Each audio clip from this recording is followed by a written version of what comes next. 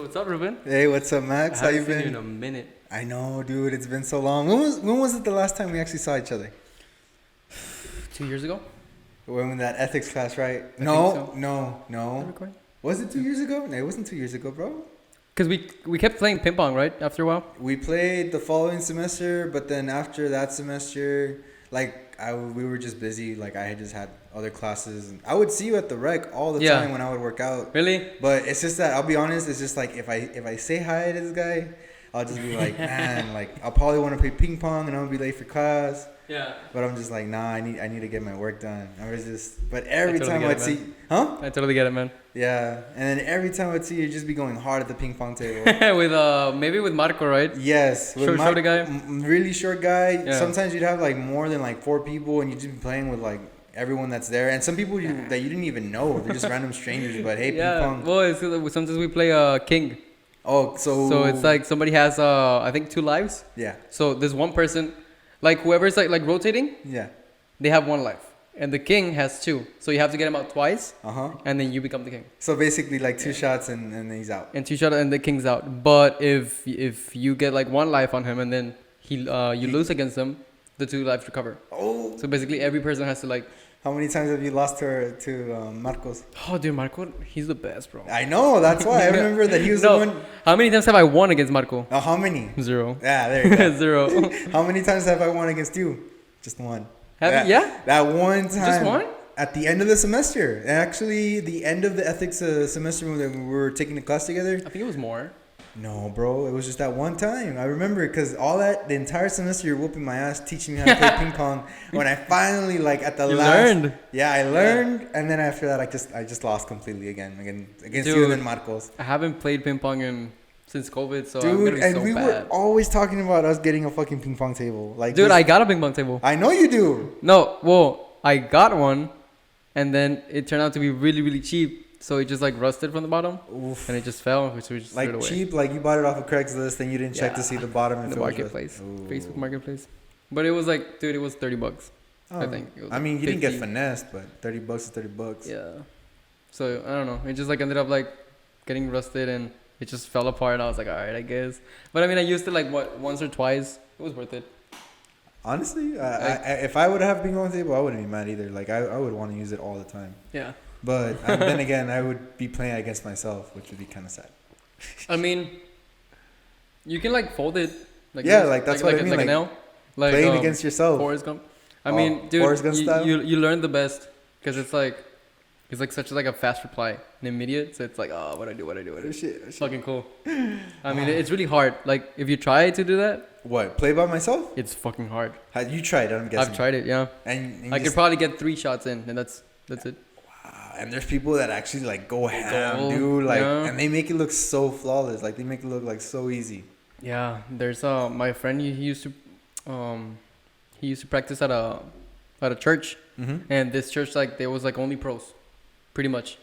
Like everybody there was like a pro. Yeah, you told me about that. Yeah. And like there was he told me like there was this like very old lady who had like Yeah, like you a said that really she was high like, rank, and like that was nobody a would beat nun her. or something like that. No, I don't think she was a nun, but nobody would beat her on ping pong.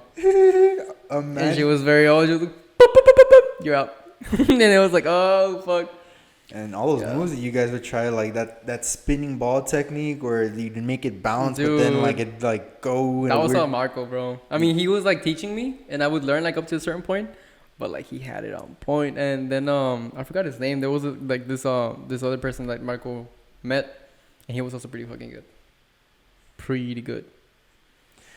And so, like going back to actually, like since we've seen each other the last time, it was I think literally the last time we saw each other was at the rec, but I think it might have. But now was like, now that we're here, like what have you been up to, dude?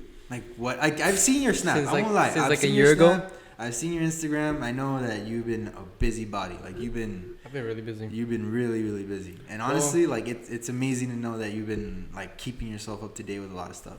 No, like, what do you mean by that? Like you always working. You're always motivated. You're always basically learning. Thank you, man. I appreciate that. When editing, like always seeing what you post on Instagram. Like I won't lie. Like it's nice to know that my friend is not just stuck in a rut Because honestly, if you were, I'd be there to fucking help you get you out, man. And you know, I mean, I was there like a long time ago. oh, you were. It was. But I didn't meet you then, and it was before ethics, right? Yeah. Oh, yeah. Way before. So I mean, now you're not like. It's just like sucks. It fucking sucks, bro. What, like sucked back then, or it's still back then. Back then, well, not now. Yeah, but now, I mean, I honestly, I haven't posted. Well, before the podcast. Yeah. I just like stopped posting, and I was focusing a lot on like, like editing and all that, and I just like stopped. I just like stopped showing my work, like my, photo shoots and everything. Like I guess the last one I won't lie. Like the last one I saw was like like last year. Like I would say not 20. Oh, the you saw?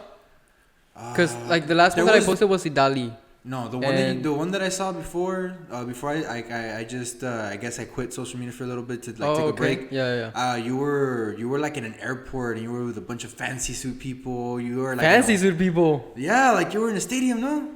Like you were like in. When was this? You were doing a photo shoot for like a company, and they took you somewhere where like it was like it looked like an airport. Oh yeah. I don't know, just a really big place. It looked really fancy. Was it? I think it was for Acura. Was there like a plane in the back? Yes. Like two avionetas. Yeah. Yeah. That was for Acura. I just tagged along. That was not my photo shoot. I tagged along with Mikey. He was like, "Hey man, do you think you can help me out?" And I was like, "Okay." So like I just went. Dude, you know, like everything, I was like, damn. Yeah, that day we shot 3 models, I think, with 3 different cars. Yeah, it was pretty cool. I mean, honestly, getting paid to just take pictures of cars, but like professional pictures, yeah, that's something else. I mean, I didn't know like much back then either. I mean, to me, you seem like you knew a lot. Yeah. I mean, honestly, it's just like, I mean, it's very easy to like make something look higher quality, because like just like I can take a raw file and then edit it. Right. And it looks like, oh, like this just like you can just tell like this is not like a phone picture. You know what I mean? I'm gonna put this over there. That used to be my coaster. That used to be your coaster. Yeah, like what we carved out. Like the outlets, like the carved out outlets from this wall. I was like, all right, coaster. And that's what we were talking about before the podcast. Yeah. Like we were just talking about how like aesthetically pleasing this all looks, like the wooden table. Yeah, I appreciate with it, the background. Man. I appreciate that you noticed that. And then how like you were basically like burning yourself. You're like, I mean, it's not even like real wood. It's like it's not real wood. It's just like hammer down wood. You know, plastic or something. Yeah, and like. It took a while, like, for Steven and I to, like, get everything up. And this is what I told you, bro. You should have called me, man. I'm sorry, man. I just didn't know that you, like, knew about this. It's because it's not that, like, obviously I didn't tell you. That you were good at it, you know? It's just that I helped my dad build my room in the back. And that was a whole summer project. Like, my dad actually had started my room, like, in January 2018. But when was it finished? Oh, when we finished it, it was August of 2018. Okay. It was the day before school started. Funny enough, the semester that we started, like we met each other. And like that room, is it like separate from your home? Yeah, it's separate from my dad's. Like okay, so like outside of your home. It's outside of my dad's home. Like understand, like my dad. Okay, so my dad lives on this 1/2 acre property, and this is little casita that he basically got that was left there by the previous owner. And this house is extremely like bad. Like it's like there's holes on the roof that we've fixed endlessly, but there's always a leak on the roof, and it just basically breaks apart the sheetrock. Yeah. And yeah, we have this here. Yeah, and it's really bad, and we fixed it so many times to the point where my dad put lamina on the roof, and that still didn't fix it. Really? Yeah, and lamina, like you see nowadays homes, homes that I see out there in the countryside, all of them are filled with lamina because that reflects the light, and if you have insulation, it's even better. But so when my dad had that little casita, like he just basically improved on it. He did what he could. He just basically fixed the rock, like I mean the walls, fixed the what do you call it, I didn't try enough. You're good, the man. piso, like he basically did a 180 on that house, but it's still like it was built fast. It wasn't really built like for safety. It was just built as a house to just sleep in. Okay. So and then like you built your separate one with him. Yeah, and then after a while, my dad finally had the money, and then I started working a lot more, and I was helping him out. we started building the foundation in the back, and it was like 4 feet off the ground, or not 4 feet. I'm exaggerating, like 2 or 3 feet off the ground. So it's pretty high. Like you have to pick up your leg a little bit to get on. Yeah. And from there, that's where we built like basically the pillars, the roof. Like we actually, when we started building, we went like al revés. Like we did it backwards, and we started with the bathroom first. It's weird, but we started with the bathroom first because we knew that if we built the outside, and then once the summer kicked in, the summer heat, like the Texas summer heat, like 110, 115 degree weather, like, and we were in the restroom, like building the restroom, it was gonna get not only hot, uncomfortable, and really like really sweaty. Yeah. And we That's were smart. I mean, I don't know anything about like home building, but no, but like that sounds pretty smart. It was, and for me, I was like, that is extremely smart. Like I didn't even think about that. But again, the person that was helping us build it, obviously he had years of experience. In fact, that guy was el compadre that my dad, Ramiro, like he's actually known my entire family. Like he's a family friend, like a compadre, like an actual like family friend. Yeah. And he was basically helping me and my dad will build it. Yeah. And that's where I started learning about carpentry, and I started learning about basically how to put cement, how to build it, how to put the fierros that you need to put the what do you call it, the fierros, where you're gonna las varillas. Sí, las varillas. I even learned electrical, dude. Like I was able. No way. No, dude. Like when my dad brought a friend from his factory job, the citrus job. Like he has a citrus job, and there was an electrician, like a professional electrician, and he basically said like, hey, because he helped them out once, and he was like, hey, pueden venir a la casa para me ayudarme. Y yo te pago, no te importa, pero puedes venir a inspectar o ayudarnos a poner los cables. Ya está todo listo. Like, because that's when we already put the walls. Really? The restroom was done. And we were just basically doing like the electricity, and it was so much fun, dude, because like he was telling me like, oh, like the breaker box, you need to fix it first before we put anything there, because the breaker box has like singed parts, but you don't have to use those parts. You can just use whatever's left over that isn't burnt. And that's fucking cool, man. Yeah, and basically he taught me like where to put the wire, and he asked me like, okay, where do you want to put the wire on the wall? Like, do you want to put it below or do you want to put it on top? And I was kind of looking, I was like, you know what, it'd be a lot better below, because if I put it on top, like what happens if some like rat starts chewing on it or something? Or obviously it could be for the bottom too, but I just thought to myself like the bottom would just seem more better, because more appropriate, because it would align itself to the bottom of the wall, like without it being hanging, you know what I mean, or putting an extra nail to make sure the wire stays, you know. And we basically, I actually know where all the outlets, the wiring is, so when I build my room, I actually know where most of the pillars are, where there's no pillars. So if I want, like, I hung my own TV, like knowing where exactly the pillars were. Like the compadre told me, he's like, so how big do you want the restroom? Do you want like 56 feet or 56 inches, or do you want it like basically 6 feet or 5 feet? How big, how wide, and how big do you want it? And I told him just add an extra pie, because in case I leave, because I do intend on, like, once I graduate, leaving, like I want my dad to at least be comfortable in the restroom, because like I'll be honest, my dad, he lives in that little casita that I told you about, and he built the room in the back for me, which is very selfless, and to this day, like he helped me basically during that whole entire time, was just nothing but personal growth, like getting with my dad a lot, like beginning to like get along with my dad more. And it's just it was so much fun, and I learned so much because of him, and obviously the compadre as well. And basically, like, I want to give him that room when I leave, like just clean it up, get my stuff out, so he could move in. And when I hopefully, when my career and I do a lot better, like I want to get rid of that casita and like tear it down and actually continue building, because the foundation's there, and that property is pretty big. And obviously, like my dad said, like, amigo, esta es tu casa cuando tú quieras, y cuando, pues, tristemente ya sé que no te gusta, pero cuando fallece, pues, aquí puedes tener niños, puedes tener lo que tú quieras, es tu casa, no te preocupes. And I was just like the whole terrain. Yeah, and obviously it means a lot, because like my brother and sister, like they're also, you know, like they also go and they help my dad and they support him, and they're always there. But since my dad knows that my sister, she has her own family already, she has her own kid, like my dad knows, like, no le puede estar molestando cada rato. My brother también, like, he's also has his own family, has his own business, his own stuff to do. So for me, being the last one, the baby, and the one that's going to school, like, pues él es el que me molesta más. Pero, like, not in a bad way. Where do you plan on going after that? Dude, and I'll be really honest with myself. All I could see is just the military. Like for me, Okay. I want to join the military for What branch? army.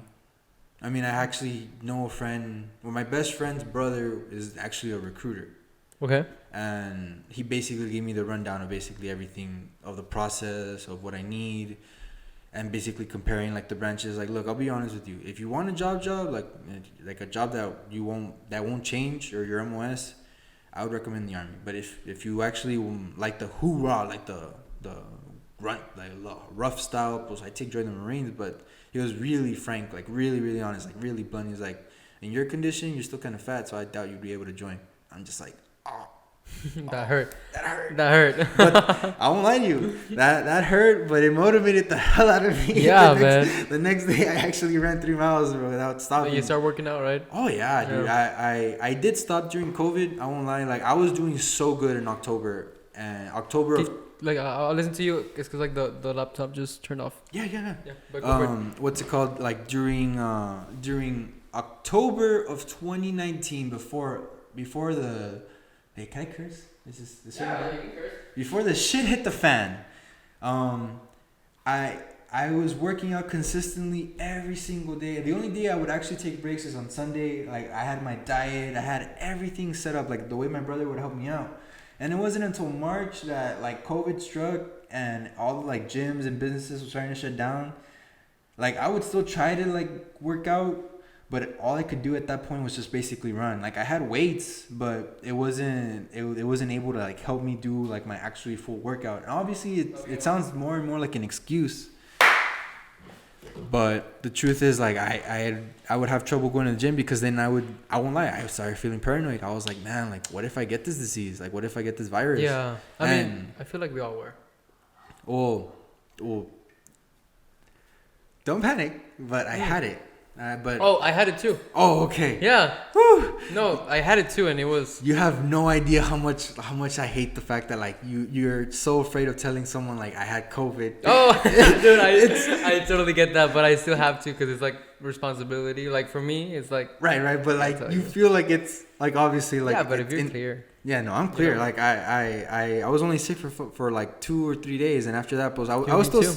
Huh? Me too. Yeah, and after that, like I still did the 10 days. I didn't want to do the 14 because I was losing like hours at work. Mm-hmm. And I was like, okay, look, it's the 5th or 6th day. I feel completely fine. Like I'll wait 5 more days. Like basically, the 10th day was on a Thursday. Okay. And I went and basically I was negative. Yeah. And I was kind of like, man, like I only felt sick for like 5 days. Like 5 days was where I felt, the 2 days I felt severe. Like basically shortness of breath, you know, like. Oh, you had shortness of breath? Like I couldn't breathe, bro. Like I was like. I didn't get that at all. Really? Yeah, like for me, it was only like one very tough day. And then after that, like it was like a whole, maybe like half a week or to a week of like headaches and being dizzy. Really? Yeah, but like for me, it was just one very tough night. It was a really high fever. And I couldn't really walk or like I couldn't really get up. Like I was just feeling like shit. It was fucking tough and I was just kind of like dehydrated. But at the same time I was fucking cold. And I would like, it was you'd just be bad. Sweating. Yeah. And then like, it was just that one very tough day. And then like for 3 more days, it was like, we were just waking up in sweat. Still a little bit of fever, but like the headache was still there. And kind of like dizzy. And then that was it. Damn, dude, you got lucky. No, for me, it was the first 2 days were horrible. Like the first day, like I actually started having trouble breathing, and then obviously I would get the fevers, the shakes. I would be in my freaking bed, just like cold but sweaty at the same time. And like the second day, like I was fine, but that was because they injected me with like eucalypto, like eucalypto, which is basically like what Mexican penicillin. Eucalypto it's plant. Yeah, but like you know that injection that they give you. Oh, like, I didn't know about that. Yeah. Well, okay, like there was like eucalypto with some other type of medicine. Okay. And it's like a really it's really good for like any cold. Yeah, it's like a really heavy, thick liquid, and you actually have to like, you know, heat it up just so it could be warm enough to not like. Was it like an oil immunization? Like, did it leave like a mark on your skin? Well, I left my butt bruised for like a whole like I actually felt like really sore from my butt for like a week. Damn. And it was 2 injections, bro. Like after the second one, I was like, you know what? Like I can't take it anymore. I can't take it anymore. I'm gonna get better. I'm gonna get better. And then after the 5th day, I was like, I feel better. Yeah. Like literally the 5th day is when I knew. Like it fell on a Friday too. Like I had just gotten paid because apparently I got sick during the week that you didn't get paid. So Yeah. and then the following week, like I got paid, and I was like, oh my god. And then I was able to feel a little bit of taste because I was drinking this tea that actually belonged to my grandma. Yeah. And it's gonna sound strange, but it's red onion, ajo, and like basically that's it. Ajo and red onion, basically tea. And you drink it. It's weird, but it tasted like sopa de mariscos, güey. Dude. It had a really weird taste, but it tasted good, güey. I would drink teas, but it was ginger, cinnamon, lemon, and honey. Ooh, I've always wanted to try ginger tea. Yeah, no, it's really good. Like I get the actual root from like HEB or Sprouts. Yeah. Before the coffee, we were talking about this tea thing. Yeah. And that thing keeps on turning off. I don't think my angle is gonna be like. But does it matter if it's turned off or yeah it's like it won't record or what? I don't. Yeah, because right now it did stop recording. I mean, why didn't you put in the settings like never turn off if it's connected to the power? No, it is, but I think it's also the camera. I'm not sure. I mean, but I'll fix it. But but tell me, you switched from coffee to tea? Yes. Was that hard? No, dude, it was Really? so weird because with tea, I thought I was gonna hate it. Like the first week of drinking green tea was horrible because every time I would take a sip, I'd be like, ugh. like.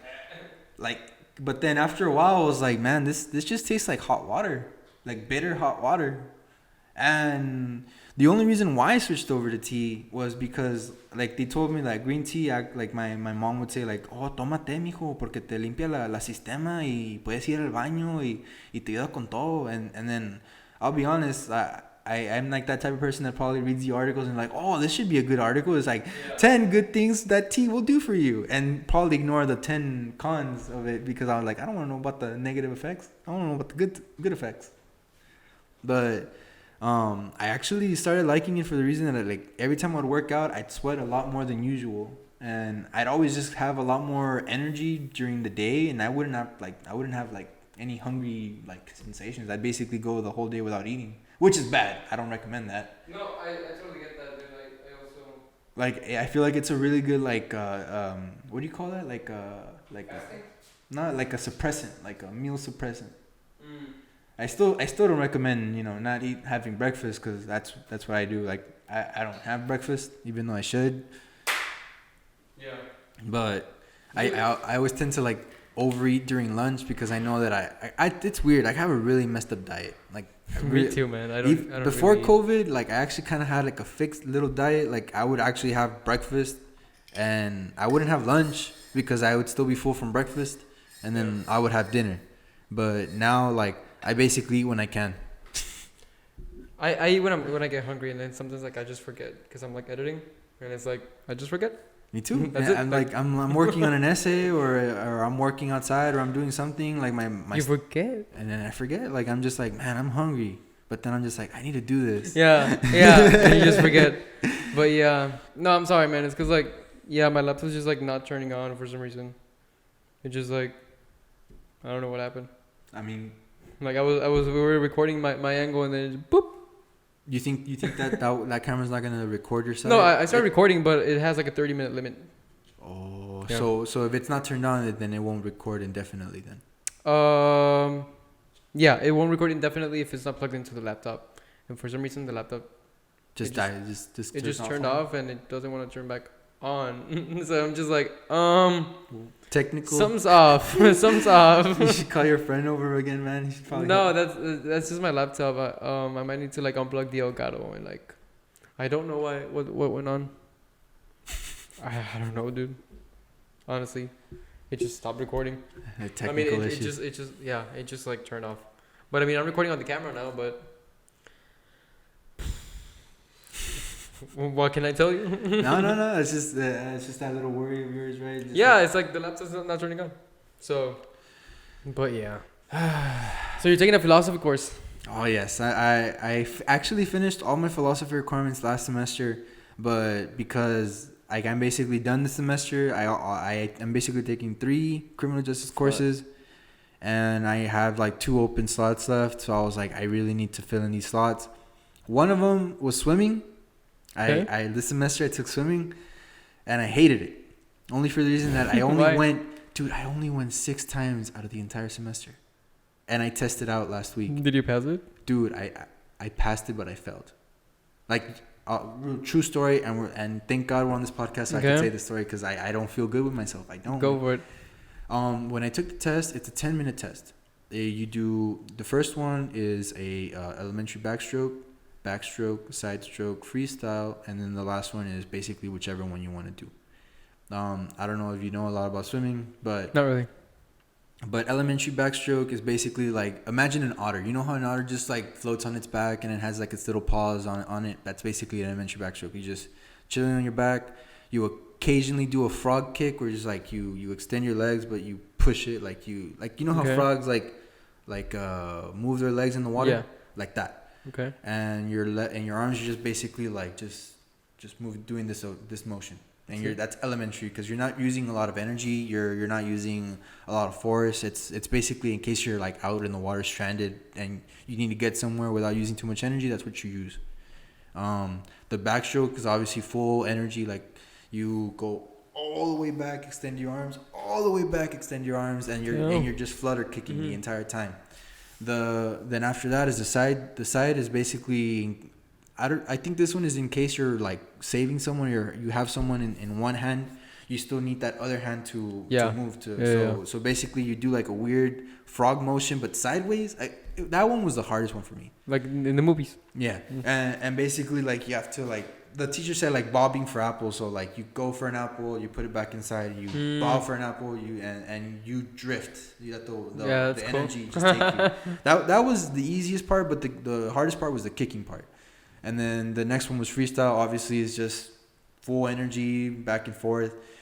So the first 2 were the easiest ones. I got it done quick. The side stroke, I kind of struggled a little bit. I won't lie. I kind of at the 3 foot, 4 foot, I used my leg to kick myself a little bit to get a little bit more speed. And the professor saw that. Like the professor wasn't stupid. Like he actually took off a point for that.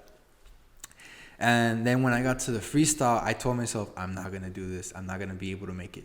But I kind of already let myself down at that point. But I was like, no, like I've already made it this far. I got to keep going. I took like 5 or 6 deep breaths in. I just like because I was still like, like trying to get air. Because the side stroke, I still kind of like got a little bit of water in my system and whatever. But the freestyle, I went, and then like 3/4 of the way in, already at like the 11 or 10 foot mark, I panicked. I ran out of energy. I ran out of stamina. I basically was short breath, like as hell. Like I guess just pure survival mode kicked in because I was just like trying to take deep breaths in, and I wasn't like swimming properly. In fact, my swimming was really messed up. It took me forever. Like me being 3/4 of the way in, it took me what felt like 5 minutes to get to the other side, to the finishing side. And I was like, I can't do it. And I was panicking, dude. I don't know. The panic just set in. I was like, Ruben, get a hold of yourself. Ruben, I was mad at myself because my body was just panicking because it was thinking like I was gonna drown. And everyone in the pool was looking at me. Like obviously, like I felt super ashamed, but I was like, I'm already like in too deep. I'm already like, I needed one more swimming stroke left, and I'm already at freestyle. Like I need to finish this. Was it all back to back? It was one of each. So you go front, back, front, back. So although 5 thingies like 5 times like 2, 10. Yeah. So 10 laps, and under 10 minutes. Tiring. So I was already exhausted by side, bro. Like I asked professor, I was like, sir, does it have to be in order? Because the ones that I told you, they were all in order. He was like, yeah, you have to do it in order. If you do any of the ones out of order, it's points out. I was like, oh. And the freestyle was the one I knew was gonna kick my ass. Because that's full energy. Like that's all your energy in that short little meter. Yeah. And then, like I said, I panicked. I 3/4 of the way in, I was grabbing like the bobbies that separate the lanes. I was holding that thing onto dear life, bro. I was just that, like, at the 11 foot mark, I was holding onto those things for dear life, because I told myself I'm gonna fucking drown. Like, I'm not gonna make it. And then I swam. I finally was able to get hold of myself a little bit, and I swam to the end. And then I was holding on, like, I was basically mounted onto that wall like Spider-Man, just like one hand on the ledge, and my feet just on the wall. And then the coach was like, come on, Ruben, you got this. Like, he knew that I was done. Like, I told him I didn't want to go anymore, but he told me, like, Ruben, you got to finish this. You got this. Like, he basically was doing like what a coach should do. Is like, he motivated me to finish, and I got to the side. But that entire way was just hell. Like, I had to finish with the freestyle. At the 5-foot mark, I stopped because I just couldn't breathe anymore. And then, like, I got back in the water. I finished the freestyle, and then after that, I did an elementary backstroke because I couldn't do it anymore. Like, the entire time I was doing the backstroke, I was just breathing in with my mouth, not my nose, my mouth, bro. Because I was trying to gasp all the air that I possibly could, because I knew that I was done. And then, not only that, we weren't even done yet. We had to do a dive, and we had to do what do you call it, like kicking, where it's basically you're standing in open water, like you're not floating, but you're actually using your energy to keep yourself afloat. Okay. And then after that, float. But each one, the diving was just diving. Like, if you perfected it, you got it. I'm sorry about my dogs. No, you're good. They probably think someone's here. Maybe someone is here. And then bobbing the water, moving through the water was actually really difficult, because that was, even though it was just a minute, it was kind of hell, because I was still exhausted. Like, I was just purely exhausted from all the swimming. Yeah. And then the floating, I was kind of scared, because I was low key kind of sinking. My legs were sinking in, like, because you're supposed to like let go, but my legs were like really letting go, and I felt like my legs were sinking me. Obviously, like, I'm kind of scary, bro. I'm bottom heavy. I'm a bottom heavy motherfucker. So for me, my bottom half, like, being in the water, like, my bottom half just like sinks more than my top half, because my top half is fat. But You're not fat, bro. You're not fat, bro. No, you're not fat. Compared to you, I'm obese, bro. I went to the gym and I got like a 3D body scan, and they told me, like, sir, you're skinny fat. Like, you have a lot of fat on you. And I was like, but it doesn't mean that you can't lose it. Like, your metabolism is still pretty high enough that, like, if you got into an actual strict, I would bet that it took like 5 months for you to lose your fat, and another 6 months probably get muscle. I don't have muscle. Well, no, I haven't even been working out for like 5 months. Damn. I haven't. And in fact, I haven't worked out in 3 weeks because I got the virus. Also, you got sick recently then? Yeah, like a week ago, I tested negative, and it was like already a week after I was done with symptoms. Oh, well, no. Well, gracias que estás bien. Yeah. Fuck. No, yeah, but that shit's scary, bro. Yeah, so basically, I said, like, I told myself, like, once I finished, I was like, I failed. Like, in my head, I was like, I need to retake this test, or I need to figure out, I don't know. In my head, I was like, I already failed. What was your grade? He just said I passed. He just said I got 3 points off. You passed. 97? I don't know, 3 points from what? From what? Exactly. and in my head, I'm just like, you passed me, but in my head, I failed. Like, even right now, like, I if you could say I got like a C or a B or whatever, like, I'm okay. Like, that's fine. But in my head, like, me being who I am, like, I failed. Like, yeah, you are pretty hard on yourself. It's because, dude, like, if no one's hard on me, then who will? That's right. Like, I get it. There's a point where you can't really, like, abuse yourself. You're like, you stupid idiot. Like, you know what I mean? You just gotta just basically say, like, you didn't pass. Like, you passed, but you know you didn't pass. Like, you know you need to get into better shape. And you could have done better. Yes, yeah, I could have done better. And this is what I was telling you in the beginning. It sucked because those just 6 times that we met. Like, the entire semester from August all the way up to now. Like, it's only been like 6 or 7 times that we met. Oh, this is like this semester. Yeah. Oh, I thought it was like last semester. No. It's this semester, bro. That's what I'm saying. Like, I'm graduating this semester. I had 2 open slots. Congratulations. No, thank you. It's been a long road. Yeah, I bet. But what's it called? So it's this semester. It really didn't happen for me because I was like so motivated. Like, legit before COVID hit, and I was already thinking, like, I'm gonna take swimming classes. I was like, I'm gonna have so much fun. Like, I'm gonna go swimming every other day. Like, I'm gonna get into shape. Like. Yeah. And no, just COVID came, and he's like, "Hey, put your life on pause for a couple months." Yeah. And I'm just like, "Okay, do I have any say so in the matter?" No, you don't. Stay in your room. Yeah. It hit us by surprise, but like this is the first time I'm wearing jeans, wait, since COVID. Really? Since COVID, this is the first time I'm what? wearing jeans. Dude, it's been literally nothing but sweatpants, shorts, and khaki jeans. In khaki, That's the first time in like what? Since March of 2020. Since my birth month. Yeah. And it's been like since then I haven't worn jeans. Like there's no reason to wear jeans. Like I don't go out. Like where am I gonna go? Yeah. I mean I didn't go out before COVID, but now like where am I gonna go now? But like I mean she's like starting to like reopen. I know, like it's slowly, but I mean it's not really like I don't know how to think. Like I don't know how to think about that type of stuff. Like opening businesses. Like people say, oh, don't open businesses. You're gonna spread COVID. And in my head I'm just like, well. Like, you could be that type of person, like, well, I already got COVID, so I don't care. Or you could be that type of person who, like, well, they should open it, but at certain capacities. Like, it's all... Yeah, because then the economy just fails. I mean, I don't know about anything about economy, but I know that it has to keep on running. It has to. It's like an oiled machine, and just if you're not oiling it, then it's causing friction. Yeah. and it's funny enough because I actually remember this. Like, it was I don't know if his name is Dr. Cárdenas, but he was an economics professor, and I took him like 2 or 3 semesters ago. And he actually said, like, if the United States so much has as a sniffle, like the world will feel it. And that's actually kind of amazing because, like, so the world, it sounds really like egotistical, but just the thought that America runs its economy by trading and buying. And since the world depends on America for its trading and buying, and the dollar being the dollar's a dollar, it's not like $1 is worth this much. Like a dollar is a dollar. And a weird statement, but it's kind of true. Like I don't know how to explain it, but the world basically measures its standards against the dollar or the euro. Really? And, well, yeah. I mean, like $1 to a yen or $1 to a peso. Like IBC right now when I before I came here, like IBC is like buying is like 20 pesos and 2 mini pesos cents and then selling mini pesos. 100 mini pesos makes a peso. For real.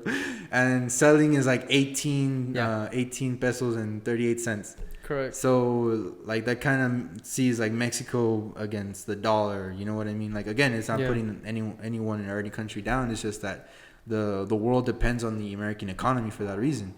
I get you. And it's like fascinating because the stock market, for me personally, I think is controlling like the entire United States. Like a weird statement, but I genuinely believe that because of the economy decides and chooses what it wants, it doesn't want. Like it's the same as like controlling politics. And I heard that like the stock market, weirdly enough, was not crashing during COVID, which people were like, all right, well, what's going on then? Like there wasn't so much of a crash, but just like a spike downwards, but that instantly picked up like around June. Like if you wanted to compare it to like Tesla stock or Apple. Or basically Disney. If you look at Disney, perfect example. Like if you go to March to April, you see that they're dipped.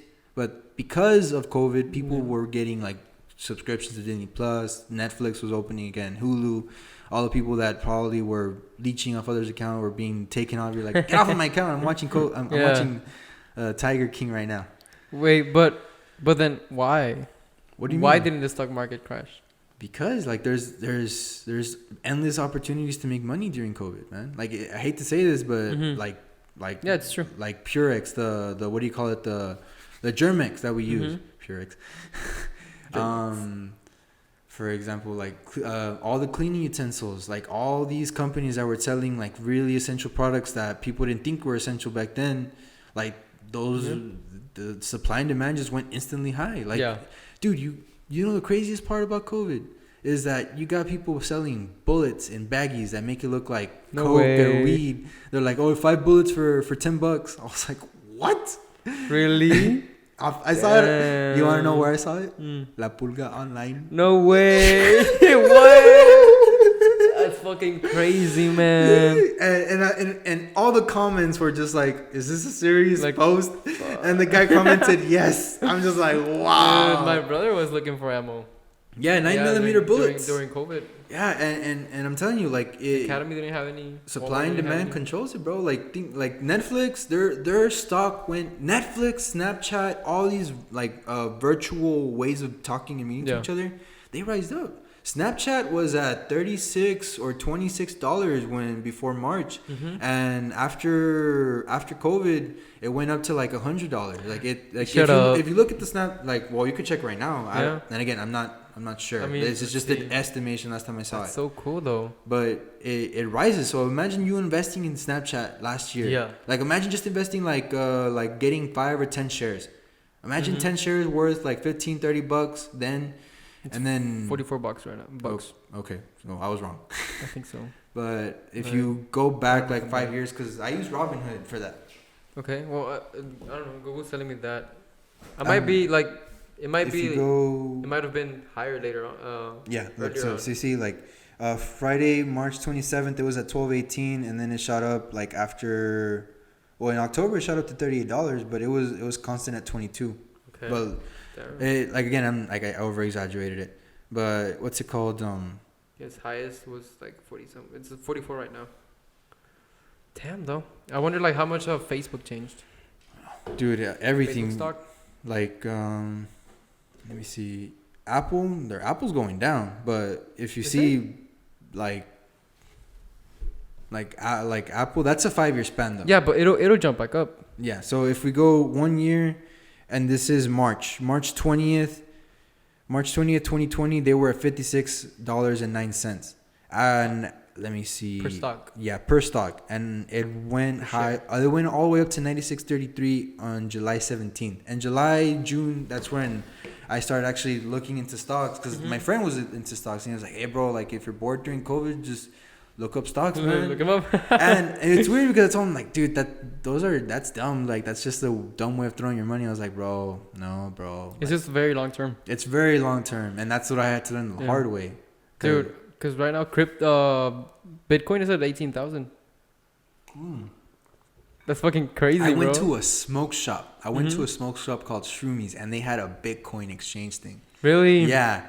And I literally saw one Bitcoin was 22 or 22 or 25K. I was like, who's gonna have 25K to deposit for a Bitcoin? Like, damn. Like, just imagine one Bitcoin. Imagine having like 10 or 20 Bitcoins just lying around like somewhere. Well, back then a Bitcoin was like barely some cents. Yeah, and I could just imagine all one whole Bitcoin. Dude, weren't you into Bitcoin? I was. Did you get anything from it? I have right now I have XRP, which is I forgot the name. Is it like a credit of a Bitcoin or what? I forgot the name. No, it's a different crypto. Oh, okay. Because I remember you were also into like stocks and. Yeah, I was. Ripple. I have I have like Ripple, and I think it was $200, like just $200, when it was 40 cents. And now? I don't know. I gotta check. Actually, I haven't kept up. Like I said, it's just very long term, so I just forgot about it. It's funny that we're talking about the economy and you got the Monopoly guy riding your hat. Right? Right? It's because, dude, I saw it. This wasn't planned, by the way. It was not. And this isn't an advertisement either. I saw it in Mexico when I went, and I was like, that's a pretty cool hat. And right now it's up 44 cents. Wow. So right now I'm like, the same. I have $200 worth of Ripple. It's because I invested, and then it dropped down to like 30 or 20, and I was like, bruh. Yeah, and then like it's getting back up because Bitcoin is getting back up. Yeah, like legit. Like I told you, like just going into that smoke shop and seeing like a Bitcoin machine, like just putting your cash for a Bitcoin. But 25 right now it's at 18. Well, I saw like a couple of days ago that it was like, hey. Again, this was like 4 or 5 days ago, 5 or 6 days ago. Well, they're making a big profit. I guess, I don't know. Like I said, like it Bitcoin for me has always seemed sketchy. Like it just, cryptocurrency for me in general just always seems sketchy. Just like at any moment, because that did happen though. Like Bitcoin like went all the way down. Yeah, 18,600. 18,600. Maybe that's what I saw. Like, again, I exaggerate a lot because I don't remember. Okay. Yeah, I'm getting a call, so I might like. Can you feel it? No. But now I can feel it. Yeah. But yeah, but Bitcoin fell like all the way to like $2,000. Yeah, imagine. Because it went to like 20, and then everyone just like started like taking their money out. And it fell. And then it shot back up. And slowly, it's barely doing it. So it was like at 12 like a month ago, I think. I'm not even sure. I never kept up with it. But like last time that I checked, it was like at 12,000. and now it's like 18. And you see, like, this is what I mean. Like, at any moment, that cryptocurrency could just like collapse in itself. And I think so, but I'm not sure.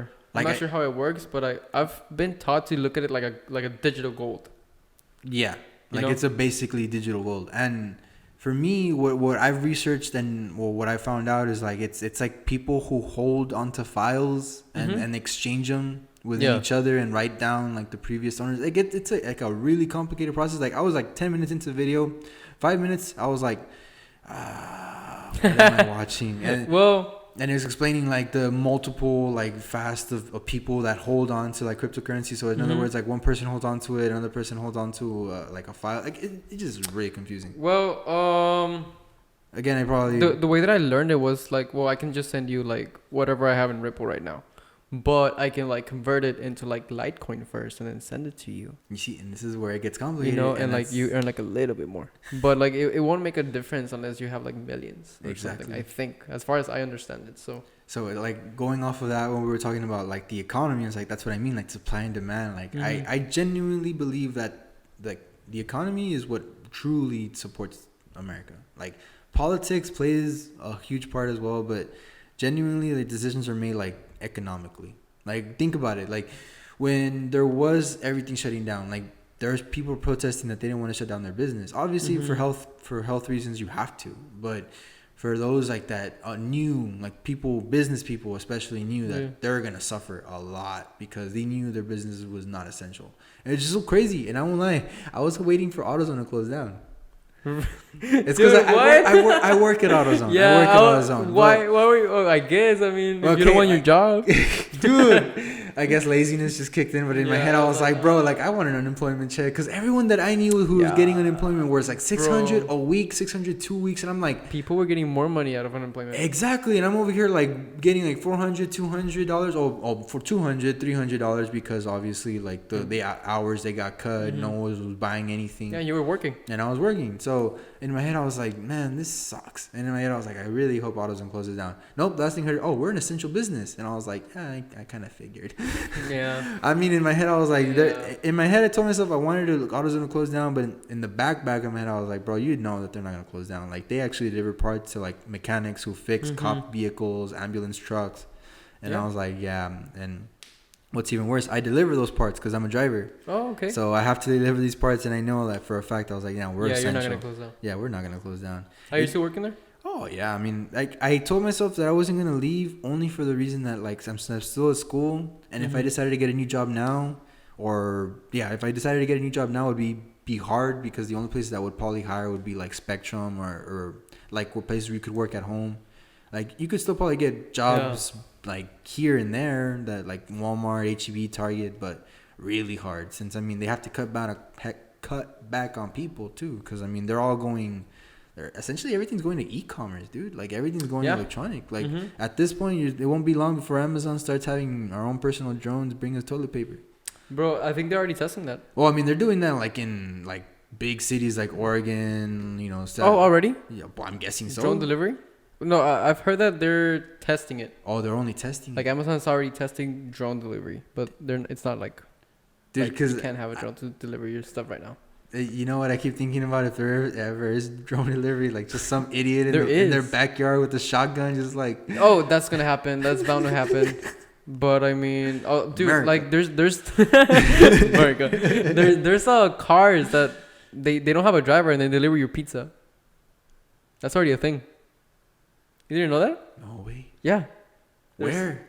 I don't know what cities, but yeah. Hey, check it out. But how? I want you to see it. No, I believe you. Yeah. It's just like how come I haven't heard in the news of like someone like crashing into one because of human error?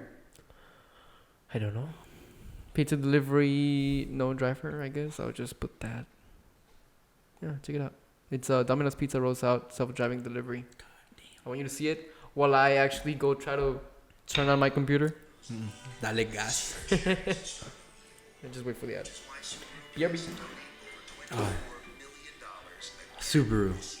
When you want a car that won't break down on you. Savannah, Craig, Hoda, and Jenna, I have got something for you to see. Take a look. This is what Domino's and Ford have come up with.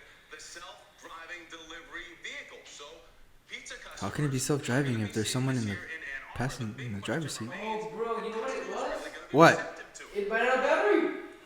I am so dumb. You didn't charge it? No, I thought it was charging, but I never even plugged it in because I had to plug in the China ball and the camera. So is the camera like? Is it still recording? My camera's recording. It says 26 minutes, but this is uncharged. Well, you just charge it, fool. I'm so dumb, bro. No, bro. But yeah, look at the. So I kind of find it funny that they like show the video of the self-driving car with someone driving it. Oh, no way. Dude, they're in the there's someone in the driver's seat, and I can see them because they're wearing a blue shirt. No, look at the actual I mean, look at another one. Oh. Because there was one. It was recorded with a phone. And is there a little girl like getting the pizza? Exclusively to today. I mean, look, to me, anything that holds pizza show up. And Hey, bro, after this, I actually might want a pizza, bro. and it's expected Cause I'll be honest, dude, I only had breakfast. by 2021. Oh, dude, you should totally tell me that. Futuristic concept Why? of pizza delivery seems Because I was gonna like not eat and then order a pizza on the podcast so we can eat. No, well, I mean, I didn't like. It's not your responsibility to feed me. I need to feed myself. No, it's because I was having because I haven't had food at all, and then like I was super hungry. Oh, then we could have. Then you could have. Then we could have bought food. Huh? I had Chipotle right now with Steven. Yeah. Yeah, so I was like, oh, that was my first. Yeah, it's not charged. What was I gonna say? Michigan. Here you go. Yeah, it was just. I feel so dumb, dude. Why? Like because of the camera thing? Because of the computer? Man. Like it's because honestly, I plugged the China ball in, and then this camera is running off of a dummy battery. So like it's gonna run off of the AC. I mean the AC, the power, right? Yeah. The actual electricity. So it doesn't have like a battery in. So it's never gonna run out of like juice, right? It's not gonna die. So so when you were setting up, you were like, I feel like I'm forgetting something. You felt right? like I said that, right? You said that. And it was just plugging in the freaking laptop. I just never plugged it in. It never occurred. Why is that, bro? When we say we feel like we're forgetting something, it's always the smallest detail. But it is always something. Yeah, I know. It is. Like, it is something. What is that? Is that like intuition? Is that? It's because it's a pattern, bro. I like. Would you believe in like we do everything in patterns? Did you see it? I saw it, but I mean, I still saw like a guy driving it. Okay, I have to look it You up. have to like. You don't have to find it right now. No, but I have to find it because I have to show you. Because like I saw a video of it was a family. It was with a little girl also. I think the dad was recording, and they were like, "Oh my god!" Like the thing just got there, and it just like rolled the window down, and it was like, "Here's your pizza. Thank you for ordering Domino's or whatever." I can't imagine that happening here, bro. I think it's this one. Self-driving car.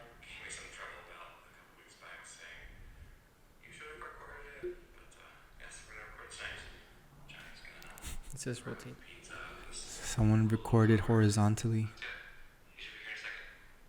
My camera doesn't work on this phone. You need to get a new phone. I do.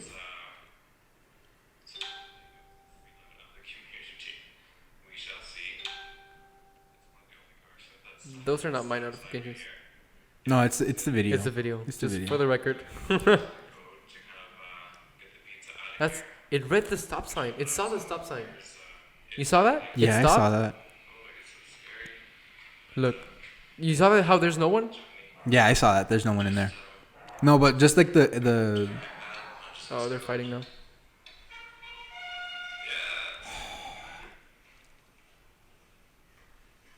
damn Domino's. Legit, like after this, I might get Domino's, bro. Yo, look at that, bro. That's it. He And drives it up. leaves. And you know what? You know what's amazing is like it's just it read the stop sign. Like It read the stop sign. you think it's like sensors? All sensors. Everything is nothing but sensors. Mm-hmm. Like I wonder how many sensors there are in that car. Like, Not only that, like, what camera does it have to like see at night? well, I mean, it has to have like look. Domino's isn't like a poor company. Like they have millions and they're making millions. Like now with like COVID. But also, I would expect like something even bigger to roll out something like that. Like they probably like it's all testing, dude. Like I genuinely like all automation. it's scary but amazing. Mm-hmm. Because it's actually like reminds me of when I took the cyberpunk special topics class that I had to take for philosophy. Yeah. I dropped it though. It's because, bro, like he was like demanding so much, but it actually kind of opened my eyes to a lot of like the existential stuff that I was learning in philosophy, but more modern and actually more futuristic in that sense. Okay. Because like thinking about like dystopias, like for example, like the book I'm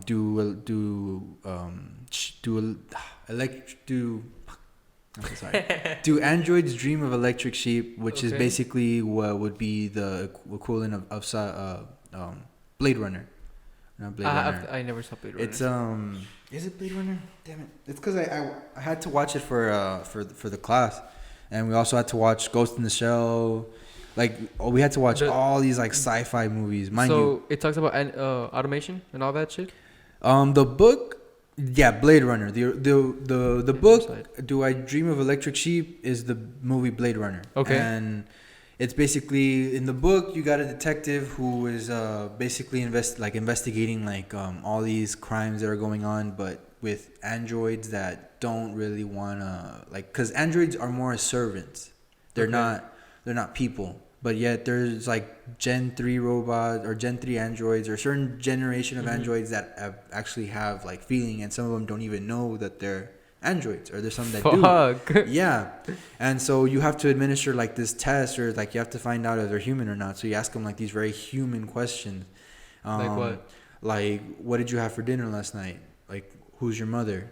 And really detailed questions to where like the android's not gonna know how to answer, and then they start panicking, and that's when you know that they're not human. But they don't know either. They don't know either. Like some actually genuinely believe like that they're human, and because they feel, they have some kind of like they have emotions, they have some kind of sentience. Yeah.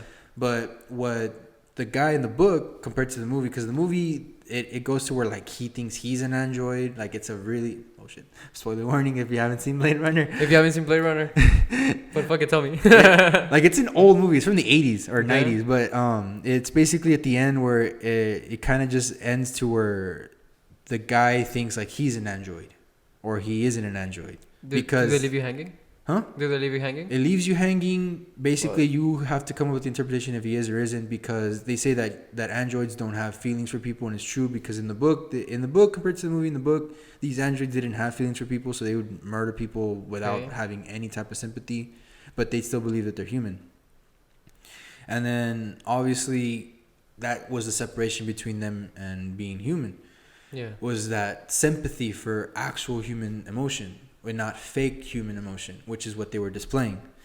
Okay. And another thing about the book was that animals played a huge part. Like in the movie, they didn't really put too much emphasis on the animals, but in the book, if you owned a real animal, for example, like imagine the small things that we take for granted today. Like imagine the Chihuahua you own and the dog that you own. Like that dog, you could get it anywhere for, like, obviously not putting a price on your dog, but just you could buy a dog for $100, $150, and that's, for some people that's nothing. Other people, you could adopt a dog or a cat without having to pay anything but just a fee. But in the book, if you owned an animal, that was a sign that you were wealthy, because all the animals had gone extinct. Because of human automation and because human pollution, it wiped out all the animals from extinction. Horses, sheep, every type of animal you could think of. But because of preservation, there are animals like horses, sheep, and cats, dogs, but they're all seen as high value commodities. A sheep would cost millions to own. A horse would millions to own, billions. So not only that, it's like buying a car too. So in the book, not in the movie, but in the book, the guy, I think his name is Booker. I don't know. I don't quote me on that, but I don't know his name. Oh, that's my slogan on this podcast. Don't quote me on it. Nice. Don't worry about it. So basically, he goes into a pet store, and it's like him buying a car. He has to negotiate him buying an animal. He says, "How much for the bird? I $10K, but if you leave a deposit $5K, you could take him right now." Very good. Sorry. And he was like, "Okay, so what about the sheep? Oh, that's 150. Okay. Yeah." And then I was like, okay, so how about the stuffed sheep? So this is the separation between poor and rich people. It was that if you owned an automated stuffed animal that you could own, like anyone could buy. Automated like animal? Stuffed, yeah. Like you could buy a sheep But it would sound like a okay. sheep. It would kind of smell like a sheep, but it's not a sheep. It's a robot. It's a robot. But you have the touch and feel of a sheep, but it's And not the like- real thing. Is it like a dead sheep that was stuffed? No, dude, it's just like It was just made. an electronic sheep. Fuck. Yeah, like electronic horse, And those were electronic cheaper. dog. They're really cheap. Yeah. Basically, a lot of people could own them, but you knew right away that it's not a real animal. It's not like the real thing.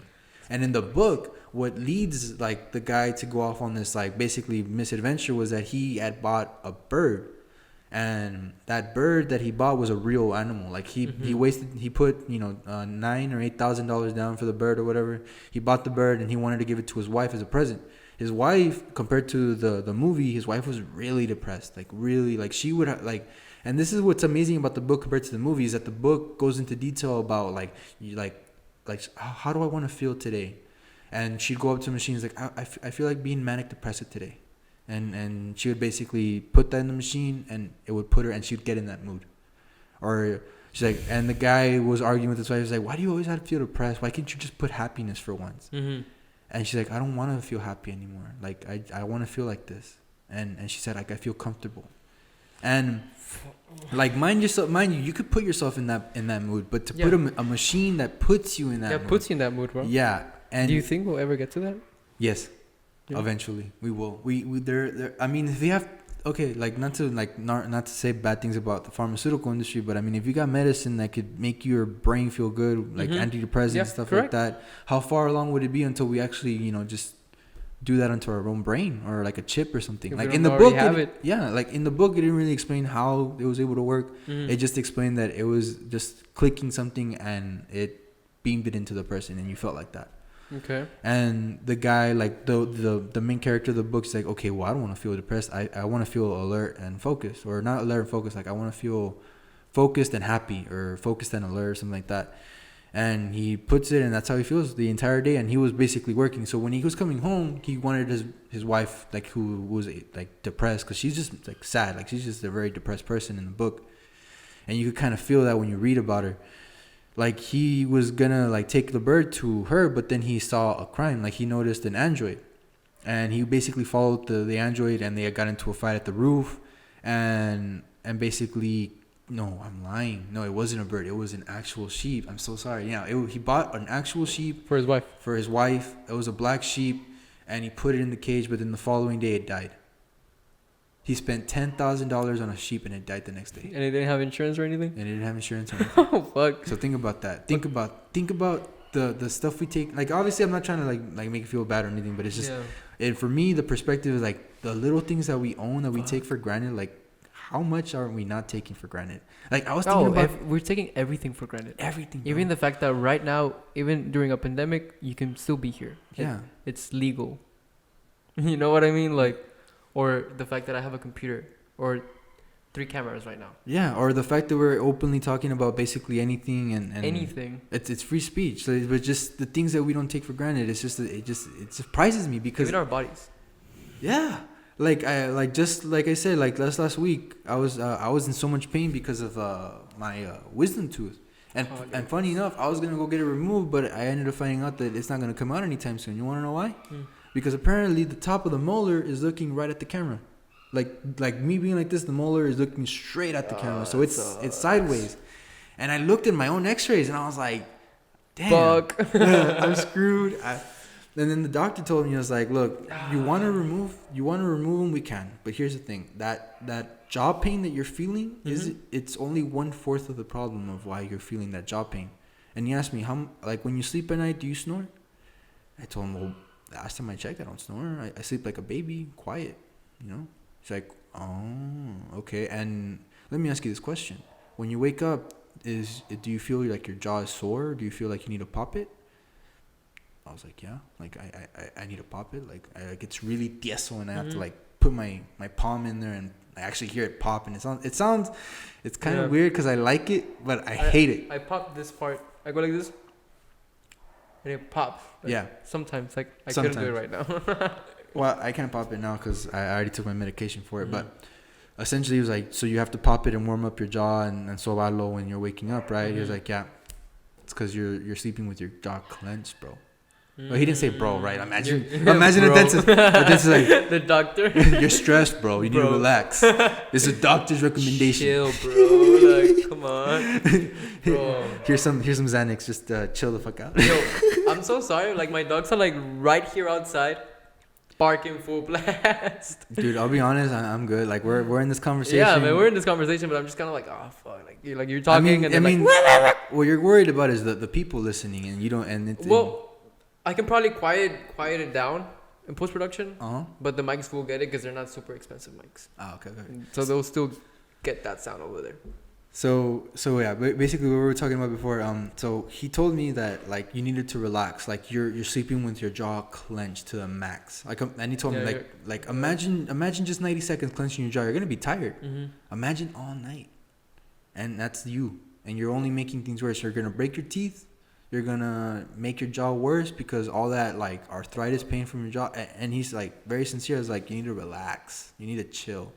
And for a dentist that I don't even know tells me to chill, I was like, and when he told me you're stressed, I won't lie to you, dude. I actually like una lagrimita salió, güey. I was just like, cause I was like, that's true, way. I am stressed. Like before I went to the doctor, way, like my mom had gotten COVID, but it was like a really severe case. Like she actually had to go to the hospital, and she had gotten COVID, and then she got COVID again. Like literally, she was cleared from COVID, and then she was good for like 3 or 4 days, and then she was sick again, but even worse. 4 days. That's it. Like when she went to doctor, she was negative.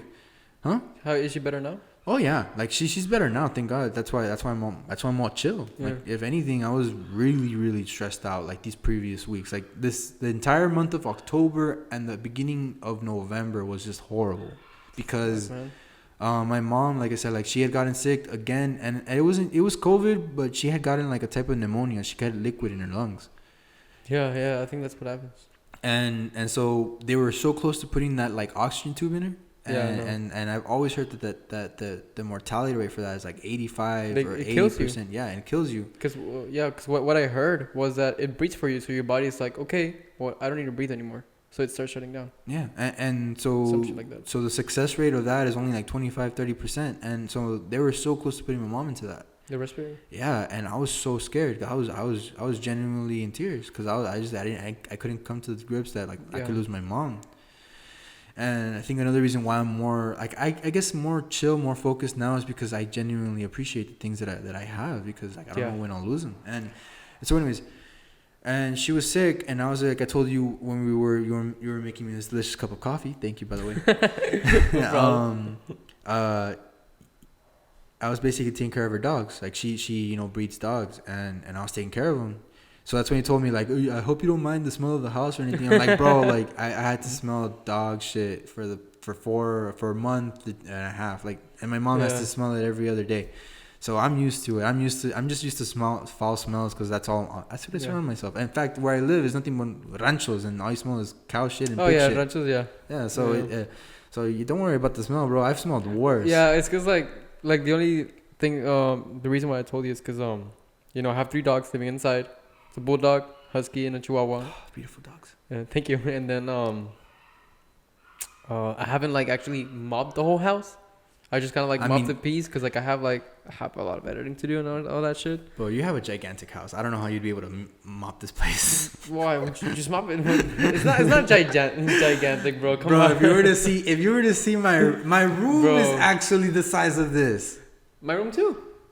Okay, so. But I mean, like, fuck. Like I'm saying, like it's what do you call it? When we're talking about like I'm used to the smells, like so like I get it. Like you have to clean, you haven't cleaned. You're a busy person. It's fine.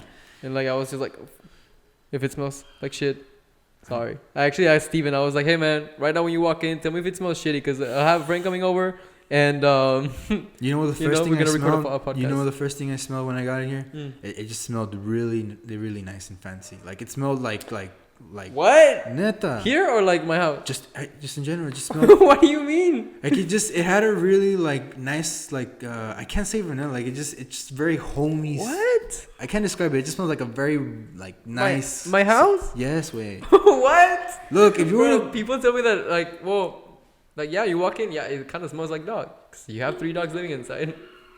I guess I'm just used to it, bro. Maybe. I appreciate that. That or COVID's a motherfucker, and it's still like. Bro, I kid you not. Like, I thought that I lost my sense of smell forever. Me too. There's Right? moments where I eat and I'm eating like chicken or meat, and I'm like, I can't taste it. I can't taste it. I can't taste it. Right. And I'm starting to panic, and I'm like, You gotta, you gotta find it. but it's not like before, right? No, dude. Before I would taste everything, but now I don't think I have it anymore. Like as well as dude, before what if COVID like burns your like sense of smell and No, taste? I think. Don't quote me on this, but no, I think like I've this heard. is all just like Yeah. speculation. Yeah, and no, whatnot. no, but also I think I heard. Okay. Don't quote me on it, guys. But I think I heard that there's some cases where it just doesn't return the sense of taste. Actually, you know what? I have. Okay. So for me, I'm a part of the American Criminal Justice Association, and we actually had like a couple members who had COVID, and one of them, Juan, he said that like he couldn't taste anything, and after a while, he just said that certain things just didn't taste right anymore. Like orange juice didn't taste right for him anymore. Like certain meats and foods didn't taste right for him anymore. Like it tasted kind of like he said himself like he had to find this and the You taste. have to find the smell or And the taste. smell, the taste, and that was me. And like that's me right now because like with tea, obviously I can't like it just tastes bitter. Like the smell, like lemongrass tea smells like really nice, and that what actually helps me like smell. Yeah, and it's also so strong. Yeah, and you know? and but like now when not tea, like I have a hard time like smelling things. Like I would have to enter somewhere fresh to know what it smells like. My room, like after a while being in there, obviously like I don't think I'd be able to smell Correct. it. But like me entering, I'm like, huele a sopa. Yeah, but it's not like before. Yeah, it's not like before. And Yeah, that, dude. And it's scary because you're like, is this Shitty. permanent? Or has this Right? always been there? Has it always been there? Like, it's super I'm tripping. No, man. Like, I don't know if I'm tripping or like it used to be I used to have a better sense of smell. I don't know. What's a good way of testing our taste and smell? Like something foul or what? Like something bitter? No. I do think that I haven't completely recovered it, and here's why. Because like one time my girlfriend was over, and she's always told me like, oh, you always have like a very, how do you say it, like keen sense of smell, whatever, like super sharp. Yeah. Because I smell like everything. And we went outside. She was like, oh, it smells like, I forgot what, Like cookies. something, but no, like outside, right? Uh-huh. It just smelled like something. I forgot what it was. They just say that it was poop, like horseshit, right? She's like, oh, it smells like horseshit. She didn't say that. She doesn't curse. And I was like, I can't smell it. I was like, I can't smell it. She was like, you always smell everything. And I'm like, I really can't smell it. And I was already negative. And like the first time that I went out, after I tested negative, waited another week, whatever, I went out and I got Doña Tota. Oh, dude, I love her tortas. Yeah, like the gorditas. Gorditas. Yeah, Yeah, and sorry. dude, I bit it and I was like, I can't taste this. I was like, I can't taste this. You know what? No, like not that I say like it's not that bad. Like I actually I had some empanadas de piña yesterday. Yeah. And I could taste the piña, but I couldn't taste the pan. Like it That's weird. has to be for me to taste something. It has to be a really sharp taste. Like it has Like to really just taste it like before. because You can mildly taste mildly something. taste things. You know, like Like- for example, I couldn't taste the cinnamon on the empanada, Yeah. but I could taste the strong pineapple and the jam. Two whereas before you could. Yeah, like I could taste the cinnamon, the pan. Yeah. I could 'Cause, taste. like the coffee, like I can taste the coffee like before. I know that because I used to drink like 6 mugs minimum, Oh, I know that. and yeah, like remember like like your Snapchat is like yeah. a second cup. No, or third by cup. philosophy, like by the class, we had like 9 in the morning. Yeah. I was already on my 3rd mug. No mom. Yes, always. Yeah. No wonder you were so lit. I was always like, Yeah, you're I was always. always ready for class, bro. Yeah, bro. Just to quote, like with me and Max would always be in ethics class. Like it would always just be us two, like being ready to like answer and talk about everything. Yeah, the professor was like, shut the fuck up, like somebody Like, else, man. basically, he was just like, guys, just shut up and let everyone Like, talk. shut up, guys. And it's so weird. Like, what are the odds of like me meeting you? Dude, it's 1 in a million. I don't know. Like I always to this day I think like meeting you was the best thing ever. Cause Oh, thank you, man. no, and it's not for the cameras, but mind you, the cameras being here, like I could finally say that with confidence. Like, Yeah. dude, like I genuinely am glad I got to meet you because No, me too, bro. Because your energy rubbed off on me. Like it's a weird thing to say energies and stuff How? because What do you mean? certain people don't think of energies and stuff like that, but I do. Like I'm a Yeah, strong me too. believer of Hardcore. like energies and spirits and stuff like that because even I'll be honest, I have never seen a spirit, but I know it's there. Like I don't have the spiritual connection or the type of like the what do you call it, that type of sense where you could just like feel a presence. Correct. But I just sense things like the sixth sense, gut feeling, the lizard brain, whatever you want to call it. Okay. Like just certain energies I just pick up like that. Yeah. Like for example, with you, meeting you or seeing you for the first time without even judging, I just felt like you were just gonna be like that one guy that I'd probably have a good conversation with because mind you, when I first saw you the first time, you sat down, you were all excited, you were like, hey, what's up, bro? Hey, what's up? I remember that first day, bro. Around everywhere and everyone, and I just saw you, and I was like, yeah, that guy.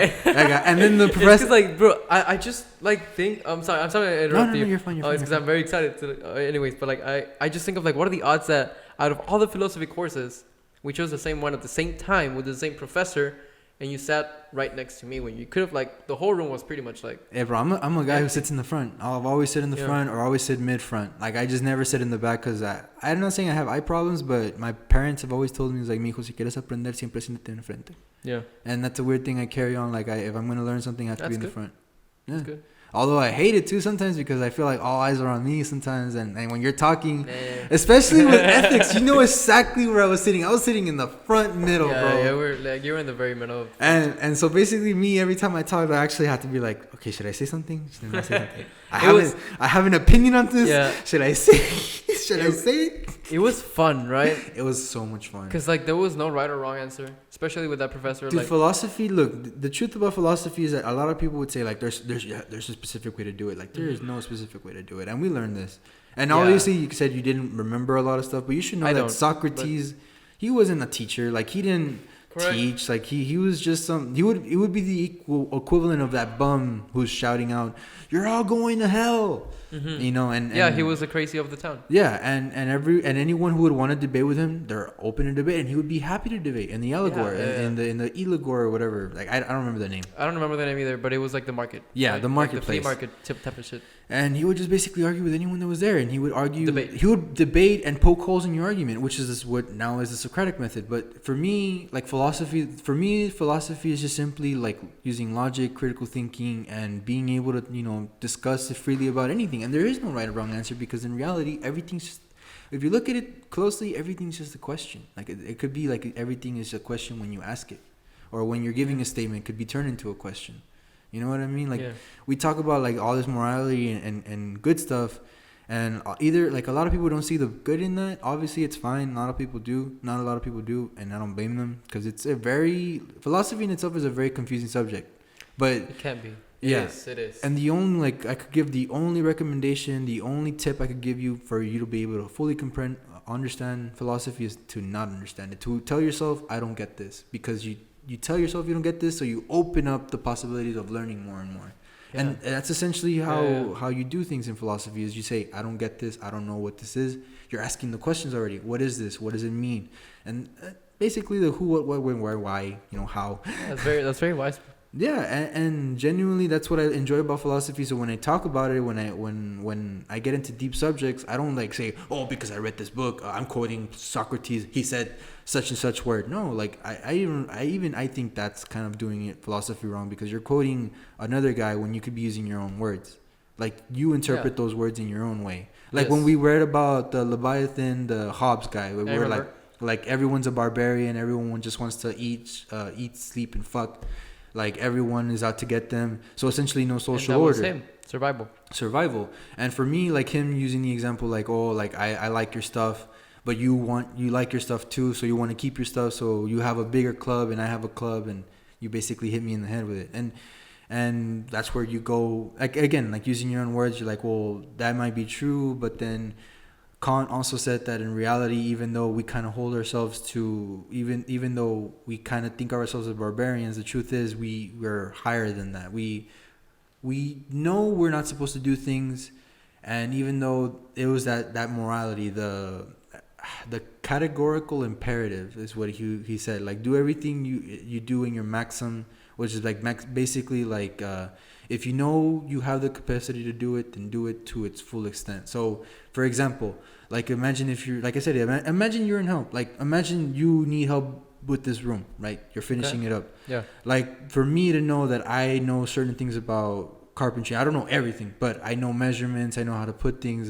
I know basically the very basics of it.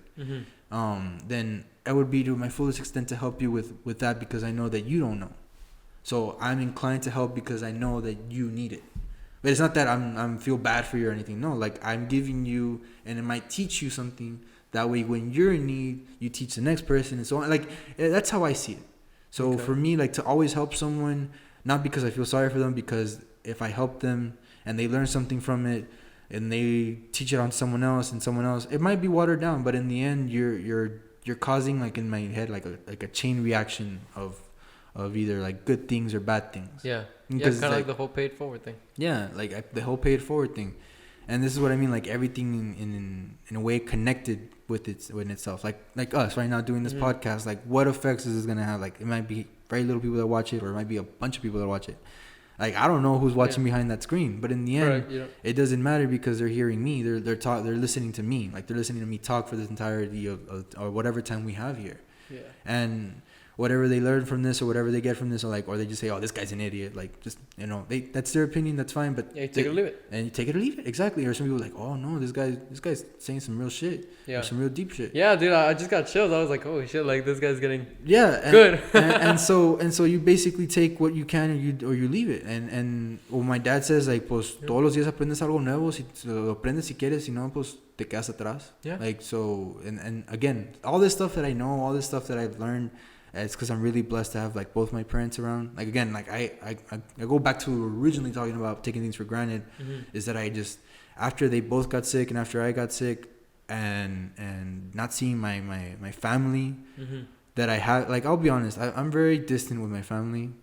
And me too. Yeah, but with COVID, I've actually kind of went the opposite direction to where I'm actually thinking like, man, are they okay? Like I think about them more often than not, and I'm more sincere about how I feel with them, but not in the way where like I'm crying or like being a crybaby, but just just telling them like, hey, look, I care about you, I love you a lot. If you need something from me, if you need my help, please let me know, because I ain't afraid to help you guys. That's for example, and I talked about it on my first podcast with Emiliano. Like, I love my parents to death. But it's really like hard, or like I feels very very uncomfortable for me to say like, hey, I love you.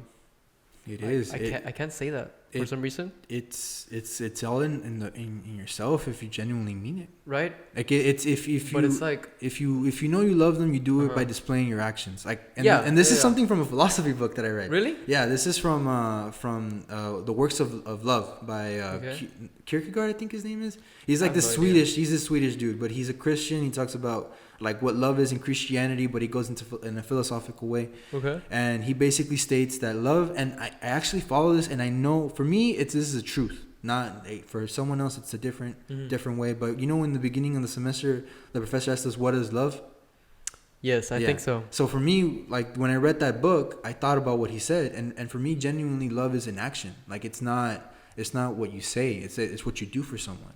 So if you genuinely love someone, even if you hate them, if you detest the person but you care enough about them, you love them enough that you'll do something good for them, even if you know they don't deserve it.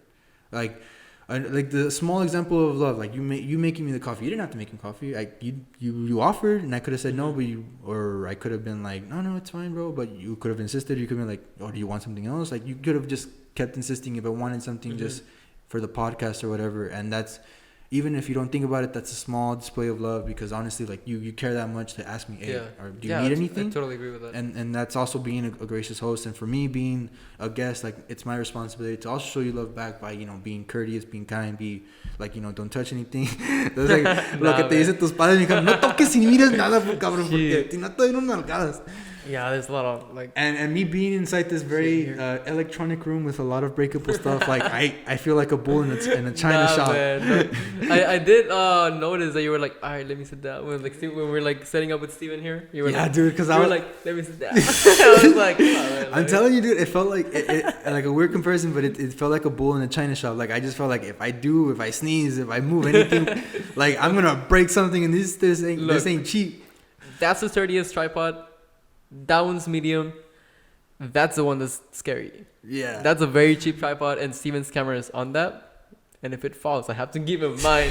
I told him, if that falls, I'll give him mine because it's my fault. So you see what I mean? Like, Yeah. I feel really, really, like, as a guest, like, I need to watch where the hell I am. Nah, man, you're okay. So going back to... Oh. Hold that thought. Okay. Going back to what? Like, we were talking about the love being in action and stuff like that. Hold that thought. Okay. That's almost going to be, I think, an hour. I need to turn on the computer so that, because if that runs out, we're only going to be relying on these two cameras. And that has a record limit of 30. All right. So I have to set it to be indefinite. All right, do your thing, man. Thank you. I might cut the podcast if this doesn't... See? Yo, this is... I legit thought in the beginning this was going to be, like, the hardest thing to do for me. But, like, no. Like, once you get me going, like, you really... Oh, dude. I love that you're, like, just talking. Like, that's amazing. Dude, that was the thing. Like, I that's my main worry was, like, running out of things to say. But to be honest, like, we have a lot to talk about. Like, I just realized we could talk about a lot of things. And we're already, like, barely, like... I feel like we're not even in, like, the middle of it. Yeah. I feel the same thing. This stopped recording. I figured. And that's from your angle. Yeah, that's fine. Like, for whatever I said, I'll just use this main angle. I'll just take a little break. So we've been talking for how long? Already an hour? An hour and a half already. Neta. Bro. Damn. I learned something, and you can see it on the podcast, at the very end of Emiliano's podcast. I put my headphones like this. Uh-huh. Never do that, bro. Like a really high pitch beep just started, and like it fucked up. I'll be honest, I need to watch the video. Like, no, that's fine, but like, I don't tell anyone, like, oh, you didn't watch my video. imagine you're like, I feel so offended you didn't watch my video. You fucked me. Oh, man. Just get mad at them for not watching your video. Like, Right? Like, get mad at your fans for not watching your own stuff. Like, if you're entitled for that. Oh, no. No, thank you. I'll keep my entitlement to myself. Dude, we also need to talk about entitlement. Cause there's like this really, really weird, like, I think you would know about it, but like, you know how in the Valley, like, it's all like 90% or 95% Hispanic? Yes. Like, you, like, it would be the truth to say that we're like the white people down here because we're the majority. Yeah, we're the majority. So, like, wouldn't it be weird to say that, like, we're kind of like white people entitled when we're down here, but when we're up north, like, it's completely different because of like different minorities? I'll be honest, dude, I haven't left the Valley since I was 15, and that was to go to like Disney World.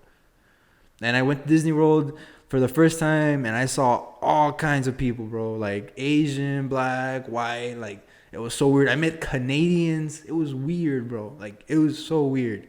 Not in a bad way, but it's just like, when you leave the Valley for the first time, because obviously going to Mexico doesn't count as leaving the Valley because you're just going next door. Yeah.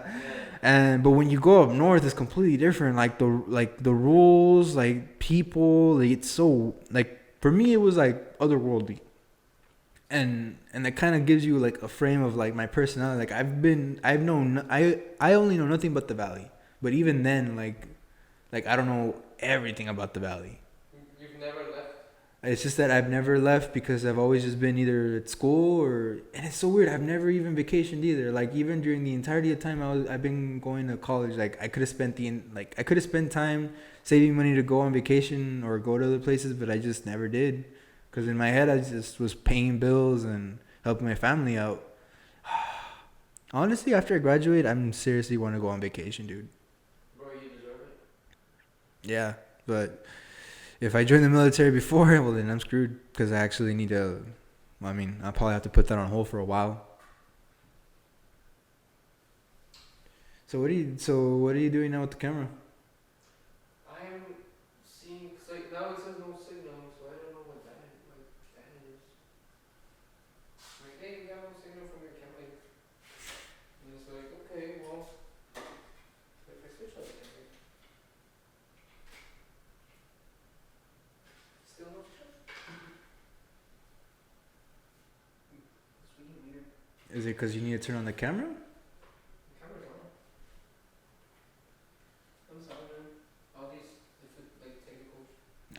fine. Gives me a chance to. Oh, there it is. Well, not gonna lie, it might just be the cabling that's fucked up. That one's still recording. Recording. Now it's connected. This one's connected. Alright, everything's good to go. Awesome. Sitting the audios again. And we're back from the break. Yay! I'm sorry, man. I'm really sorry, but like it is the cam link and well now it's set. So do you want to talk about it? We're originally gonna talk about the love thing, or do you want to like Yeah. go into the entitlement thing? No, let's go to the love and then the entitlement. So what was the last thing I said about it? You were like you held off on like the love is an action. Yeah. So More in the than- book it displayed, like it said, that doing an action of love is the same thing as telling someone that you love them.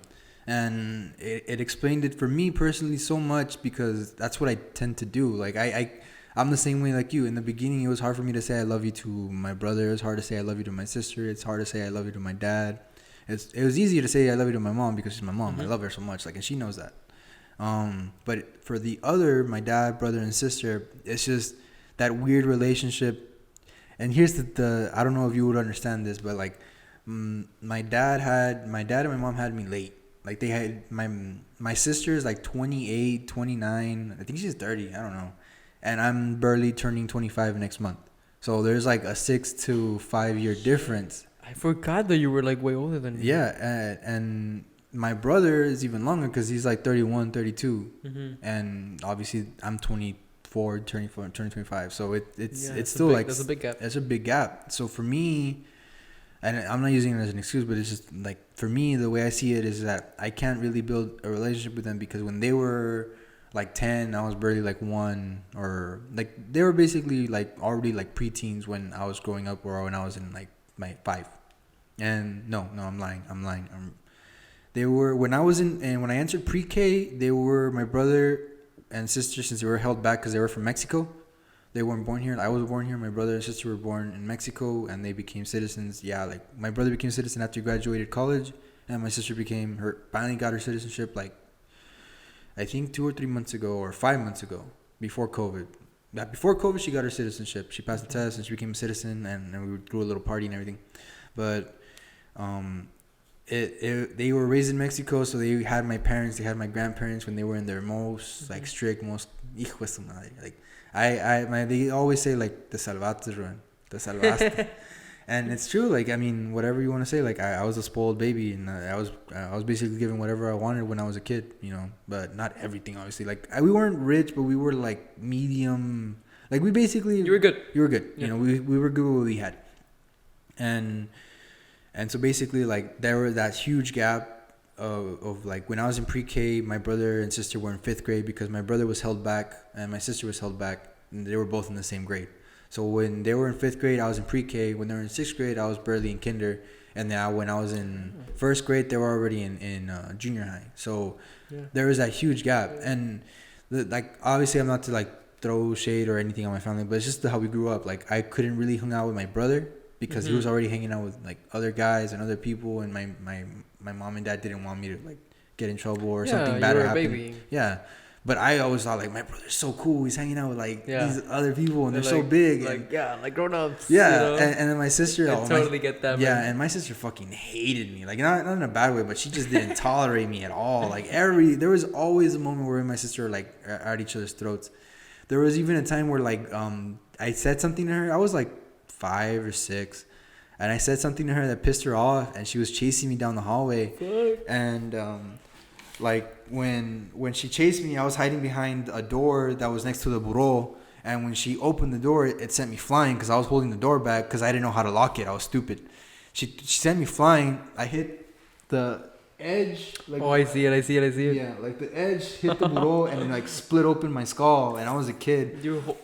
Really? Yeah. Like the skull? Like, it didn't open my skull. Okay, I I was bleeding like, out, but what? it basically left a deep cut. I was bleeding, but my sister, like, the next thing I remember after I got hit, like, I was basically lying down sideways watching Bambi, and it was actually cold, so it was like November, December, and I was watching Bambi laying down on the sofa with my head this way up so the blood, wouldn't be falling down.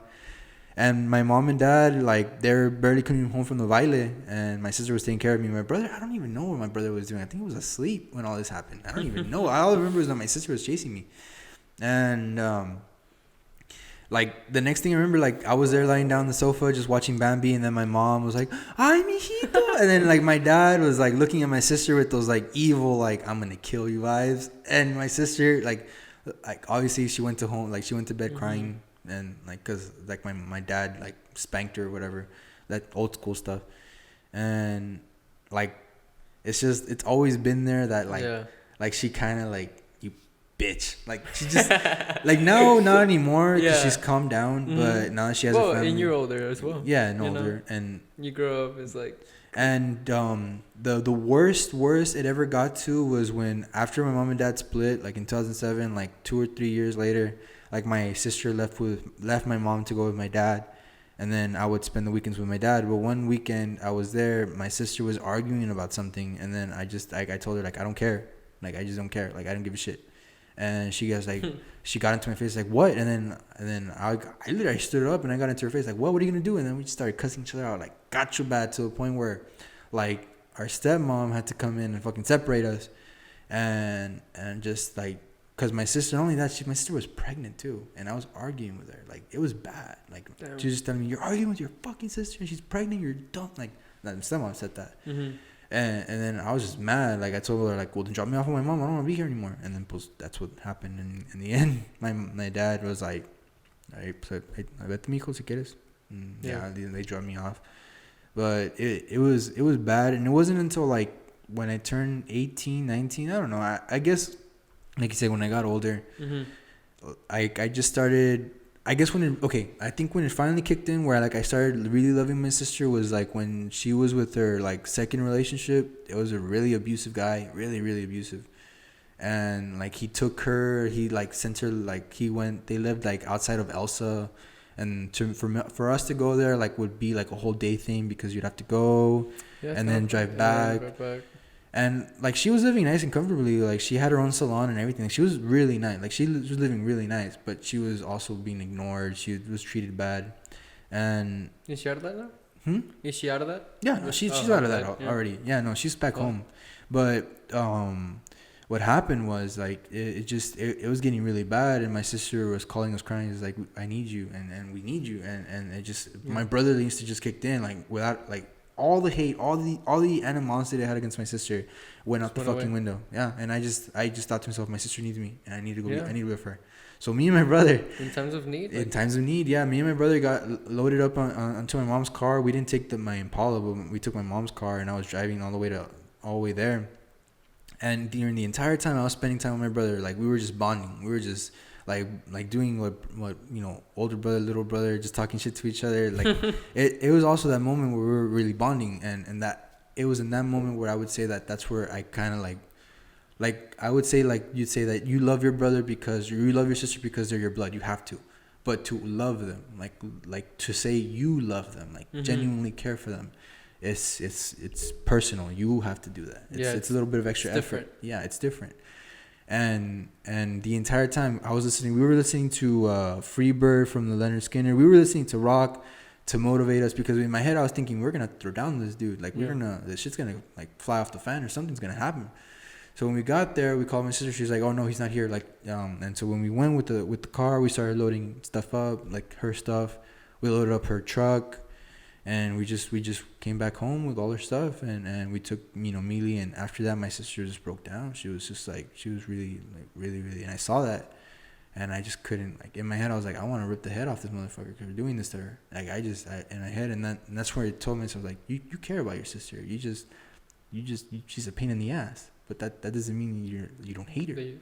Yeah, and that's where I said, like the love for my brothers, like, kicked in, because even though I don't talk to them as serious as much, or I don't, like, you know, go into deep conversations like we do, just the fact that, you know, it's there, like, there, like, I'm not, like, a heartless asshole. Like, I won't say, like, no, fuck my sister, I'm never helping her out, or I'm never helping out my brother. And also because I knew that those are the only two siblings that I have, the only two brothers and sisters that I have, they're only two.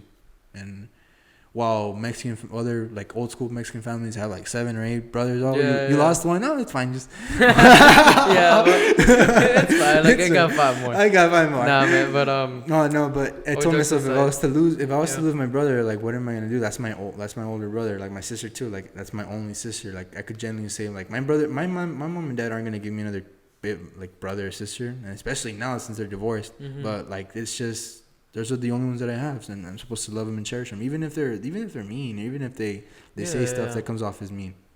Yeah, So I can relate a lot to that. So that ties into basically everything I was talking about that Works of Love book, was that love is in action. So me doing that, obviously for me that's me showing that I love them, and I'm not saying I did that because I needed to, I did that because they needed me.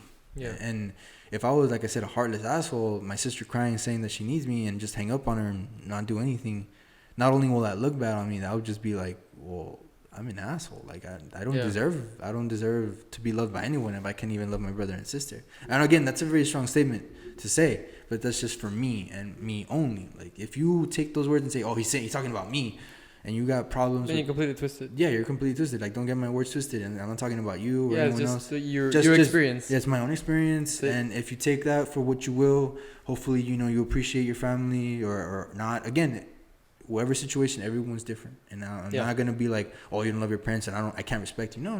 Like it's not like that. It's just for me personally, I value that. Like I value loving my family because they're all I have.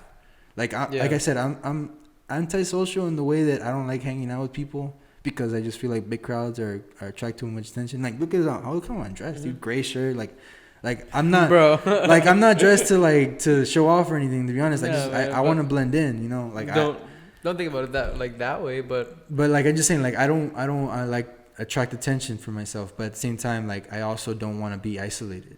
I don't want to be with myself too much. Like it's weird. Like I want to be with myself, but I don't want to be with myself. I get that because like I love being alone. Like right now that I'm completely home alone, amazing. Like I'm living. You know what I mean? Yeah. But I don't know. I can relate to like your story like a lot because I also grew up kind of like apart from my brother.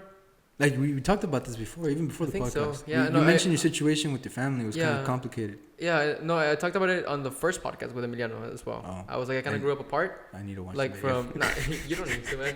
I was like, I kind of grew up apart from my brother, because like you said, like you think they're the coolest person ever, right? Like, oh, you're hanging out with all these people, and like you dress a certain way, you listen to shit like a certain type of music. Like I actually started doing like ripped, like my brother was always wearing like ripped jeans, or he would sag his pants a little bit, and you thought like, this is awesome, this is what I want to do. Yeah, and like if they listen to whatever music, you start listening to that, right? Yeah, like I even copied like one of my brother's hairstyles. Like his favorite hairstyle back then was like el copete nomás para arriba. Right, me too. Para arriba. And then I started doing that. And I just copied my brother. Like every hairstyle that my brother would have, I would copy it. Yeah, you would copy it. I would copy it, and I'm not ashamed to say that because I genuinely looked up to him. Like, yeah. No, my brother too. Like he was like the person that I aspired to be. Yeah. But like for example, like since there's like a 5-year gap between my brother and I. Like he would be like, hey, like stop following me or like stop copying me, and I would always be like, all right, fuck, like what do I do now? Like I was like, well, now I'm on my own, like there's nobody for me to copy, so what the fuck do I do now? And then like that's what made me like grow up like always like apart, because very little he was like, stop, like you're annoying, and it's like, oh shit, okay. Same, bro. So, like except my brother wouldn't say that, but he would just like just do his own thing, but try like. I guess I was so easy to get distracted. Like he would distract me, and then he'd just be like gone. Cause there's moments I could actually say there's moments in my memory where he wasn't there because he was doing something for soccer, doing something for boxing, doing running. Like he's always been super active. In fact, that's one of the reasons why like I'm not super obese is because my brother's always been super athletic. So and you follow that? And I follow that. Like I'm still a fat ass. Like if you give me food, I'll eat out. I was fat. I know you told me you were, and it was weird. You never showed me a picture. Oh, I have it. You've never showed me. It's on the first podcast. Damn it! Yeah, man. I'll watch it tonight when I get home. Nah, it's because I don't have my ID. I don't have my wallet on me. It's on my. But you did tell me before that you actually were I think you were in your relationship. Yeah, I don't know if you want me to go into that, but when you told me about the relationship you were in that got you into a really depressed mood, like you were fat before the relationship, or was it during the relationship and then you got skinny afterwards?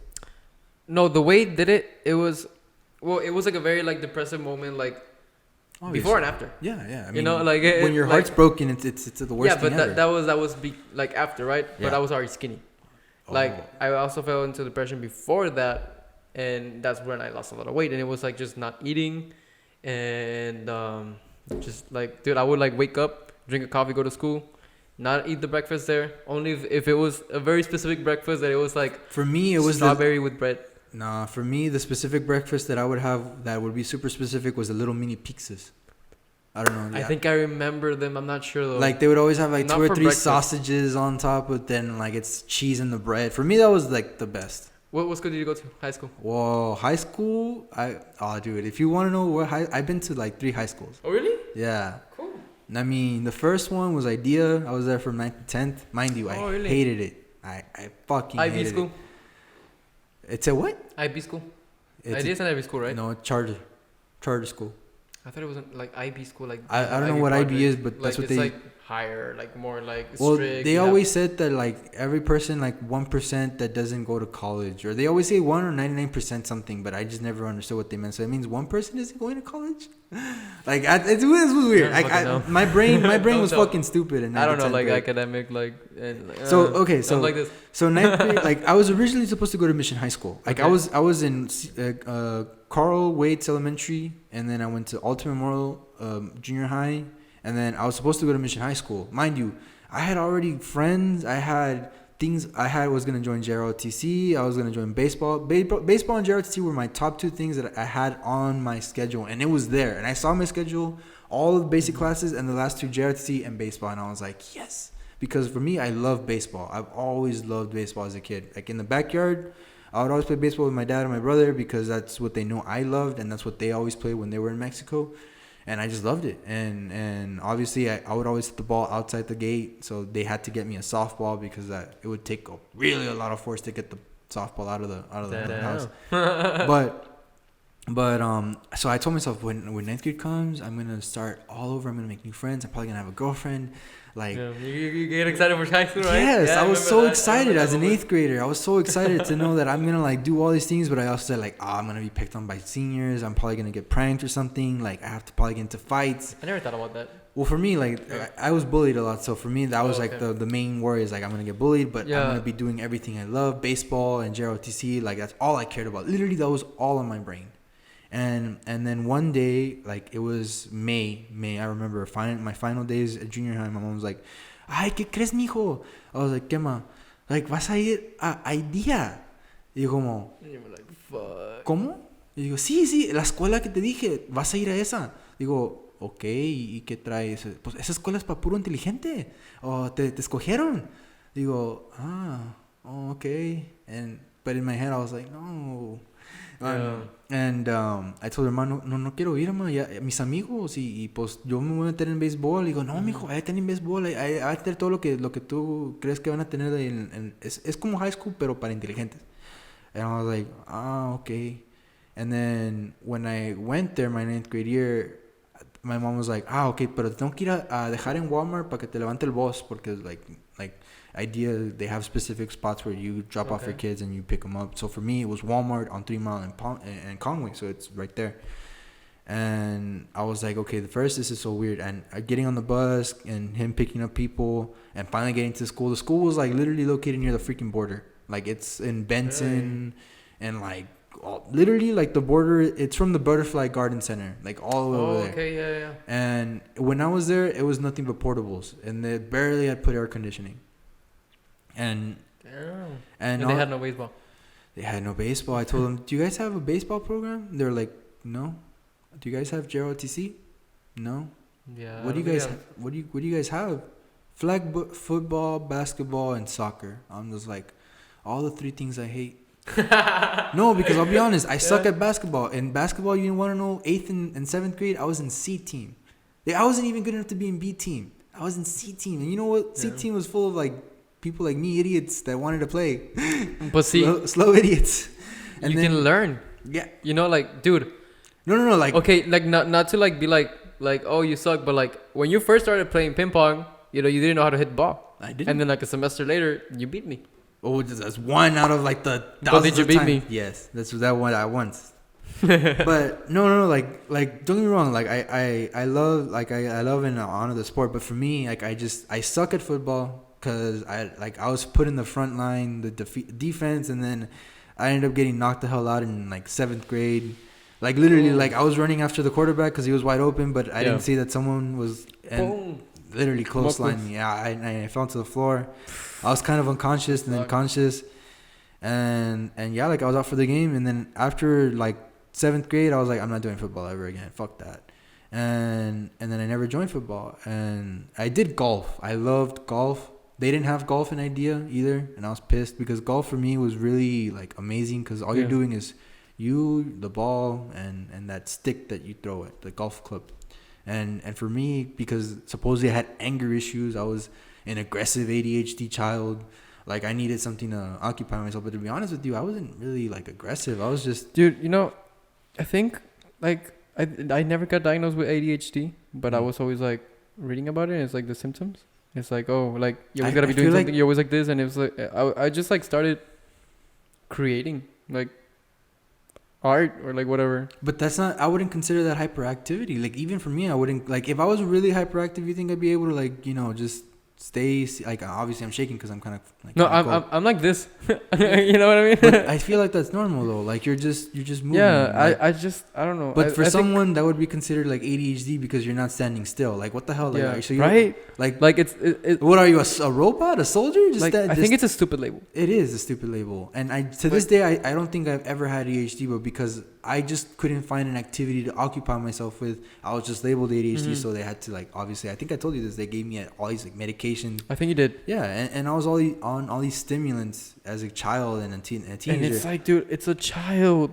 And you know what's really bad is that when I was like 13, in the peak of me taking all this medicine, like, and I would go on detox on the summers because that's what the psychologists or psychiatrists would say. Like, oh, we're gonna detox you in the summer so that way you could be good to go in the fall. What does that even mean? Like basically get all the pills out of your system and then having to do it all over again so that way they could give you lower dosages. Like it's really fucked up. That's but sorry, guys, a 10-year-old honestly, like I get it, like, but a 10-year-old back then in the good old 2000s before all this like hyper like vigilant like technology, all this other stuff.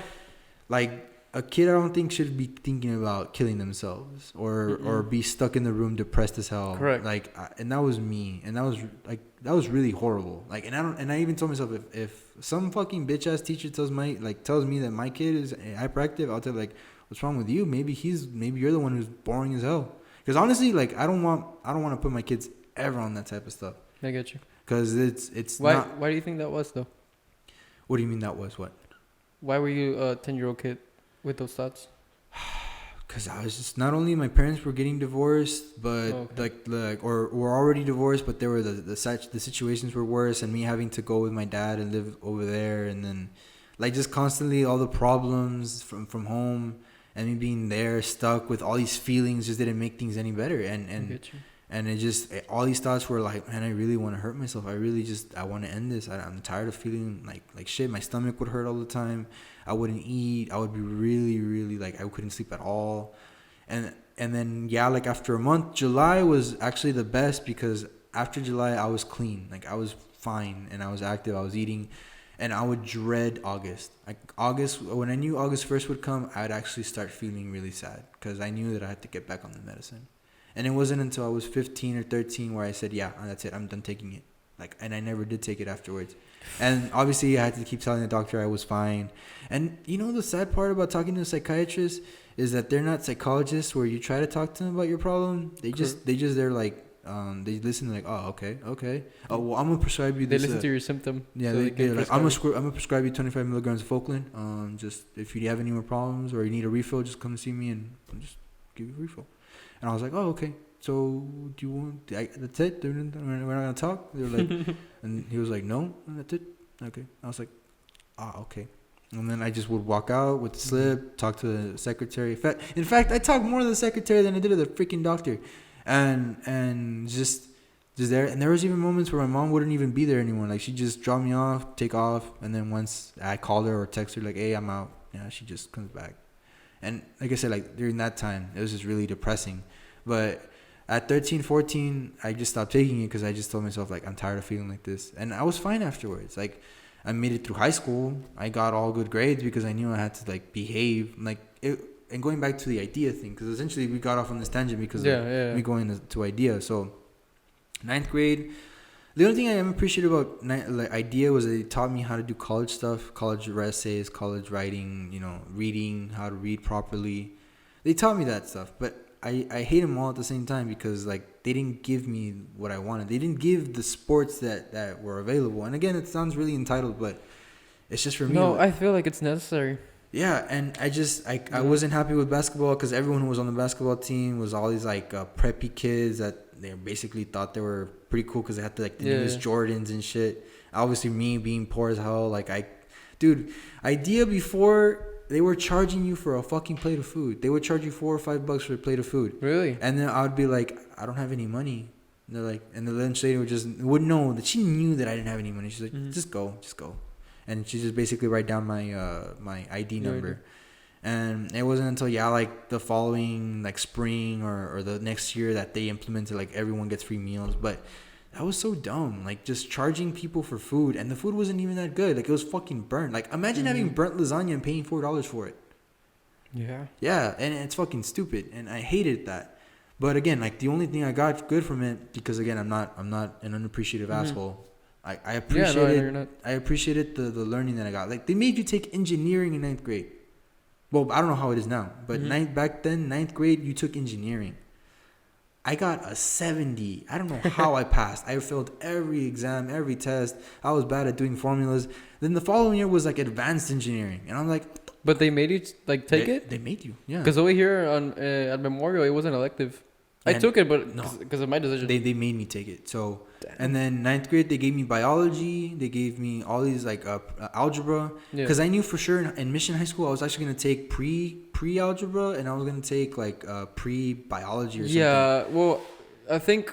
Yeah. Yeah. So basically, they got me ahead. Like that's the only thing. They got me ahead. So when going to where I'm leading to, 10th grade was when also like again I was getting bullied, and I was like. Sad fact, I was actually a bully too. So I was because you were getting bullied. I was bullied. I was bullying because I was getting bullied, and I was that really mean kid too. I get you. Yeah. So side note, like real quick. What's up? In middle school, I remember like I would get like pushed into like the lockers and shit, and like you had lockers. Yeah, we did. Lucky, I didn't have lockers. Yeah, no, we actually used them. Not in high school ever though. Well, we only had lockers in the gym rooms, but yeah, that too. Yeah, but no, we never had lockers. No, it was like you would take your sports like your like you know how you change into like your shorts and your shirt, and like you just like leave them there and not wash them. You know what I mean? Oh, they get all crusty for like a week, and then you take it home on the weekend. You wash it for like Monday, but like Monday through like Friday, you're sweating on them, and like it's just. all crusty. Yeah, dude. Yeah. But yeah, no, I remember. But like what I was getting to is like, you were pushed inside a locker. No, not inside. But like I would like get bullied, not like hardcore bully, but it was like like you're the Mexican or whatever. And, like let me push against the locker and like just make fun of you in front of like all my friends. But I never, for some reason, it never affected me. Ever. Like I felt bad for the guy. I was like. Oh, okay. Like I was like, okay, you're pushing me. What's going on like with your life? I was like, and fuck. So on that side note, because I was bullying this kid, because I was getting bullied. So essentially, not only that, but my problems at home. So it was. I was really bad in ninth grade. Ninth grade, I was really bad, really terrible. And to this day, like I still kind of cringe on that, but I learned from it. Like, and I tell myself like, man, I was a deplorable human being, and I still want to say sorry to the person that I bullied, but. I actually know the person now. I don't know if he's a lot more violent now, or I don't know if he's like a death metal guy. Like he's into death metal. He was into death metal before I knew him, and he was like hardcore into it now. And I think he even joined the military or something. I don't know what he's doing in his life, but you might see him in the military. Maybe or shit. Maybe he might treat me like shit. Maybe recognize me. But he's gonna like remember me. Do you remember me, bitch? And I'm just like, yes, I do. Sorry, sir. But no, like, and I actually reflect back on like, man, I could have been so much nicer to this guy, and I wasn't. But because, like, again, it's an excuse, and I'm not trying to excuse that, and I do, and I hold myself accountable for that. And so if it ever happens in the future where the karma or something gets me back, I take it as a man. I just be like, okay, I deserve this for a reason.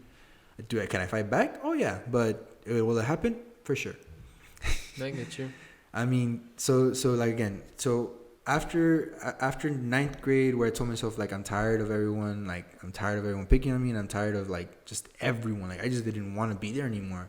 10th grade, after taking the history tax test, and I remember it was on a Friday, there is this guy named Jesus, and to this day they say that he didn't say that word, but my cousin, who was also with me, her name was Jessica, and she was messing around with her friend, and they were, like, playing with the water bottles, and she was gonna put it on a movie, and, like, I was, like, trying to clean up the mess, because I told myself, like, if this Miss Wolf, that's her name, if this bitch comes in and starts complaining to my cousin that she's misbehaving or she made a mess and she says no more movie, like, I'm gonna be so pissed. So I literally got up and I started getting my jacket and I just started wiping off all the water from the desk. And what I heard because I was still in that kind of panic mode, was like, yeah, clean it up, bitch. Like, that's what I heard. I heard bitch. I could 100% definitely say bitch was said, but I didn't know if he was directing at me or him. But I guess that was the straw that broke the camel's back, because at that moment I just snapped, because I was like, who are you telling me who are you saying bitch? Me or my cousin? What the fuck is your problem? And I just went off on the dude, and I went off so much to the point where the guy was just like that just staring me down. And then he got the water bottle, and I knew my sixth sense. This is where I fucking love my sixth sense. It was like Spidey senses. Fuck, what happened?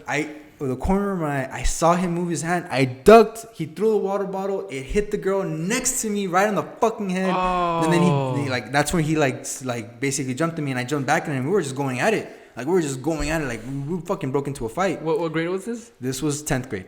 Fuck. And after the history tax test, which was the last tax test that I took there at IDEA, and we just broke out into a fight. The guy scratched me behind the ear, and basically he was all red from all the hands that I threw. I wasn't a good fighter either. I just threw hands. and basically, yeah, they got him off. They split each other up. They split us up, and then they basically took us to the office, everything they told us, and we were suspended. But I told them, like, they were basically blaming everything on me, because they said I was the one who started the fight, because everyone was saying that I'm the one who cussed him out, but no one wanted to say that he cussed me out or he cussed And I told her the truth. Like, my cousin was playing with a water bottle, and then I just wanted to do was clean it up because I wanted to watch the movie. I told him the truth, everything that I said, word for word. Everything that I said was basically what I told her. I was like, and he said to, like, clean it up, bitch, and I got mad, and then I told him off, and that's where he assaulted me, and then I just fought back. And they're like, no, Ruben, what we heard was that you told him off, and he defended himself. And I was like, no, that's not what happened. And I was fighting, and I was like, no, that's not happening. I was like, well, Ruben, I mean, both of you are suspended, but this is your fault. And I remember that bitch fucking telling me straight to my face that it's my fault that I started this fight. Fuck that. And then my mom came in. She was so mad. Like, she was so mad, because, like, and I told her, she was like, ma, ya no quiero estar aquí, ma. And then this is where, like, she broke down into hardcore Mexican mom. And she was like, no, ya te voy a internar en el pinche hospital porque tú eres un pinche loco y no sé qué, nunca puedes hacer nada bien. And I was just like, I was crying, dude. I was just like, this is all my fault. And at that moment, I literally wanted to kill myself. At that moment, I got a knife. I was like, downward, I killed myself. Sideways for attention. Okay. And I fucking dug that knife deep. But I was like, I can't do it. And I was breaking down crying, and I was crying and crying and crying, but, like, that knife was still in there, and I was like, I can't do it. And I called my friend. The only two people that I would consider my best friends from IDEA that actually were, like, loyal to this day, and I still love them. Shout out to you guys. Irving and Richie. They were the only two that were I would consider them closest friends. One, Irving, was because he lived really close to where I lived, and he would go over to my house when I had internet. Like, we would always play Xbox all fucking night. We would just play Xbox all night with him and Richie, but more with Irving. And he was the only one who had the courage to just stand up for me when I was gone, basically. When I was gone, people were still talking shit, but he was the only one who stood up for me. And that cemented our friendship, because when I called him dude, because I felt like shit. I'm shaking now because I'm still nervous talking about the story. Was that I told him, dude, I don't want to live anymore. Like, I can't do this anymore. And he's just like, bro, no, bro, don't go there, bro. Like he basically got me out of there. He's like, look, I love you. Just don't do anything stupid. Like, you're fine. You just got kicked out. Like, life isn't over. And he kind of knocked me into my senses, and I calmed down. But my mom, like, she kicked me out. Like, that was the first time she kicked me out, and she threw me with my dad. I was in 10th grade going to 11th. So I was probably like 15, 16, probably around that age.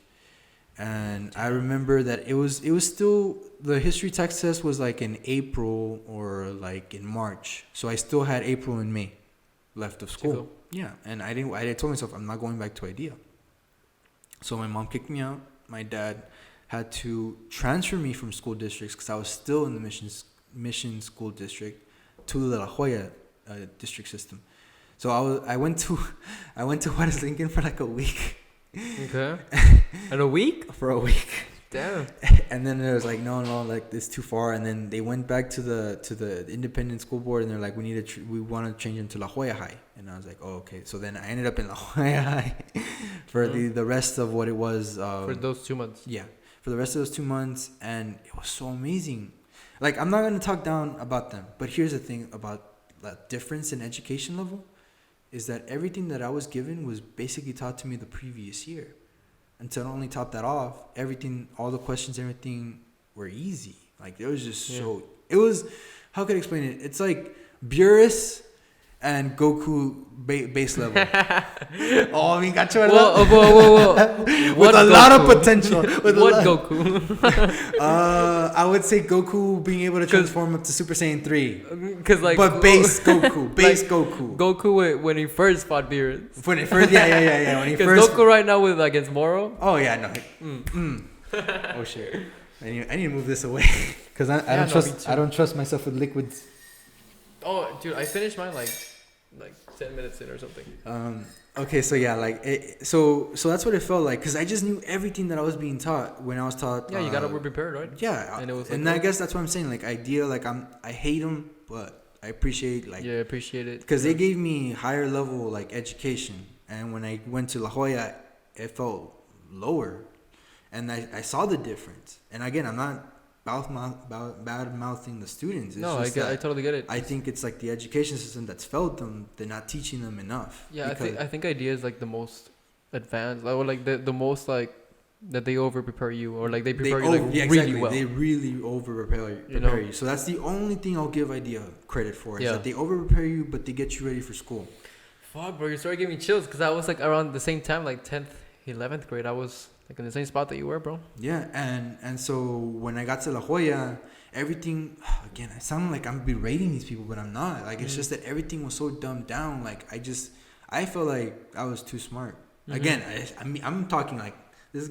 I'm talking really like high. No, you're good. It just felt like that. And then I met a couple of friends, but they weren't really friends because it's just acquaintances that I got to meet. They were all like into Battlefield and Call of Duty, like me. Yeah. It's basically what I liked. I found my clique, you could say, and that's the people that I stuck with. But I couldn't do any sports because obviously I was already at the end of the freaking year. So I couldn't really do anything. All I just did was just finish my classes, and that's it. Just finish the semester or finish the year. It wasn't until 11th grade year that I went to Palmview. So from La Jolla, my mom finally got me back. She was like, "Ya te perdono, mijo, puedes regresar." Oh shit. Yeah, and I was like, okay, gracias, ma. And then I moved back in with my mom, and then, everything was normal, the same as usual, internet, all of my stuff was there. And it just, I don't know, like, I never held anything against my mom for it. I actually was kind of happy because the entire time from March all the way up to August, I was just with my dad, and I was learning so much. Like, he taught me how to paint. He taught me how to do basic maintenance on vehicles. Like, he taught me how to cut wood. He taught me how to handle a power tool. Like, I even shot my first gun when, like, my brother had a .45, and mind you, when I shot it, like it was so strong. Like my brother said that my hands were still in the firing position, but he took the gun off from my hand. But I was still like this because of the shock of the gun. Like Really? a 45 caliber is a strong like gun, so like the recoil from a 45 is pretty strong. It's a lot. It's a lot. So Yeah. like compared to a 9mm where it's not too much recoil, a 22 you won't feel anything. In fact, you should really be precise with a 22. But a 45 was strong, and obviously I pointed at the floor, but the recoil was so strong that my brother was laughing because I was still in that like firing position. No, even after he took the gun away from you. Yeah, even after I took it away, I was still in that position because I was in shock because of all the power that it had. Like it just, I only fired that one time, but it was enough for me to be like, I don't want to. Like it was also so heavy for me, and I get you. and I didn't want to touch the gun again. And so basically after that, like being with my dad, I learned a lot of stuff that I wish I learned when I was growing up with him. But again, because of the divorce and because of the separation, I was always with my mom. I wasn't learning anything from my dad. I was only learning very little things on the weekend. But even then, I didn't see him because he was always working to put food on the table. And so going back to like, we're always going off on these tangents. But, it's conversation. Yeah, it is conversation. But where was I originally? So going back with my mom, going to Palmview, I was so excited because I was thinking I could finally do baseball. I could finally do JLTC. And here's the most funny, ironic part is that I decided to go ice skating with my friend Richie, who I said, a couple of minutes back, because he was talking to this girl named Priscilla, and he had a huge crush on her. That day they were dating. Actually, that was the first time they were dating. And it just happens that same day we were going ice skating, all three of us. I was the third wheel. I hate being the third wheel. Before I knew what a third wheel was, I was the third wheel all the time. Yeah, no, and I've so, been there. and everyone who's gonna listen to this is gonna laugh. But so basically, we went to the ice skating rink. Me and him and her were basically by themselves. I was still learning because it was the third time I went ice skating. The third time out of my entire lifetime. Third time going ice skating, and I was barely getting the gist of it. This guy who was a professional was doing all these tricks in the ice rink. He was doing basically his little show and whatever.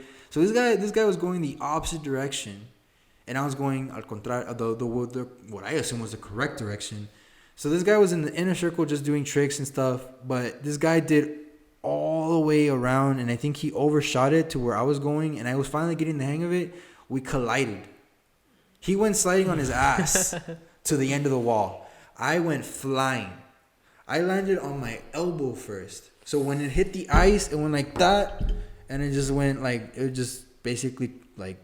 Did you break it? I broke it. I broke the actual bone to the elbow. Oh, so I couldn't even, there were specific movements that hurt like hell. So I was stuck like in this position. Okay. And then and then my friend Richie, who I don't even think he even moved fast enough. In fact, he didn't even move. He was still with his girl. I got up with a broken arm, and I had to skate across the freaking rink with a broken arm. You remind me of Vegeta, always like that. Yeah, and I was holding my arm in a specific way to where it didn't hurt, and I was in so much pain, but I was like, I need to get home. And then Richie saw me, he was like, oh shit, and he skated over. He's like, Ruben, are you okay? He's like, I gotta go home, man. I broke my arm. And then he looked back. I broke my arm, man. And then he looked back. He was like, it's because. And he looked back. He's like, shit. It's because he was still with this girl. Yeah. And in high school, it's like. So I guess I fucked it up. And he was like, all right, let's go. Yeah, let's go drop you off. And then he dropped me off home. The funniest part is that when he dropped me off home, he was still in my parking lot, in my driveway. He was making out with her. And I was walking into my home with a fucking broken arm, bro.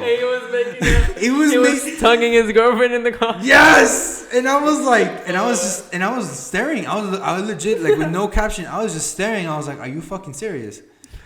And I was, and still at me being a good loyal friend, I was like, "Yes, Richie got the kiss," and I got a broken arm.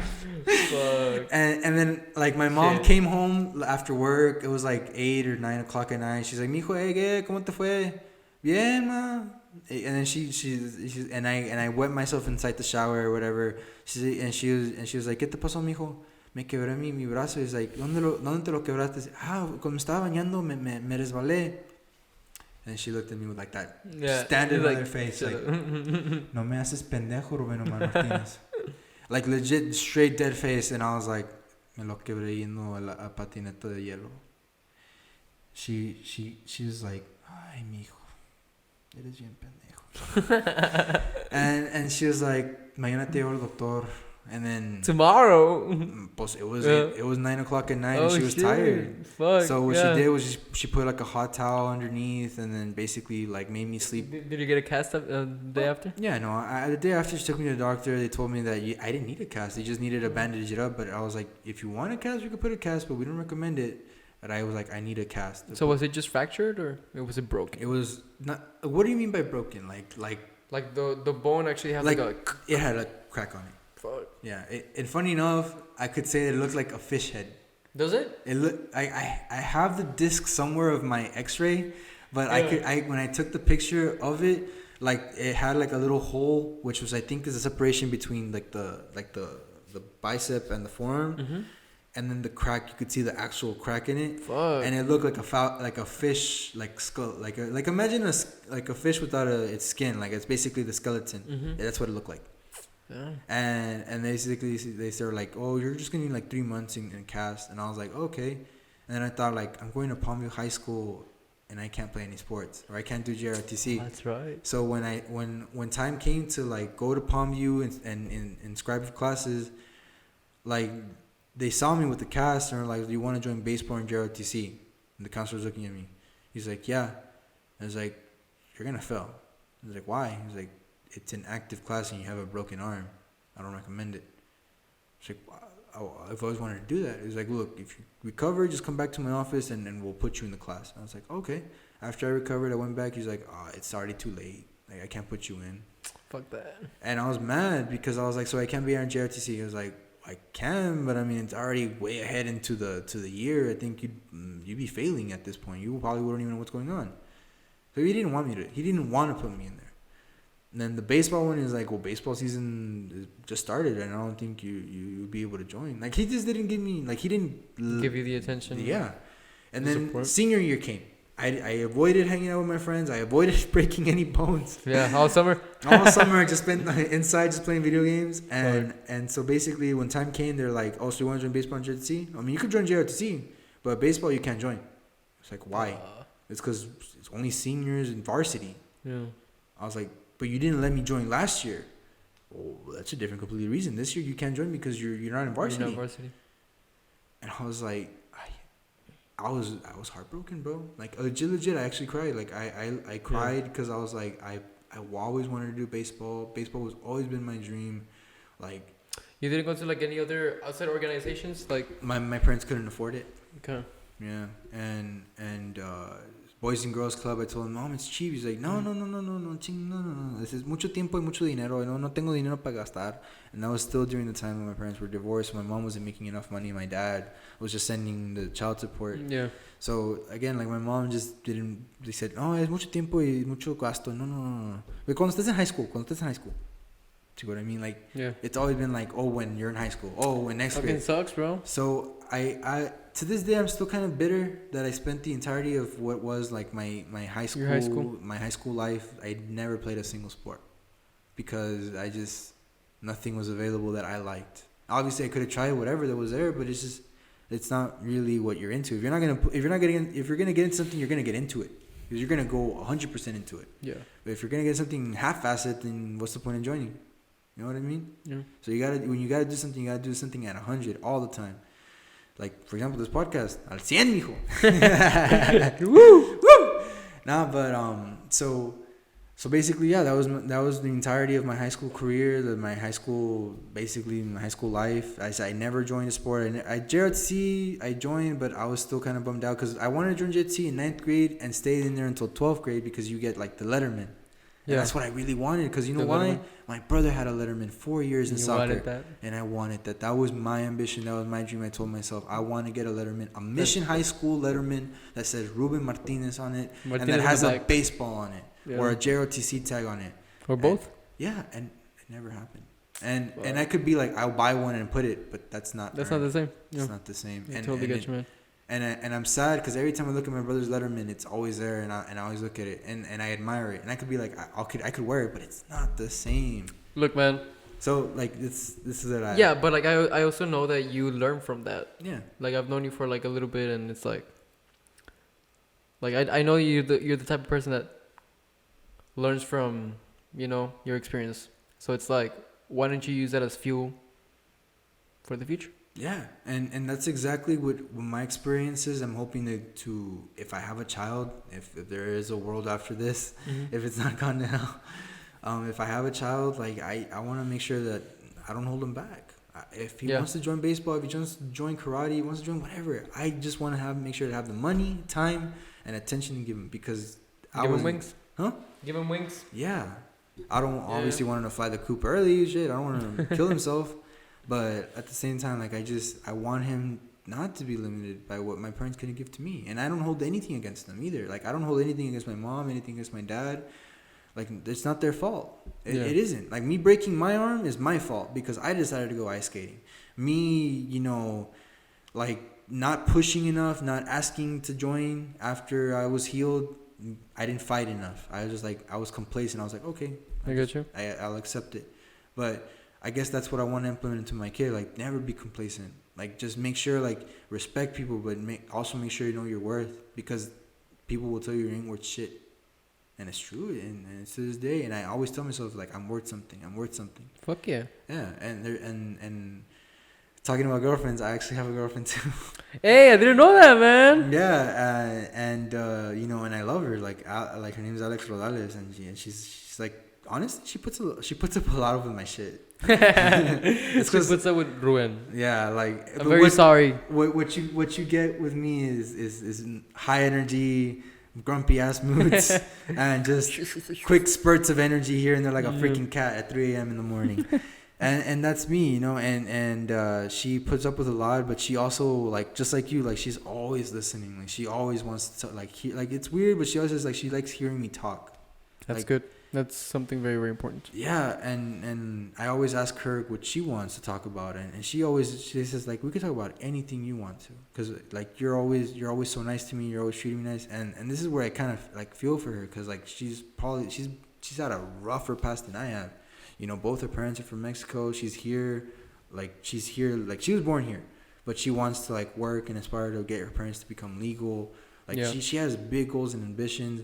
And like pobrecita, like she not in a bad way, but like she doubts herself, bro. Like she tells herself she doesn't deserve to be loved, like she doesn't deserve this and that. Okay. And I fight her, like no, you're fucking wrong. You deserve to be loved. Yeah, you make her see everything that she's achieved. Yeah, and she starts breaking down because she's a very sensitive soul, and I knew that. I knew the instant the moment I talked to her, like she was gonna be like a very special person, but a very sensitive soul, and I knew it because like when you tell her something, she takes it very to heart.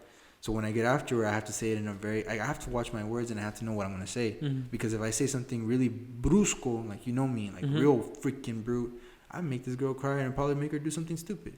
But I don't want her to. Like, and I genuinely cherish her and I love her enough to where, like, I don't want her to do anything dumb. Correct. And so I talk to her, like, Mira, like, I don't want you to think that you did something bad, but you did this and this and this. And it made me feel this way. Yeah. And it made me feel like this. She's like, oh. And starts like, and then she starts feeling really bad. She's like, "Well, then I'm sorry. I didn't mean it. Like, please don't break up with me." Like, I was like, "When did I say I'm gonna break up with you?" Yeah. Like, I never said that. Why are you saying that? It's because like my previous exes and stuff like that. I was like, no. Like, don't compare me to your exes. Correct. Yeah. Like, I'm not your ex. Like, in fact, I'm a completely different human being. In fact, I'm probably not even human. I love that. Nah, man. So she lacks that self-confidence then. Yeah, she really does, okay. and she has that, and I always tell her, like, you deserve to be loved. And I always make sure she says that, like I need you to say it with me. You deserve to be loved. She's like, I deserve to be loved. Like, that's say amazing, it louder. dude. Yeah. And that actually starts changing your brain chemistry. Yeah, and I want a little bit of me to rub off on her, and I want her to rub off on me because what she is she's resilient. She's smart. Like, she thinks on her feet. Like there's stuff that I didn't think about. Like, for example, like I don't know how to say, like there was this like issue that I had with my bed, and she said, like, what's wrong? It's like, it's because like one side's a little bit like too deep sunk in. He was like, why don't you just flip it to the other side? Obviously, that's a really dumb thing, but it's just like... You never thought about that? Or like the most basic things. So like, y'all like compliment each other in a way. Yeah, in a way. That's cool. It's just... It's that there's a lot of synergy. Or I don't know if I'm using the word synergy right. I don't know what that means. I just always assume synergy means like very like cooperative energy. Like there's that affinity. Yeah, with y'all. and it's whenever I tell like, hey, I need this, and she does it immediately, and she's like, hey, I need you this, I'll do it immediately. Yeah. Like it's weird, like you said, like we complement each other, and that's cool, man. And another thing is that one thing that kind of she thinks that discourages people from going out with her is because she was born like her eye didn't develop. Okay. So she only has one eye, and she has a glass eye, and a lot of people ask her, and she isn't afraid to like say it. She's like, oh yeah, I have a glass eye. I wasn't formed completely when I was born, but a lot of people get uncomfortable because of that. Why? The eye thing, dude. Like a lot, like again, most people like us understand, like you know, she's fine. It's just an eye thing. Like it's nothing wrong with her. Yeah.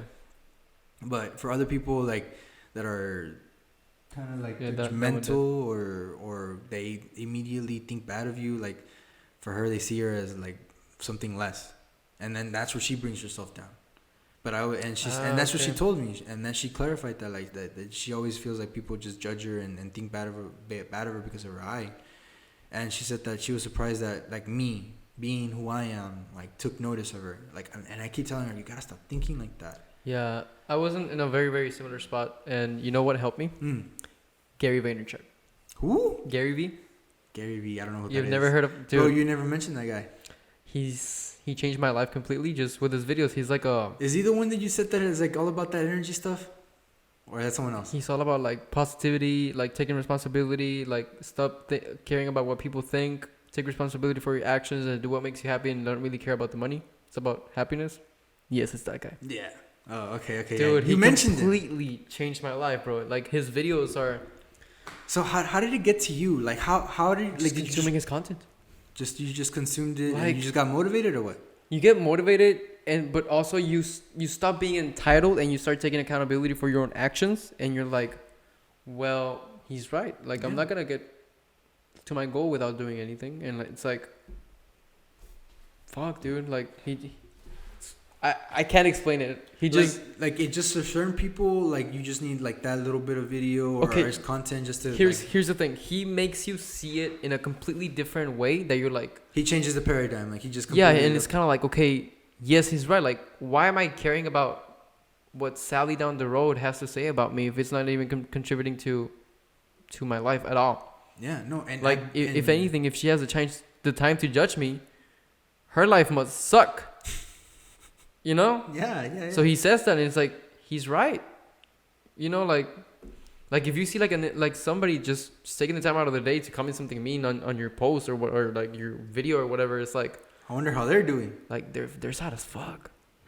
So it's like he makes you see it that way, and it's like, dude, if they're not like if it's not positive and like if it's not contributing to you, you shouldn't even listen to it. Yeah, you shouldn't bother at all. Yeah. And it's like you start seeing that, and like your whole perspective starts changing, and you become, well, at least in my case, like I just became so much more self-confident, where I liked it, and now it's like, now I'm doing this. Yeah, it's amazing. And you know what? I won't lie to you. I'm in the same boat, and you know what? For you, it might have taken you earlier, but bro, for me, I won't lie. It took me a long while. I'm 24. It takes a while. I'm 24, but even until overnight. Like 29, I mean 29, no mames. Oh, I went ahead in time. No, but when I was like 19, 20, like I still cared a lot about what people said. I still cared a lot about what people had to think about me. And and that, especially because what is so, you know what, and it baffled me because I let it affect me, bro. Like that's fine, but if you didn't let it affect you, you wouldn't have learned from it. Yeah, exactly. But I'm happy now that I'm confident enough to be like, oh, I'm in front of cameras, there's a bunch of people watching me. But you know what? I'm confident enough to know we're like, hey, I'm my own person. I don't care what they think. No offense. Yeah, no, for real.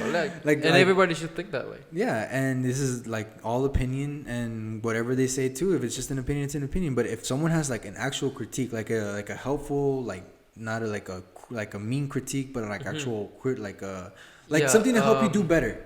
I don't know the word. Oh my god, I have it. It's constructive criticism. Constructive criticism. There you go. You got it. Yeah. Woo. So yeah, like it's constructive criticism. Yeah. I'll always take it. Like, hey Ruben, look, I noticed this and this about you. For example, one of the biggest things, biggest constructive criticisms I always get is like, Ruben, one of the things is that I notice is that you always look mad, or that you have such a mean tone, like when you talk to people. And it's true. Like when I talk to people, not like you, like right now, I'm friendly as hell. But if example, you're just a customer in AutoZone and you're coming in and I'm the one helping you out. You know how I'll talk to you? ¿Cómo le puedo dar, sir?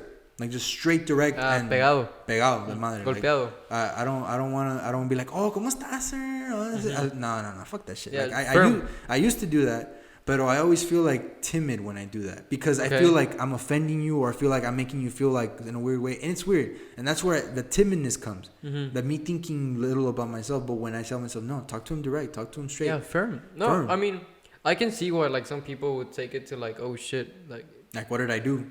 Yeah, but I mean, no, I don't think there's anything wrong with that. It's just you being like firm in your tone. Yeah, and then when a customer is like, or when I tell them the part that we don't have, for example, like a very complicated, I'm not gonna get into it, but like if it's a complicated part, very specific, okay, like we're not gonna carry it, but they expect us to. So it'd be like, no lo tienen, ¿a dónde más lo tienen? ¿En cuál otro son? And these people think that just because this part isn't here, or we're saying we don't have it, they think, oh, we don't have it in this store, we have it somewhere else. No, like, we tell them, no lo tenemos en ninguna parte, sir. O sea, esta parte no está disponible. Pues, and then they start getting like really like upsy. They're like, pues ahora son, ustedes deben tener todo, no sé qué. And I'm just like, no, sir. Lo que usted piensa es que pues no somos agencia, sir. Aquí es puros partes como termostatos, water pump, lo básico, lo que usted quiere es algo específico. Si lo quiere, la agencia o el yonke. Really direct, really like that. And he takes it like, he one step back. ¿Me estás hablando mal o qué? Digo, no, estoy siendo directo, sir. ¿No te gusta, sir? No me gusta cómo estás hablando. Digo, pues ni modo, no hay nada que hacer. Ahí está el número del manejador, si quieres hablar una hablada. Para mí yo te estoy hablando bien. And he starts telling me shit like, no, pinche vato, ¿tú crees que es chingón o qué? No sé qué. And he starts getting all mad. I'm like, mira, sir. Firm.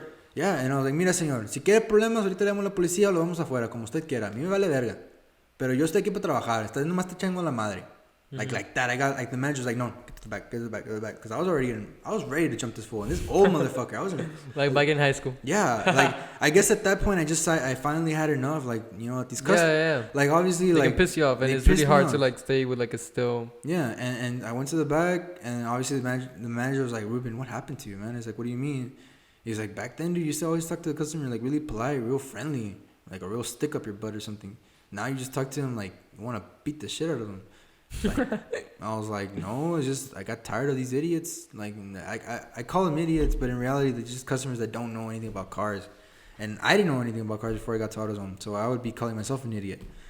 But what's it called? Like it's just that I just stopped caring. Like I'm trying to give this customer like the best fucking, you know, customer service. Well, you don't want to get stepped on. Yeah, exactly. So you want to give them good service, but at the same time you don't want to get stepped on. And that's that's the service industry in general. Retail, food, whatever you want to call it. Like you like service with a fucking smile. But with the mask, I don't have to smile for you anymore. That's true. That's what I love about COVID is that I don't have to show you my freaking face anymore. So if all you see is these mad eyes, hey man, whether I'm smiling or not, it's up to you. It's up to you to decide. But I talk to customers like that, and you know what? I only have 2 complaints since I changed that type of mentality. I only gotten 2 complaints, and the manager doesn't care. But he did notice that my productivity and my sales went up a lot more. And he noticed that the way I talk to customers was real direct. If I don't have a part, I'm going to say, no lo tengo, sir. Ahí disculpa. Yeah. En cualquier otro lugar, O'Reilly's, Advance, Walmart, si quieres. Napa. Like, I just sent him somewhere else. And instead of breaking my freaking head trying to find a part, like, I'm searching Google, I'm breaking my freaking back for one customer, and then the other customer's in the back, like, waiting to buy something. And this customer isn't going to buy anything. Yeah. So I'm breaking my back for this guy for no reason. And when I could be helping that other guy and selling him stuff that he needs when this guy's just wasting my time.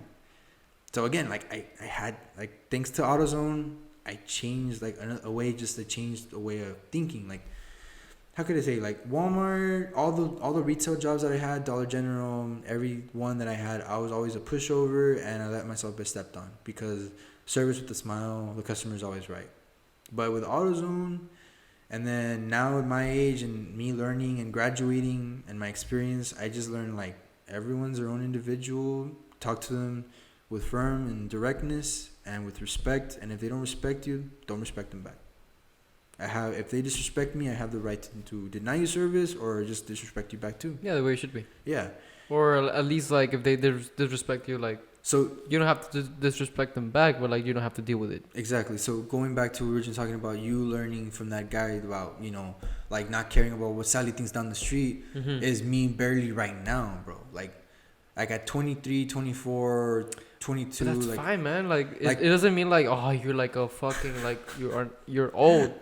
Like it's too late. Like dude, No. we're babies. Yeah, we're barely like we're realize? babies, but do you feel the pressure though? Like we're capable babies.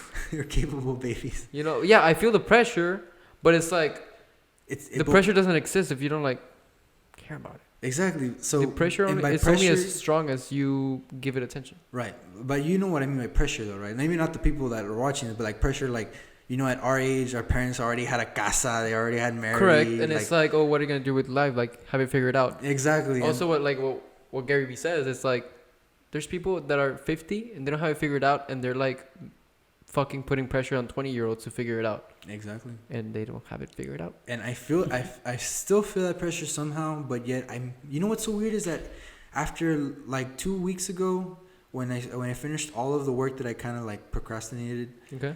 And then now I'm as calm as the sea, and there's a freaking rager coming, bro, and I'm so calm. Like I guess, like I said, like I feel refined, I feel focused, I feel confident.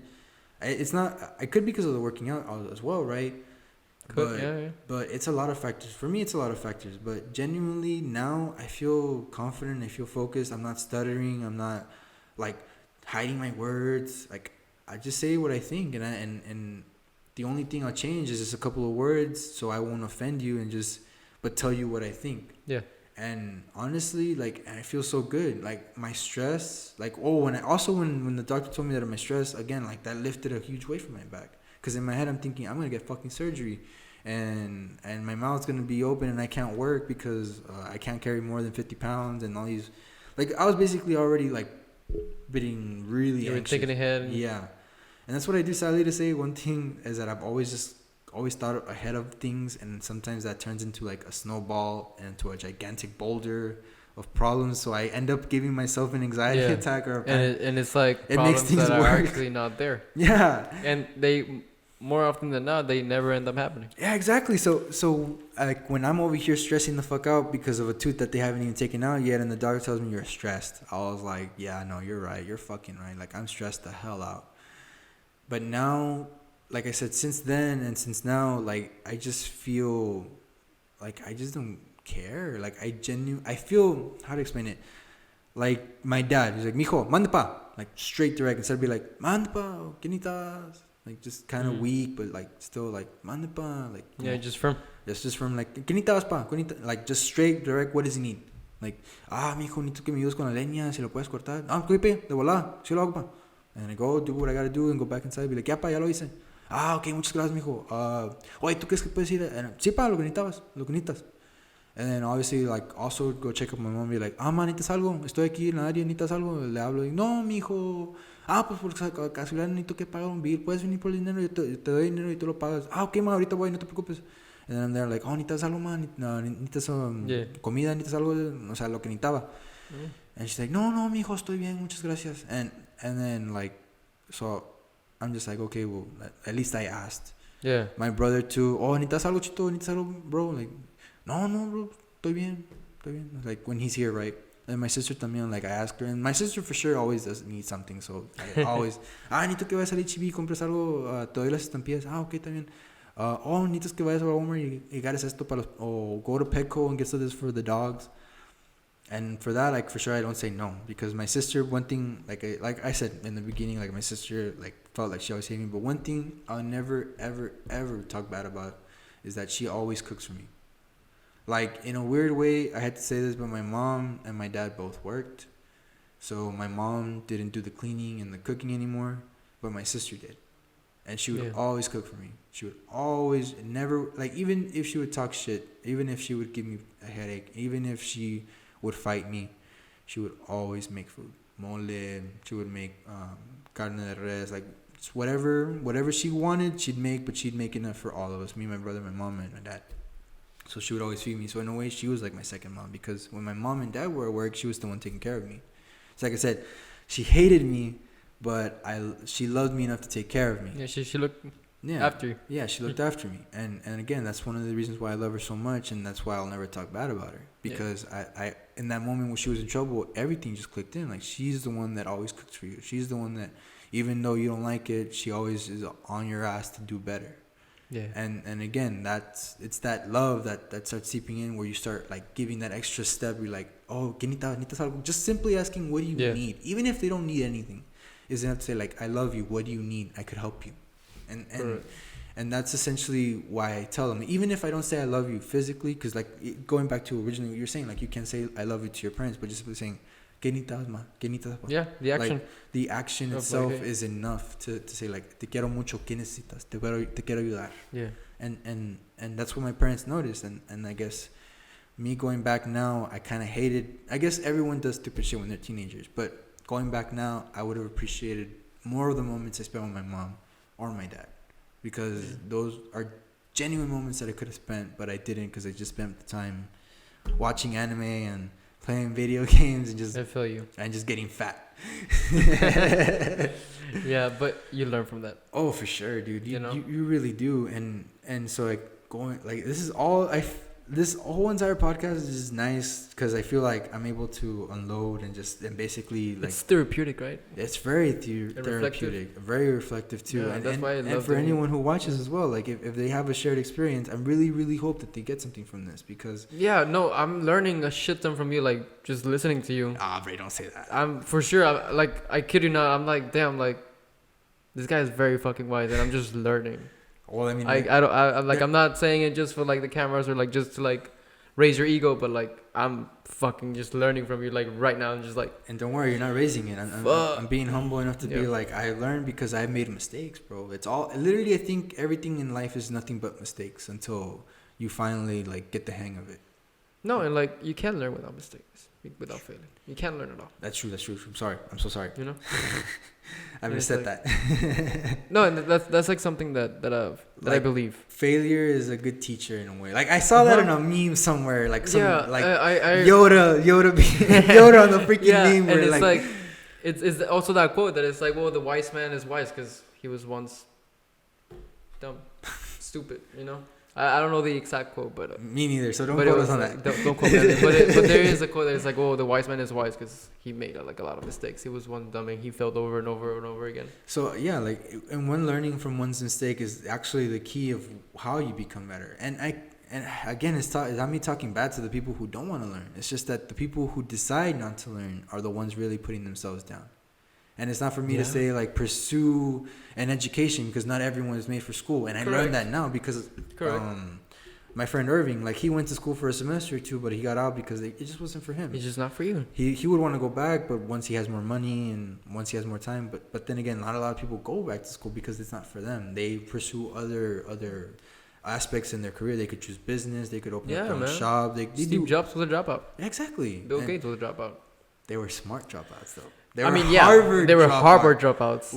But I mean, there's more examples of dropouts that become rich, super successful. Yeah, you know, and it could be with you. It could be, well, for me, I'm already at the end, so for me to drop out at this point would be kind of stupid. just do it, bro. Just have just for the lols. Yeah, just like peace out, bitches. Yeah, I'd be like, I'm gonna drop out. I'm not, mom. No, because they would probably be like, "Yeah, you get kicked out." No, for sure, kicked out and sent to the refineries. Woo. Yeah, my brother went to the refineries. Like, dude, his stories are very tough. Yeah, dude, very tough. My childhood friend Hiram Moya, he's one of the examples of a man who became a man too early, but he learned everything the hard way. And the way obviously what happened was like he got a girl pregnant at 16, and like I was like, bro, like what about us? We were like ready to like do a bunch of shit. We were gonna be cops. We were gonna do, like, I was basically kind of mad and jealous. Again, I was a teenager. Yeah. I was like, how can you have a kid, bro? He was like, bro, I fucked up, bro. I wasn't wearing a wrapper, and I thought I was gonna be like okay. And I was like, no, bro, you're stupid. Your sperm is potent as shit. And then he was like, yeah, no, I'm a dad now. And then like now, like he had to go into he got his GED, or he got his diploma. And he finished school, he got his credits, and he started working for HEB. He started working in a bunch of jobs. He started hustling, like he just started moving because he knew he had a family to feed. Mm-hmm. You gotta make the money. And so he started learning the hard way. And his dad was there just to give him advice, but he had to do everything his own way. He had to figure everything out on his own at 16. And for me at 16, I was still like discovering stuff. Damn. Dude, at 16, I was deciding whether to play Minecraft or Dragon Ball, the Xenoverse. Yeah, at 16, I was deciding to play Call of Duty or GTA. You know, it's that type of shit. And he was already working. He was already doing his shit. He was deciding whether to pay the light bill or the water bill. Exactly. And then when he got to 18, he finally went to school for electrician. And then he became an electrician, but he's worked in the refinery. But he said that he didn't hate it, but he says he hates being away from his family. He loved the money. Mm-hmm. Like, oh yeah, the money is really good. $38 an hour plus per diem was like $150 or $200, and then like he was making all of that. Like, and it was a lot of money for him, and he really loved it. But again, he was away from his family. Yeah. And it can be very tough. And it wasn't until COVID hit that obviously it sent everyone, home because there wasn't enough jobs. And then now he's like he still has his electrician license, and he still has his side businesses. Like this guy, like I'm telling you, I admire him, and he's more of a brother to me than, I'm sorry to say, my older brother, because I was with him more than I was. You got raised with him, yeah. Yeah, and he, as a childhood friend, like I grew up with him. Like I know how he is. He has like very straight and angry temper, but he's an asshole, but he's an asshole with a good heart. Like a golden heart. Like tough love. Tough love, exactly. He gives you nothing but tough love. And you don't like it, you can go home, and he doesn't give a shit. He'll just, it's like tirando pedos al luma, and you're not gonna do anything unless you want to start fighting, because then he'll throw down. But in the end, he'll just tell you how it is, and he won't tell you anything unless you're fucking up. And when I was fucking him, he'd be like, bro, you're fucking up. Why are you being like this? Why are you treating your mom like this? He would put me on the spot and be like, bro, why are you against me, man? Why get off my dick? He was like, next time you say that, I'm gonna whoop your ass. But I'm just saying, you need to respect your mom. Yeah. Because not only he would put me in my place. He's like, your mom's feeding you. Like, you have his roof over here. You don't have to wear fucking bills.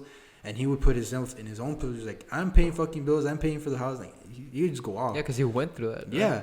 So he knows. And that's he would put me in my place. But I never once been like, I hate you, Hiram. No, like, thank you. I've always been thank you, Hiram. Because, like, he's put me in spots where I can't fight him. I've tried fighting him. And he's brawny, like he's skinny but with muscle. Yeah. Like he's built.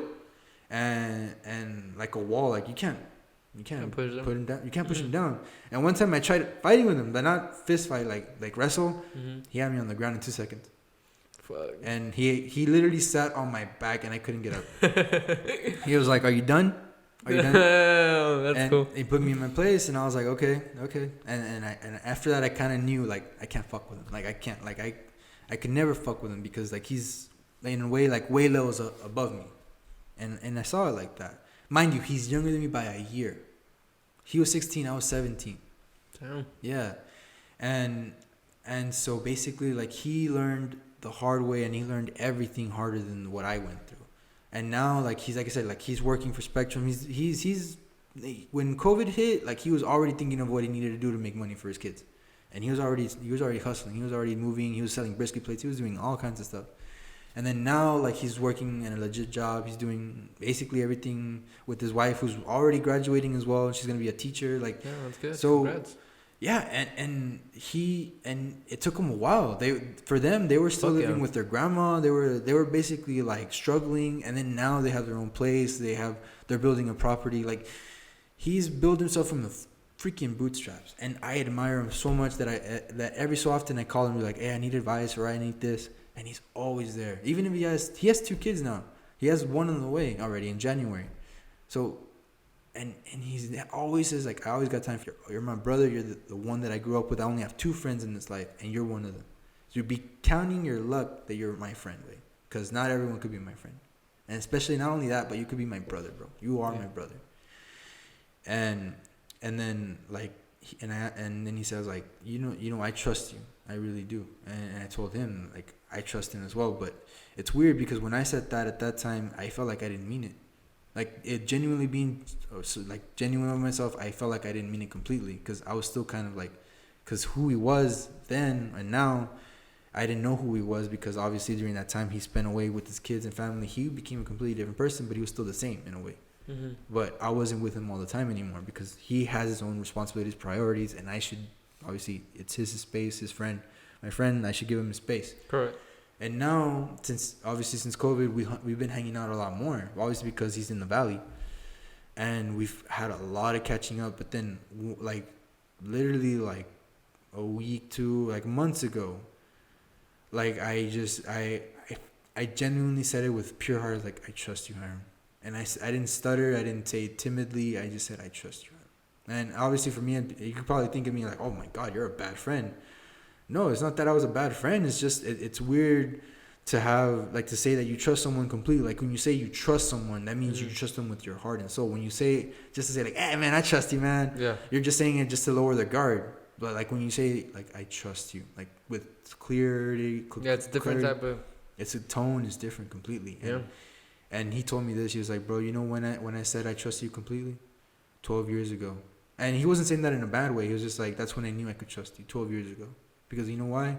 You're not stupid. You're super smart. You look down on yourself. You doubt yourself all the time. You have that problem. But you're a man. You got your shit unlocked. Like back then, right? Obviously now I don't do it because I'm going to join the military. But back then when I used to smoke, like all the time, he's like, bro, you're your own man.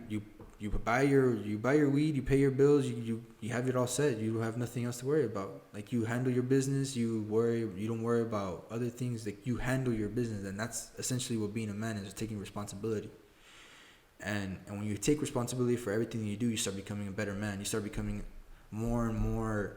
Well, obviously, I'm not gonna say that, oh, you're a man if you do this and that. No, like he just in his own truth, because for his truth is a truth. Like regardless, you can say, oh, this and that. Not for him, no.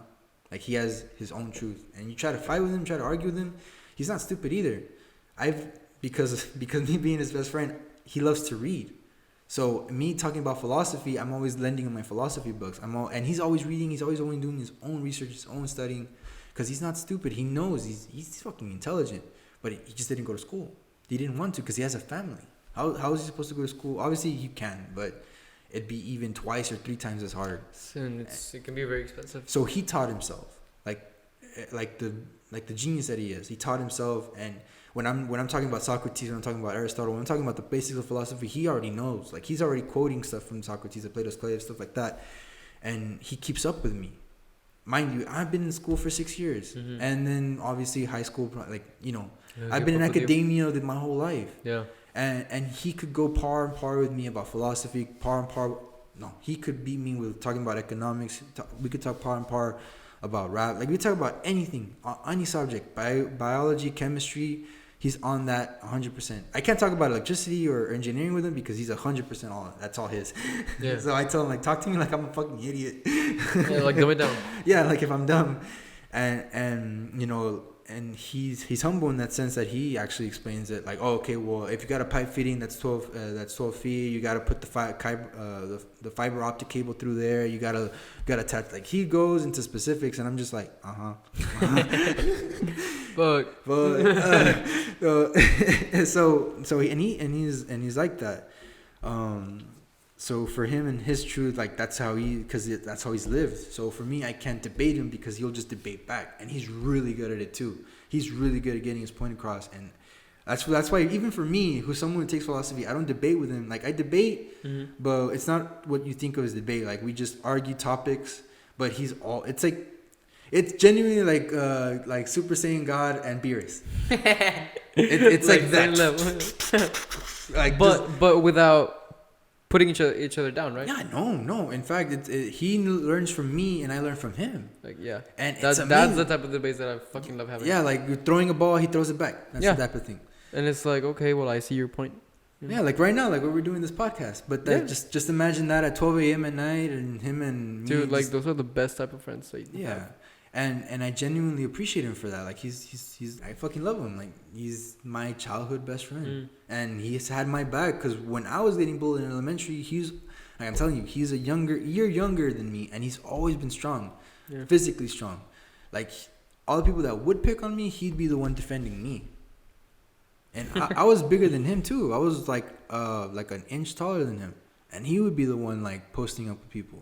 So like, what does that tell you? Like he's had my back since day one.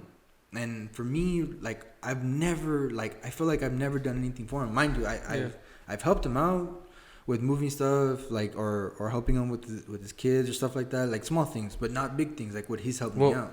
Maybe your intake was, I mean, your help was more intellectual. Because without you, he would not have, maybe I don't know. That's actually what he says. Like he learns a never, lot from me, and he probably never like put himself on board. Like, maybe without you, he wouldn't like have tried to learn those subjects.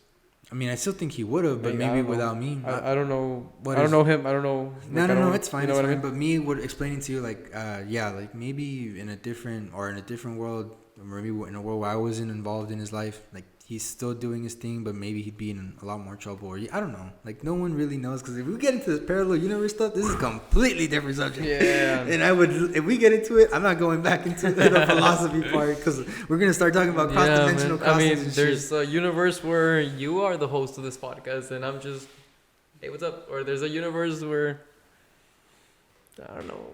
there could be a universe where like this could be a really big studio, and you have famous people. You have Joe Rogan here or some shit. Shit. Okay, I'm not gonna lie though, but like when I started writing down the list of potential people that I was gonna invite to this podcast, that could probably like be down and stuff like that, I started writing like my friends, like that I could, people that I know, and then I was like, you know what, I'm gonna manifest this, and I put Joe Rogan, and then I put like people like Peter McKinnon, and then like Gary Vaynerchuk, and then I showed it to Steven. I was like, man, like I don't know who to invite, and I was reading through it, and I was like, bro, I was like, it says to invite Joe Rogan on this podcast. He was like, bro, you haven't even posted your first podcast. And I was like, I know, I'm sorry. Hey, Joe Rogan, if you're listening, you're invited. I'm just kidding. Oh, he doesn't even, like, he even talks about it. He's just so busy with everything that he does that he can't be on any other podcast. He can only do his own, and then he's an extremely busy person. Dude, imagine getting a tweet or a text from Joe Rogan and be like, hey, do you want to go to my podcast? That would be a dream. I know. And it's weird that we have to mention Joe Rogan and we're doing a podcast, but it's because he is a podcaster. He is a podcaster. Yeah. Like, why does it feel like when you refer to Joe Rogan, you don't refer to him to his UFC or his jiu-jitsu or like his commenting or his comedy with Dave Chappelle? Because his comedy. Yeah. Dude, I love his comedy, bro. I put it on Netflix and I crack up. I won't lie to you. I haven't seen his comedy special. Yeah, I think there's two. There's two. Yeah, They're there is amazing, two, but I haven't seen it.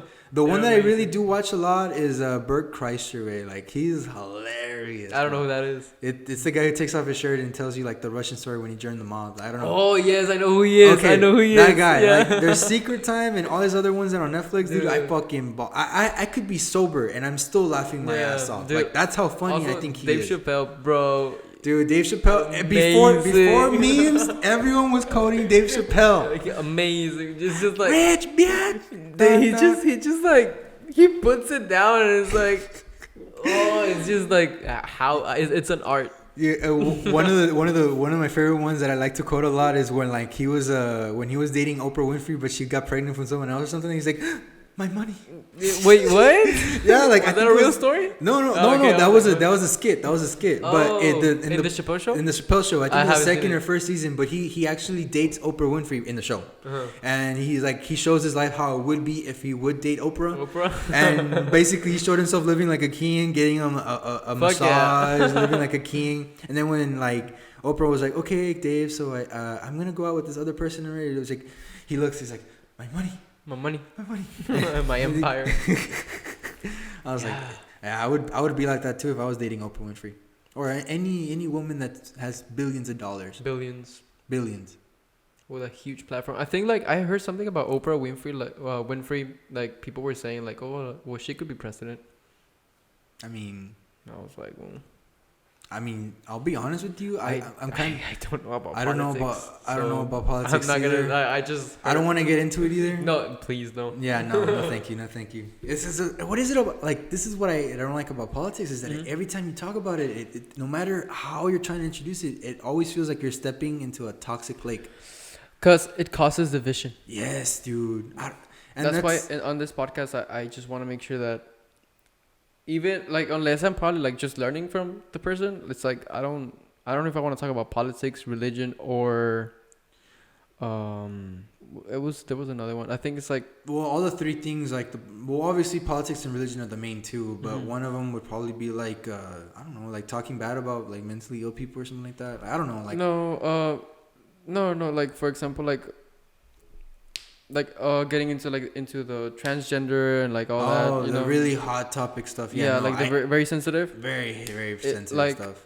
Because you can go like, I don't know, you could go off and start talking about politics, and then people can just misquote you. Exactly. And it's like, bro, well, now you're canceled. Exactly. And you gotta be real careful. Exactly. So, and that's one of the things why I was kind of hesitant about. Like, I didn't hesitate saying yes to the podcast. Yeah. But it wasn't until after I said yes, and then I realized, what am I gonna talk about? Stupid. Like, what? What? No. But like in my head, I was like, bro, like I have to avoid, like legit. Even without you telling me, in my head, I was like, I have to avoid religion and I have to avoid politics. Just telling myself.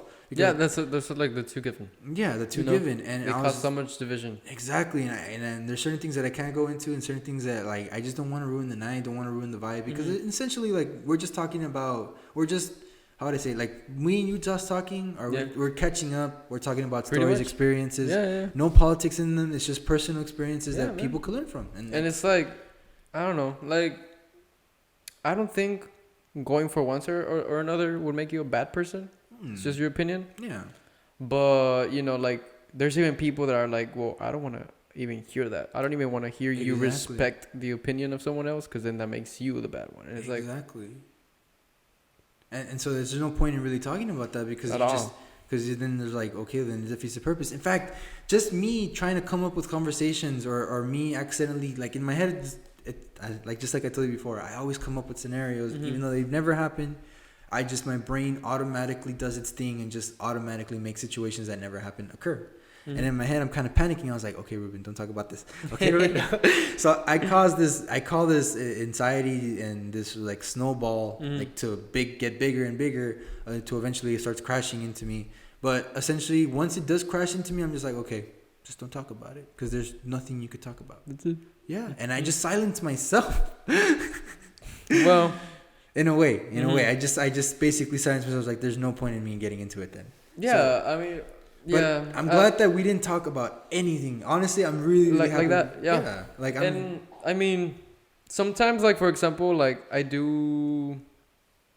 You mentioned it. You referred to it. I mentioned, for example, like my beliefs or like what I believe here and there, which is like, oh, like whether it's like reincarnation or whatever. Yeah. And it's like, oh, okay, but like, it's like, well, with like all the respect in the world for other beliefs or like other belief systems. Yeah, at the same time, and this is where I get to, I guess, where philosophy teaches me is like, I'm respectful to both sides, but I want to hear both sides of the story. Yeah, because that's how you learn. Yeah, exactly. Right? And when I don't know if I told you, did I tell you I was taking a religion course? Like, it fell under the philosophy course that I had to take the prerequisite. No, you didn't tell me. Well, it was a world religion class. Okay. And it was taught by one of my ex-professors, Sandra Conrad, and she's from Dallas, and she's very sensitive about certain things, but she knows how to get into it without causing a stir. So she keeps herself very separated from it, but she just gives you the facts. Yeah. And so she was touching on Hinduism, Shintoism. She was talking about Islam, Christianity, Judaism. She didn't touch into Christianity because Christianity fell under the Abrahamic religions under Catholicism and Islam. And so basically, like, she wants to cover all three at the same time, because they fall under like the way the Bible forms and the cutoff that she stated in class is that after Isaac was going to be sacrificed, I think it was Abraham. Abraham had a wife with Helga. Well, she was Arab, and she had the baby Ismail. Okay. I think. Again, don't quote me. It's just really, really, really rough. Everything barely rough coming back from one religion, and it's just a rough You summary. took this class like semester ago? 2 semesters. 2 semesters ago. Yeah, Alright. it was a spring. I remember because it wasn't cold. Give him a break, please. Please. And so basically, like, it was that's where it caused a separation, because that's where she pointed out the timeline of where the religions start getting separated. Oh, okay, that's interesting. Yeah, so and that's they fall under Abrahamic religion, but they're all their own individual religion. Yeah, So 'cause they're- Islam starts with Hilga and Islam being thrown, Ismail being thrown in the desert, and then that's where they found, I think, Mecca or something like that, and that's where they formed the city, and that's basically how Islam started. That's Christianity started off after the death of Jesus Christ, and then for Judaism, it's very weird. Not weird in a bad way, but just is that the Quran for the Jewish Bible is that their interpretation of everything that the like, what do you call it, the St. James Bible, you know, it's just completely different because their belief is so different. And I'm not to disrespect them. Yeah, but Judaism, like, it existed when Jesus was alive, right? Yes. Like, it's so old. Here's the thing, and this is why I don't want to get into it. And that's because Judaism would state this about Jesus, and then Islam states this about Jesus, and then Christianity and so that's correct. And that's where I don't want to get into, because that is where all the division, all the fighting is where it's taking place. Yes. That part, After the separation. That's the sensitive. Yeah, that's the sensitive part. So to avoid skipping over, because that's what I'm gonna do. Correct. They taught me about besides that, the Abrahamic religions, the Shintoism. Dude, I'm not gonna lie, I fell in love with Hinduism and Shintoism. Yeah. And in that respect, because they teach that, like, basically what the Abrahamic religions, and this is where I see the similarities. I don't see the differences. I see similarities. Is that they all teach suffering. Suffering is what is a part of this world, and suffering is what teaches you to become stronger. So everything that we do, everything that we suffer, all the problems that we have, that makes or breaks us, that suffering is a part of life. Like, suffering is so intertwined that Hinduism and Shintoism say that you can't live without suffering, because that's how you get to the next life. That's so cool, because, like, Buddhism says, like, suffering is an option. Exactly, but regardless, it's a part of life. Yeah. And thinking Hinduism, I don't know, again, don't quote me on this, but this is just because of a really rough, what I remember is that they taught, like, in Hinduism, is that there's a God for everyone. Yeah. And this is why they have arguments with the Abrahamic religions, because essentially there is a type of God, a type of Jesus in Hinduism. Like, they could say you could be dating a Hindu, and they'll tell you, oh, it's like this God that I have, because they have multiple gods. They have gods for everything. A lot. And again, their names, I'm probably gonna butcher the hell out of them, but like Kurashinta and Krishna, yeah, like all these, like the main ones. And their war, love, peace, one for animals. Like, it's just what I love about them. Yeah. And they're so fascinating, because they all teach the tenets of the, like, you can't have suffering without, like, joy. You need, for peace, you need to go through this. Yeah. And reincarnation is what I wanted to get to. That's why I brought it up. I just really fascinated by it, because I think we had this conversation. I think we did. We did. We were walking outside the rec. We were playing ping pong. We were walking, and Damn, you really remember this? Yeah, no, because it was really interesting. We were talking about it. Was it the time that the squirrel jumped on your backpack? Yes! It was that time. I said that loud. I'm so sorry. That time was amazing, bro. Dude, okay. For anyone who wants to know context. I was walking with him after class, and we were at the rec, and in the little walkway, there's a bunch of trees, and when I was walking, this squirrel just jumped. It didn't jump on me. No. But you saw the squirrel, and you were like pinch away or something, like you weren't getting mad at it, but there was a wind. And it was actually your backpack flop. Like the back of your backpack. The top of your backpack. Open. And you thought it was a squirrel. Because I saw a squirrel jump. And you got so scared. And I was laughing my ass off, bro. Like, yeah. I was just like, I cannot believe that this guy really thought that the squirrel jumped on it. He got mad at it. I was like, pinches. Yeah. I was like, ah. But the coincidence that the wind burst just at that specific time, and just opened my backpack, hit me in the back of the head, assuming that the squirrel jumped on me. I shrieked. That was the first time that I heard you like scream, like you were like, "I love I was like, And you were like, no, you said, "Ay, la verga," and then I was like, oh, I was laughing, bro. I couldn't stop laughing that time. That was the time. and I remember it so clearly because that's what happened. We were walking back, and I Yeah. remember because I was looking up, I was like, there better not be a fucking squirrel up there. I was actually like, In UT Austin, squirrels are known for attacking you, I think. yeah, you told me that. I think And- so. and I heard it from, I don't you, know who. No, you told me that before the squirrel jumped on me, I and think then so. when Yeah, that happened, yeah, I yeah. panicked because I thought I'm getting attacked by a squirrel. Holy shit! Fuck, Look, I remember that. I remember Yeah, that. and okay, so then I remember that because of that reason. Like we were Yeah. walking back from the wreck, and you were talking about that you know a lady that could put you to sleep or in a hypnotism, and you could start going back to your ancient lives. Oh, And past since lives. your past lives, and ever since you told me that, I cannot stop thinking about that. Ever since, Yeah, mind you, that but- was 2 years ago or a year ago, and that's all I think about sometimes. I think about Yeah, like but, what if my past self was like this, like what if he's an idiot who was poking sticks, or Well, you what learn was he from it. like, this like Aztec warrior that like fought the Spanish but died in bloody gunfire? Like who was I, or was there a past me? And people would argue in the Hebraic religions that no, like it's a new life, you're starting new. But Correct. Buddhism and Hinduism, all these Eastern religions strongly embrace reincarnation.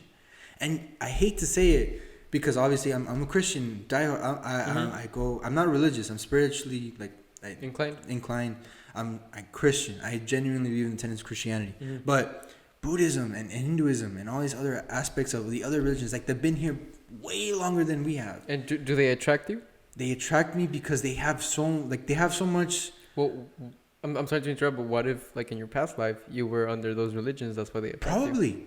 Well, I don't know. And, You know? and this is where I'm killing myself over because I want to know. Like I want to see that because I genuinely believe that maybe that's real. And See, and yeah. you know, sorry. No. Go ahead. I'm sorry. No. Like you're. Well, it's because like well, I'll tell you after, but go for it, please. Like I just strongly assume that maybe in my past life I was someone else, or probably because like I just assumed that maybe I was someone important, not important. I want to know who I was, like, or was I someone, or was I no one? You know what I mean? Like, or why do I have a strong inclination? Again, I'm just probably making this shit Yeah, up. you want to know yourself. Yeah, like why is it that I like old music? Like why is it that I like 50s, 40s? Like if you put like old school jams like Louis Armstrong, or even older like Ella Fitzgerald, or if you want to put like I don't know, like those are just the very popular, ones that people know, or the ink spots. Obviously, like why do I like such old music? Why do I like jazz? Like I'm a person who grew up in the RGV. There's no jazz in Miles here. For a kid in the early 2000s, what you heard was basically Selena,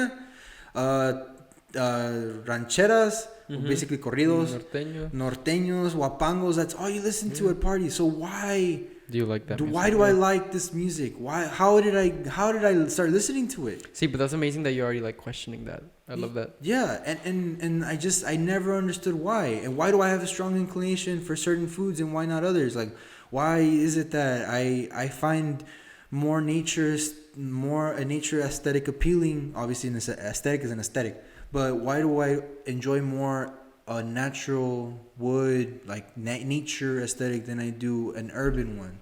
Why is it that I can't enjoy like being in the city? Why? Obviously, like I wouldn't consider the Valley a big city, but if I was like when I went to Houston for a field trip or went into Florida, I was comfortable in Florida because I was just distracted by playing games. Yeah. But the actual feeling of being in a packed, crowded city was overwhelming, and I hated it.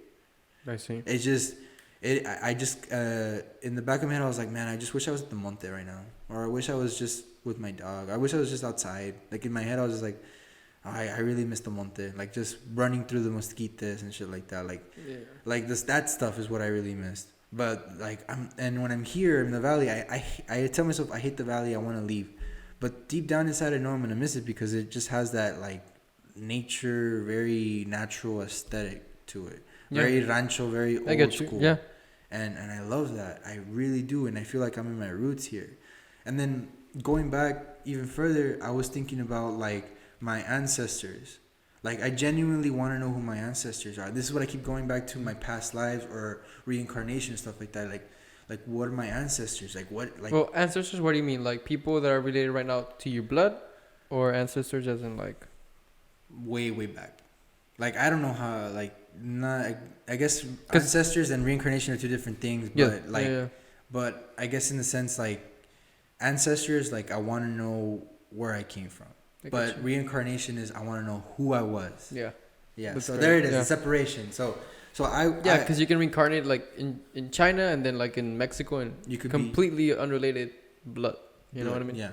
But like for me and my lineage, like what is my ancestrally? Like where am I linked? Like or is it all just nothing but like Indios from here to South America? You know what I mean? I get you. And I don't mind that. But it's so cool to know that like my roots, like it's so interesting. And I guess that's what people find like Ancestry Me and 23andMe so appealing. But the truth is like I'm kind of paranoid about that too. Okay. Like I've always like deep down in my head like what if they use my like DNA for like the evil thing purposes? is like with ancestry.com they don't tell you what they do with your DNA. Yeah, exactly, and that's scary. Yeah, Like and like I think in the terms, don't quote me on it, but I did, I don't know where I read it, but it was like you're accepting on the terms that they can use it in any way, shape, or form, something like that, so if they want to use your health as a way to like or they can keep it for their own personal files. yeah, and that's fucked up. You don't know what they're doing. Yeah, no, that's why I don't trust it. And I won't lie, there's some like in my head I sometimes just imagine like the cyberpunk type of thing. Like this is where I go back to like the sci-fi thing. Is like what if like it eventually gets to the point where technology is like all you need to do is just drop blood and it tells you your lineage from like medical records and stuff like that. Like that would be amazing. I think that's a thing, no? Both, I mean, the 23andMe ancestry is like you have to do a cotton swab or something like that. Yeah, that's saliva. But Yeah. I mean, blood is even more precise, no? Yeah, but like I mean, like I guess it does exist, or it does exist, but in my head I kind of see it like automatically, like right then and there it tells I you, get you. you know, like a very like Yeah, instant, very cyberpunk type of thing, you know, very what I mean? futuristic. Exactly, like instantly right there because that's what, and that's what, again, that's what we take for granted is like how fast things get to us. Yeah. And yet we want them to get there faster. And it's all because like because with the phones, Because we're not happy with just you just want more. Dude, I've noticed that I'm like addicted to my phone and like it's not good. Ever since I actually got internet in my place, I haven't touched my phone in like the longest time because my That's phone was the only thing that connected me to the internet. Like where I live, like I said, the little casita where I live, my dad lives. Correct. It's like on Western. It's in not in Peñitas, but it's like outside of Mission, going to Peñitas. Okay. And there before there was no internet service. Yeah. So now that we have internet service, I got internet. And I haven't touched my phone, but that's the thing. Like, it's so weird that now that I have actual The Wi-Fi. Wi-Fi, like, it's weird that I don't use. That's good, bro. Please keep it that way, cause like, I notice that I do a dopamine detox every time that I see myself getting to like dopamine dependent. detox. Yeah, cause like for example, going on Instagram causes dopamine. Checking your phone, dopamine release, right? And the human being was never designed to release so much dopamine. And so right now, like that's why like work, you're lazy to do work because like it's easier to get dopamine with your phone than doing work. And work is supposed to release dopamine. You're supposed to like it, enjoy it, you know, survival. Yeah. So Instant gratification kills it. Yeah. Yeah. And so like right now we got dopamine detox going on. Yeah. And I'm actually happy because like there's moments. Well, obviously not now, right? Like, but.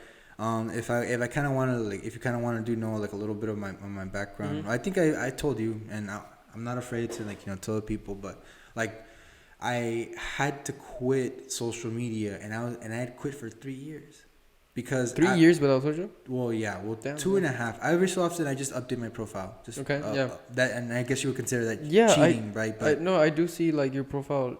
Just I think it disappears and then it comes back. Yeah, and that's because like. And this goes back to when I was with my depression when I broke up with my ex, and I was with her for 3 years, and I explained to you 3 years with her, but then afterwards I spent 3 years alone. So correct. But during that time, I just all I could do was just be on social media, and it was really bad. And I'm not gonna lie to myself, stalking her, like just looking up her info. Obviously, she blocked me. Yeah, that's poison. Man. That's poisonous. Yeah, It's the very worst. toxic, very bad. Obviously, I would never reach out to her. And you but see just him, like, I would just partying want to and see you put her. yourself down. Exactly. And you start feeling bad because the people you hung out with her are hanging out with her, not you.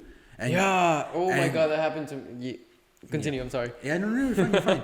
So for me, that caused me to go into a deeper depression. And that again, and that's where it brought back from you know how when I got kicked out from Idea, it brought back suicide. Well, it came back. Yeah. And it came back because I was thinking about her. Like I didn't want to be I didn't want to be without her because she was my first love. Mm-hmm. And I'm not gonna bash her or blame her. Like she taught me how to love So someone, you know, without loving myself. And after it ended, I just didn't want it to end. But she moved on, and there, again, it happened, and I told myself I need to save myself. I can't be on social media. I deactivated Facebook, deactivated Instagram, deactivated Snapchat, deactivated anything that would put me in a position that bring myself down because I'm looking for her. That's amazing, man. So I had to, and I basically I admire you for that. I went monk for 3 years, basically. I went monk mode for 3 years because I was just gathering myself, again, trying not to like hurt myself. Yeah. And the beautiful part is that I was acting out after she broke up with me that my mom kicked me out for the second or third time, whatever you want to call it. She had kicked me out and sent me with my dad because she knew I was smoking weed. She knew I wasn't even coming back home. I was just with my friends all the time, just smoking weed, wasting time, playing video games. Just I didn't want to think about her. I just wanted to get away. And my mom knew that I was doing some bad shit. But I never did coke. I never did any bad drugs. All I ever did was just weed. That's it. Like I was just a pothead. Mm-hmm. And so basically, I used my friends as emotional support. Yeah. And I think as an emotional crutch, which is bad. I learned now never using someone as an emotional crutch because that person's gonna get tired of you and that person's gonna know that you're leeching off of them. And eventually you're gonna separate, and that's happened to several friends that I did lean on too much, and now we don't talk anymore because of that reason. See, but also, I mean, Like- shouldn't friends be there? Yes and no. My dad has a famous saying. He's like, "Tú sabes quiénes son los mejores amigos, los que no molestas, porque cuando los necesitas ahí van a estar. Pero si los usas todo el pinche día, estás molestándolos, pues cuando chingos te van a querer ayudarte cuando de veras necesitas." Damn, that's right. Yeah, and ever since then, that's the reason why I kind of just keep my friends at close by, all of them like close by, like just at it with the space, but close by. So if they need something, I'm there. If I need something, they're there. But I don't bother them. I let them live their life. If they want to hang out with me, for me, I never ask anyone to hang out. I always wait to be invited because my dad says, nunca vayas donde no estás invitado. Si no estás invitado en ninguna parte, ni vayas. ¿Para qué vas a gastar tu tiempo? ¿Para qué vas a gastar tu dinero? No gastes tu energía. Pero si alguien te invita, es un camarada, se conocen bien y tú sabes que no vas a hacer una pendejada, ves. Pero si tú sabes que vas a hacer una pendejada, ni vayas. Quédate aquí. And obviously by that he means like drinking and driving. He doesn't want me to do that because obviously he knows the penalties and he knows what could happen to you if you... Yeah, anything. And Yeah, and since I want to do criminal justice, that's basically going to mess me that up. too. Yeah. DUI will fuck you up, right? Yeah. So, and mind you, just because I did criminal justice and I said pothead, like I said I quit a long time ago. Like I used to be a pothead. Yeah. So Give him a break. this is me quoting for real. Like I'm not doing that shit anymore. So basically, after that, like I used my friends as that, and obviously I kind of knew Irving. Hiram was there very little, but he still had his family, so I couldn't lean on him too much. Yeah, Irving is the one that I leaned on too much because I was always with him. Every single day I was with him. Every day I tried to find an excuse to go with him, just to smoke, just to be with him. In reality, I got to the point where I told myself, like, am I even going to hang out with him anymore? Like, I'm just going there to smoke weed. To not be alone. Yeah, to not be alone. I totally get that, man. Yeah, Totally fucking get that. And I feel bad because I'd use him for it. And he's not stupid either. Irving isn't stupid. He knows very well. But he didn't stop. Like he never told me to leave. He never told me to like get out. He never told me anything. He would just get after me because the house would smell like weed. But he would always just tell me like, "Hey, bro, like don't smoke near the house. Just smoke outside or somewhere else." But that's it. Like that's the only thing he would tell me. But after that, he would always have an ear to listen to me. Always to hear me complain or hear me to bitch and moan, basically, at that point.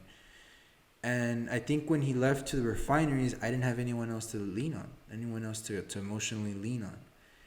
And I had to depend on myself. And that was the second year on monk mode, I guess you could say, without social media. Yeah. And like I was basically with myself, and then that's where I kind of like I didn't recline on my parents either. I just told myself like I need my parents, I need my dad. Like I finally said I need my dad. I need his help, because when my mom left him, he was an emotional wreck. He was, because my mom was his first love and the first person he married. So he had the wisdom that you. And he went through it, because he would even tell me, like, obviously not to incriminate my dad, this happened a long time ago, so you can't count it, and my mom's still alive. But my dad even says, like, what am I gonna do? Am I gonna kill her? What is that gonna cause? Like, if I kill your mother, you would hate me, and I can't do that because you're her kids. Like, it hurt me and it broke me, but she is your mother, and I loved her very, very much. The 25 years I was with her, I loved her every single year. Whatever happened, and for me, I stay out of it, but I understand whatever problems they had, it's between them and it's between them and that's God. The exact same way that I see my parents' problems. And I still love them each equally, and I told them, like, papá, te quiero mucho, pero no te quiero más de que mi mamá, and I told my mama, te quiero mucho, pero no te quiero, o sea, los quiero iguales. Correct. Like how it's supposed to be. And my dad helped me recover. Like, my dad would always talk to me, he would always sit me down, he'd be like, mira, ¿qué te pasa, mijo? I'd be like, oh, esto, y la extraño mucho, pa, la extraño mucho. Digo, sí, mijo, pero dime, ¿por qué te tiró? Why did she throw you away? Digo, no me tiró, pa. Digo, pues, ¿dónde está? No está aquí. Yeah. Está con alguien más. ¿Qué vas a hacer? Pues, yo la quiero para atrás, pa. O sea, no es justo. Digo, sí, pero ¿qué vas a hacer? Digo, pues, no puedo hacer nada. Digo, pues, puedes ir o sea, pelear con el vato, puedes ir a hacer puedes hacer un pinche desmadre. Digo, sí, pap. And I told him, pues no voy a ganar nada. Digo, eso es todo, porque no vas a ganar nada. O sea, estás llorando, es tirándole pedos a la luna, mijo. Nunca lo vas a bajar. Like, you'll no matter how much you try, she'll never come back. And you need to get that through your head. And it hurt, and it was hard words, and I was crying. I won't lie, I was crying. But those were the words I needed. And it wasn't until my third year in monk mode where I finally got my self-confidence back. My first and second year, I was learning to love myself. The third year, I got my confidence. Like, I was, like, I guess you could say that's when we met, because that was my third year monk mode is when I met you, because I was like 2018. Yes. 2019. I can't remember. Early 2019 or late 2018. I think it was early or correct. But I was already out of my monk mode and starting to build my confidence, because again, 3 years what it took for me to bounce back. So and I took relationships differently now. Like, I saw relationships very differently. Like, and I'm not saying that I'm a woman hater or anything. No. I love women. I'm a lover, not a fighter. But like, women wise, when I talk to them, I tell myself, am I talking to this girl? She has to be single, and she, like, whether she doesn't want a relationship or not, it's fine. Like, I would want to be friends with a girl, but in my head I was like, I'm gonna catch feelings for her. I'm gonna catch feelings for whatever girl I talk to, and that's why, again, I'm putting myself in a really bad position saying this, but it's just the truth. Like, for me, like, I don't talk to girls because I know if we spark or there's a vibe, I'm gonna catch it, and I fall easy. So I know myself in that sense. So I know that I can't just talk to any girl. I can't just meet anyone. Like, if there's a fling, it's a fling. That's it. It's a non-consensual fling. You know, she doesn't want it anymore, and it ends there. That's it. Go both ways. No hard feelings. But when you do it periodically, or when you're talking more and more, and you start catching feelings for each other, and that person doesn't want a relationship, or you don't want a relationship, I actually say, like, I don't want a relationship with you. And the girl gets butthurt, or sometimes the girl says to me, like, I thought we were just friends, you know, and that's completely fine. And I don't get mad anymore, because I think to myself, like, if I was in a relationship with her, like, oh God, forget about it. I tell myself, I dodged the bullet in that one. I get you. But essentially, like, I take talking to women, I take, like, you know, me dating to a different thing. Like, I don't, and even then, it's so weird, because now, like, obviously you could say BS or you could say cap or whatever, but genuinely, I don't care about the sex anymore. Like, I'm 24 and saying that I don't care about sex with a female. Like, it's weird, right? Yeah. But no, it's not weird. But for me, in my head, like, I want to talk to her. Like with Alex, like I told you, like I love her so much for the reason that she talks to me. She has genuinely deep conversations. Yeah, it's with me. that can like it gets to a point where like okay, you grow up from that and it's like okay, yeah, sex is sex, but what about a conversation? What about actually like talking? Like what else can we bring to the table? Exactly. What can I bring to the table? What can you bring to the table? Yeah, both. And she does, and she keeps up with me too. Like she talks about, like when I talk about philosophy and a deep subject, she's down. Like she's fucking down whenever. It's fucking amazing, man. And she's there like attentively listening to me, nodding her head like yes, and then she's asking questions and she's attentive, like she's listening to me, and that's what so important, bro. Yeah, that's what the most important for me. Is that for me in a relationship to be a girl, I don't okay if she's beautiful, she's got a nice body, that's just a bonus. But what I care is about in here. Yeah. Can you talk to me about philosophy? Can you and here too. But like, can you talk to me about philosophy? Can you talk to me about deep subjects? Can you like start talking about random shit? Like we could start talking about cheese and when cheese was made, and we go from there. Right. Like, what like can you do that? I totally get that. Or are you just gonna be on your phone taking pictures every freaking time? Or are you just gonna be recording what the hell you're doing every freaking moment? And that was me in my previous relationship. That was a social media kind of relationship because I was always posting my relationship. Dude, yeah, I totally get that, bro. Yeah, that's another reason why I quit social media because like once that was over, I had all these memories that I took, all these videos that I took. They fuck you up. And they fuck you up, and you're like, dude. And it's just like you have to delete everything, and I did. I had to delete everything, and it hurt because those are actual memories. Like those are actual events that happened that you were there for. Yeah. And regardless if it was 1 year, 2 years, 6 months, whatever it took, regardless, you were in that person's life for that amount of time, and time is time. You can't get it back. You gave that time away. That time you ain't getting it back. But I gave 3 You gave it without you knowing the value of time. I feel certain people don't know the value of time. Yeah, that's like other people probably do, other people don't. Like for me, I'm starting to understand the value of time because I'm saying I'm running out of time. I'm 24. But genuinely, you're barely starting. I know, but that it's good that you already know the value. Yeah. Even I just feel like I haven't comprehended it.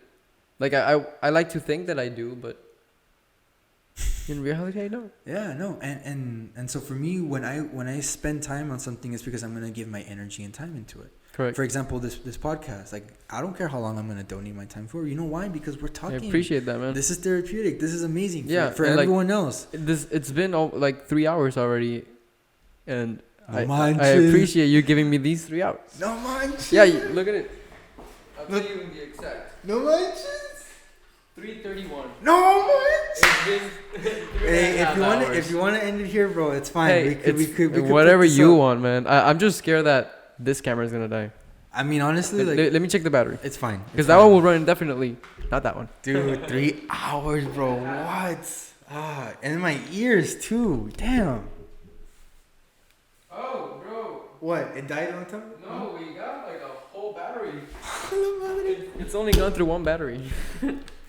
We got all the time in the world. Yeah, but we got another 3.5 hours to go. You're till 1 in the morning. Joe Rogan, I think the longest podcast that I saw on Joe Rogan is 3.5 hours or like 3:40. I've never seen one. There has to be podcasts that are like 4 hours or 5 hours. Maybe I have to like scroll down because he posts like one a day. Yeah, I think so. It's like how do you talk about something one a day? For me, like I feel like I still have to come up with material. It's because I feel like he built the platform that he did because like he just listens to the guests and he learns.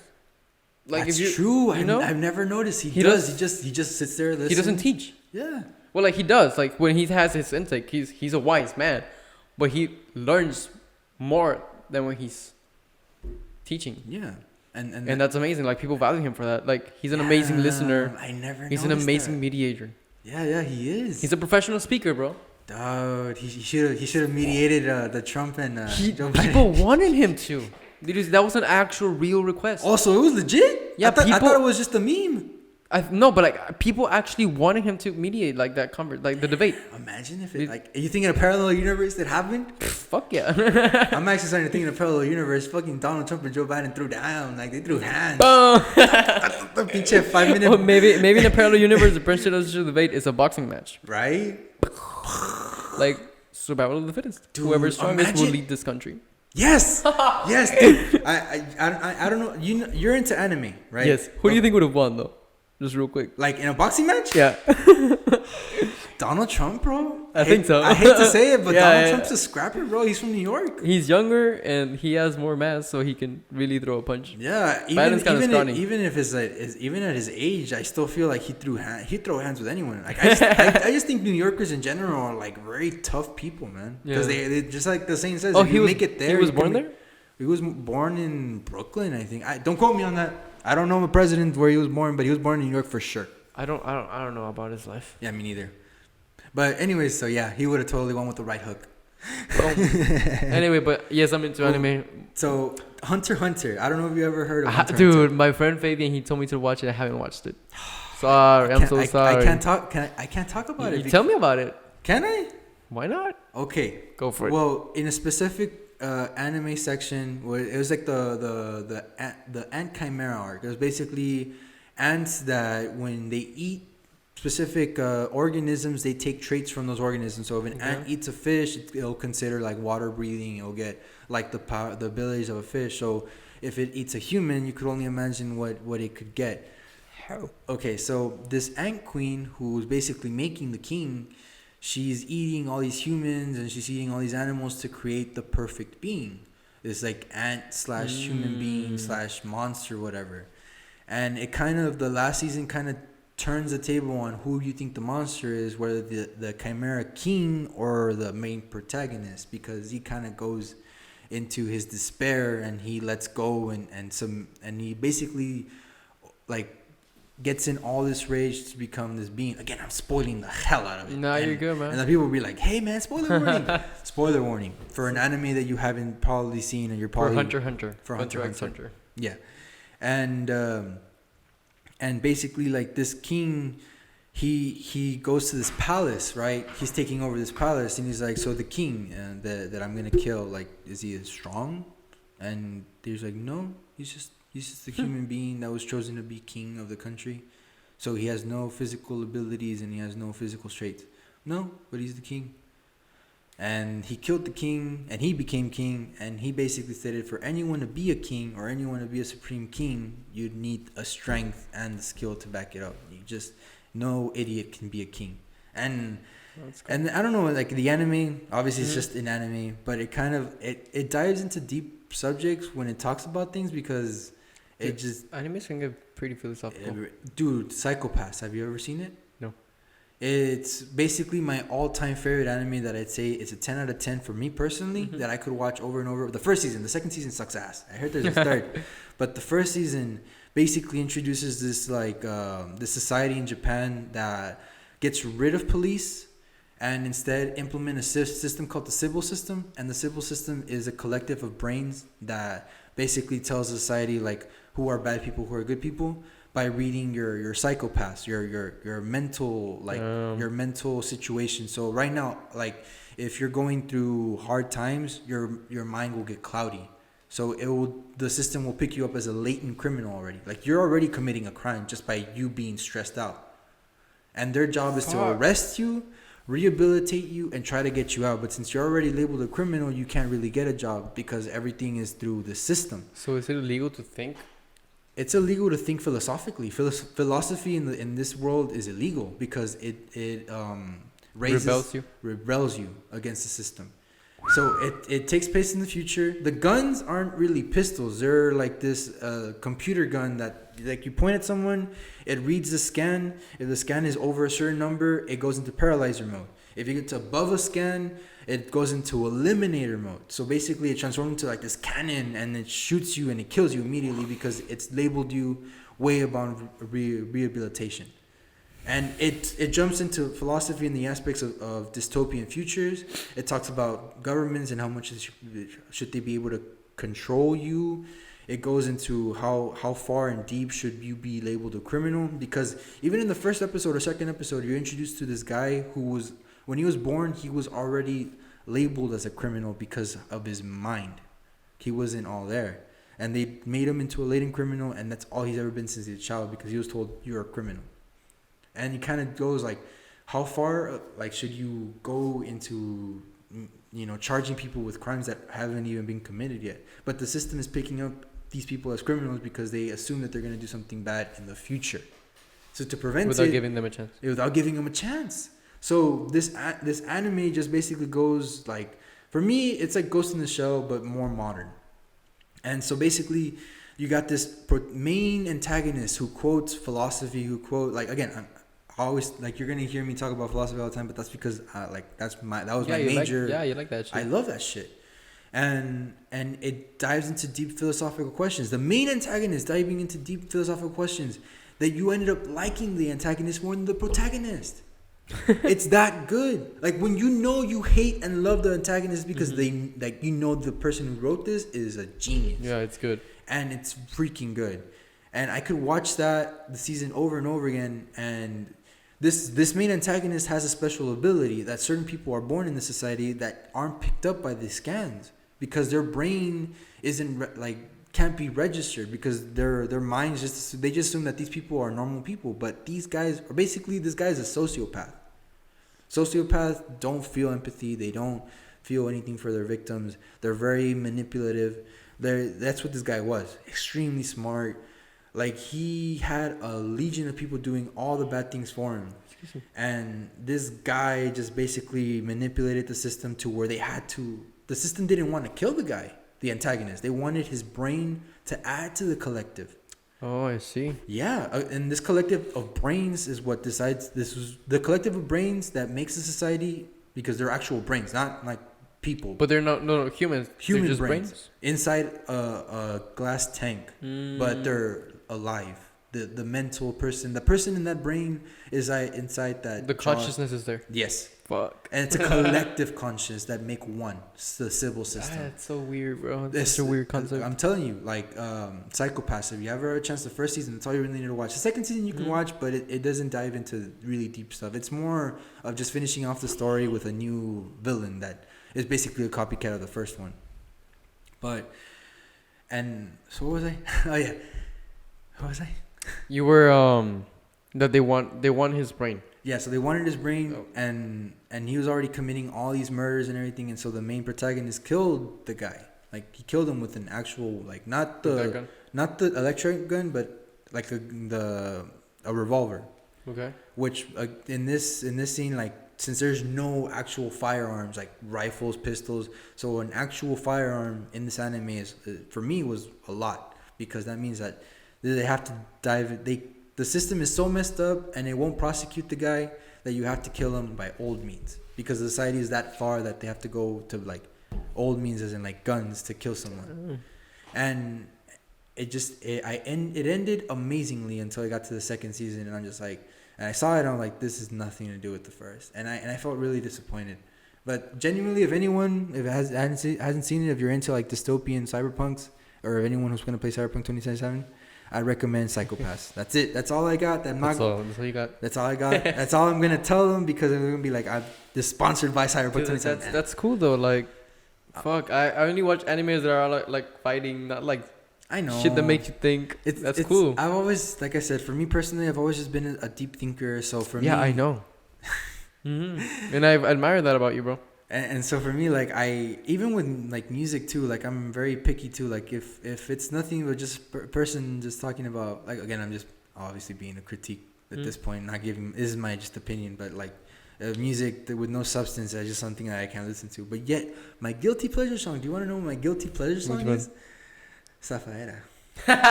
No fucking way, bro. Put that song. And you start jamming. I can't change it. I have to finish it.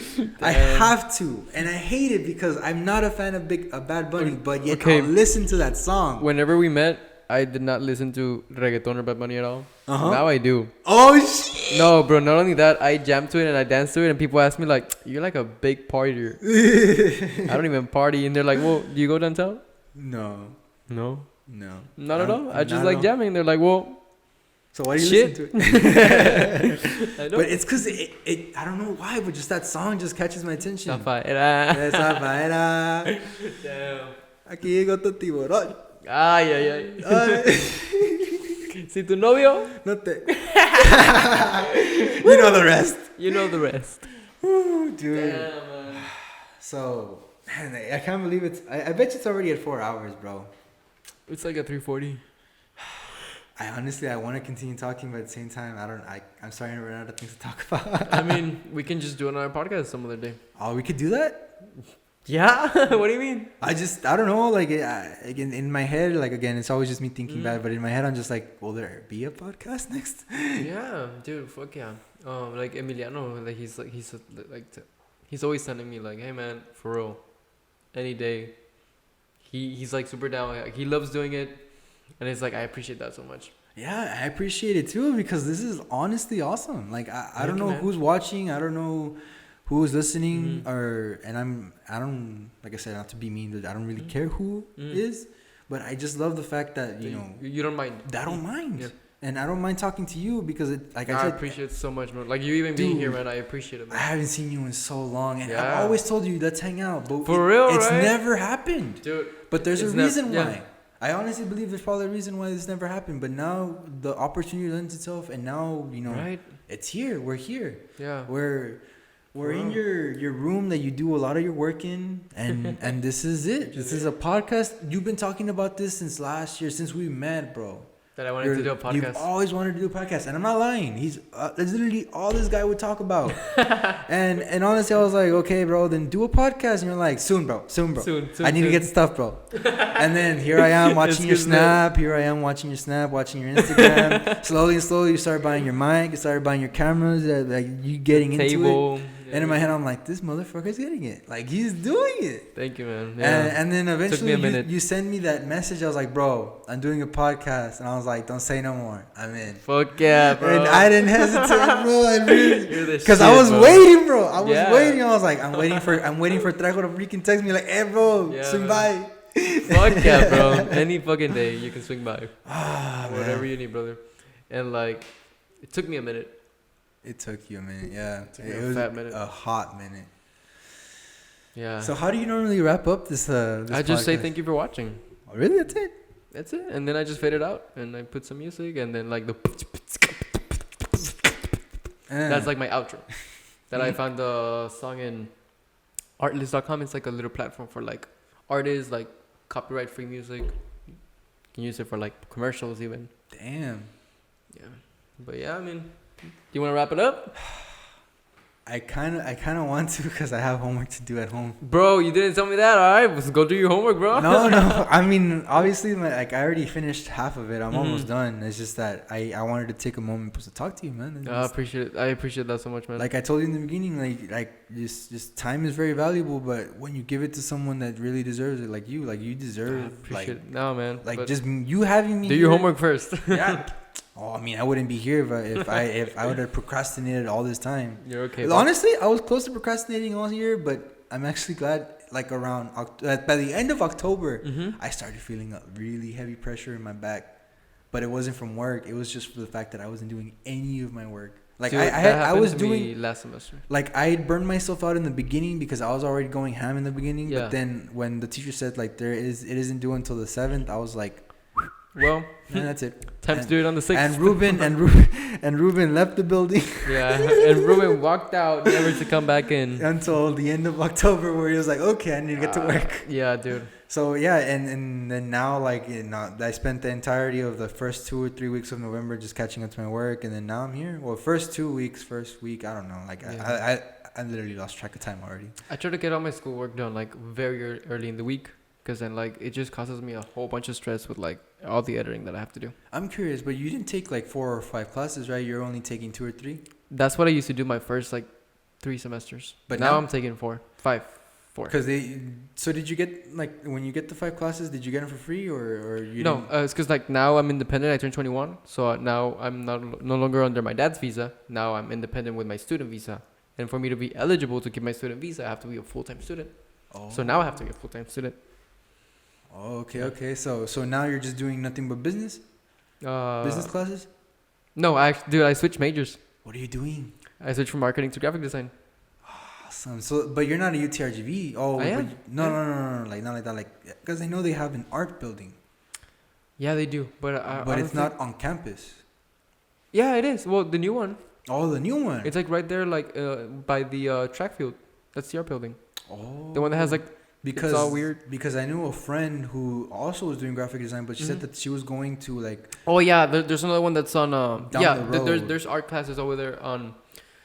I forget the street. 281. me too, Is it but she 281? said it was I'm off not campus. Yeah. and like that's what I thought. Like when you said graphic design, so I was like, oh, you're not in UTRGV because No, you're across. I took I think it was like an art history course over there. I've had classes in that building. So how do you like graphic design?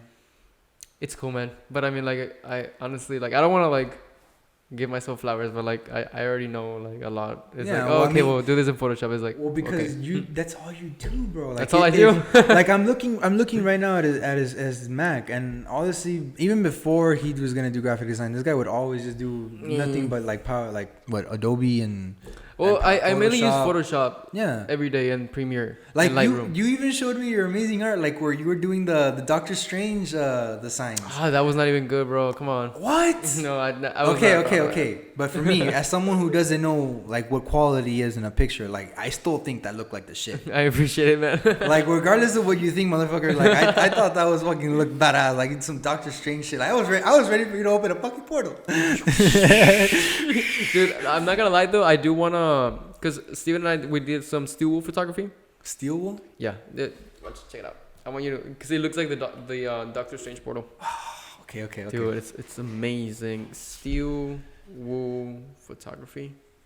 We did it at the Salt Lake. Salt Lake, like Utah? No, right here. Oh, We have a Salt Lake here. Salt. So this is steel wool photography. You know? Oh, that is so cool. Yeah.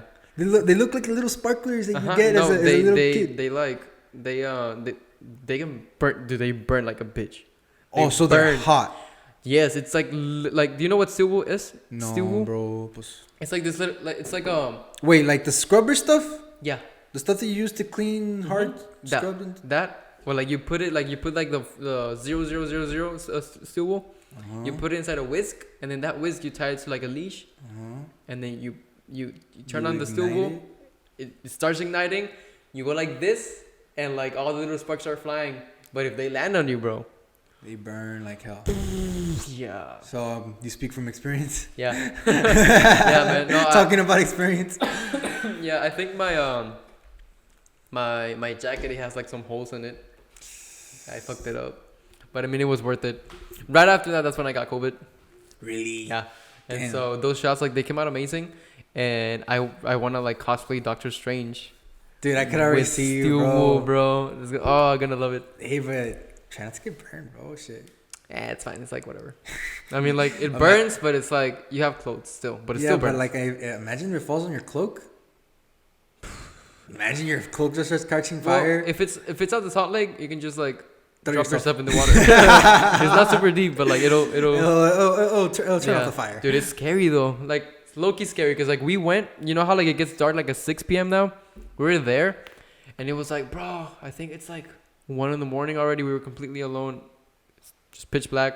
Well, the moon, like it was super bright. It was like a full moon night. Oh, qué padre. It was amazing, bro. We could still see like a lot of stars, and like the moon actually casted like a very dark shadow of us. I was like, what? I've never seen that. Well, like I have, but I was very little because I used to live like way in the outskirts when I was little in Monterrey, like way in the hills, Like way in the monte, what? Mm-hmm. Ooh, way in the hill. I bet you it was beautiful though. It was amazing, bro. We had all that. Yeah, I'm so jealous. it was amazing. Like you could see all the stars every single night. Yeah. I was like, wow. Like in the movies, it was Yeah. amazing. Anyways, but I got to see that over there at the Salt Lake. Not super similar, not as many stars, but still, I was like, wow, amazing. Like my childhood. Yeah. And what was I getting to? Oh yeah, it's kind of scary because it's like we thought it was like 1 a.m. Yeah. It was actually 9:30. Well, you thought it was 1, but it was 9:30. Dude, yeah, we were like, dude, like this like time change just fucked us up. And bro, like you can hear coyotes. Like you're just there like with your shit, shit. and you hear like, oh, and it's kind of scary, bro. It's like, ah, shit, you know. No, bro, it's when you hear that the coyotes. Dude, like you start hearing them screech, but that's because they're letting all the other ones know that there's food nearby. Oh really? And over there in the Naranjos where I live, like I live, like I said, like in Western, like over there, but like the montes, the boonies. Yeah. And it's literally nothing but orange fields and monte. And letting people like other ones know. It's and it's literally like all the homes that I live is just a single row of homes. There's the front of us is the monte, and in front of over here in this half section is orange trees. On this other section is orange trees. Behind us is orange trees. On the right, so we're surrounded by nature. And at night, if you stay really quiet and if you listen, you could hear the coyotes just like they don't howl. They make like this weird screeching noise. Yeah. Like it sounds fucking weird. Like I can't describe it, but it's like a screechy noise, and you start hearing like packs. Really weird. Yeah, and I tell me, I was like, "Oye, pa, ¿por qué se escuchan esos coyotes?" Digo, mijos, porque pues están cazando. Hay debe de haber un animal ahí por ahí y lo están avisando que pues hay comida. And I'm like, oh, okay. Then obviously I just learned something new. Yeah, you learned something new. I learned something today.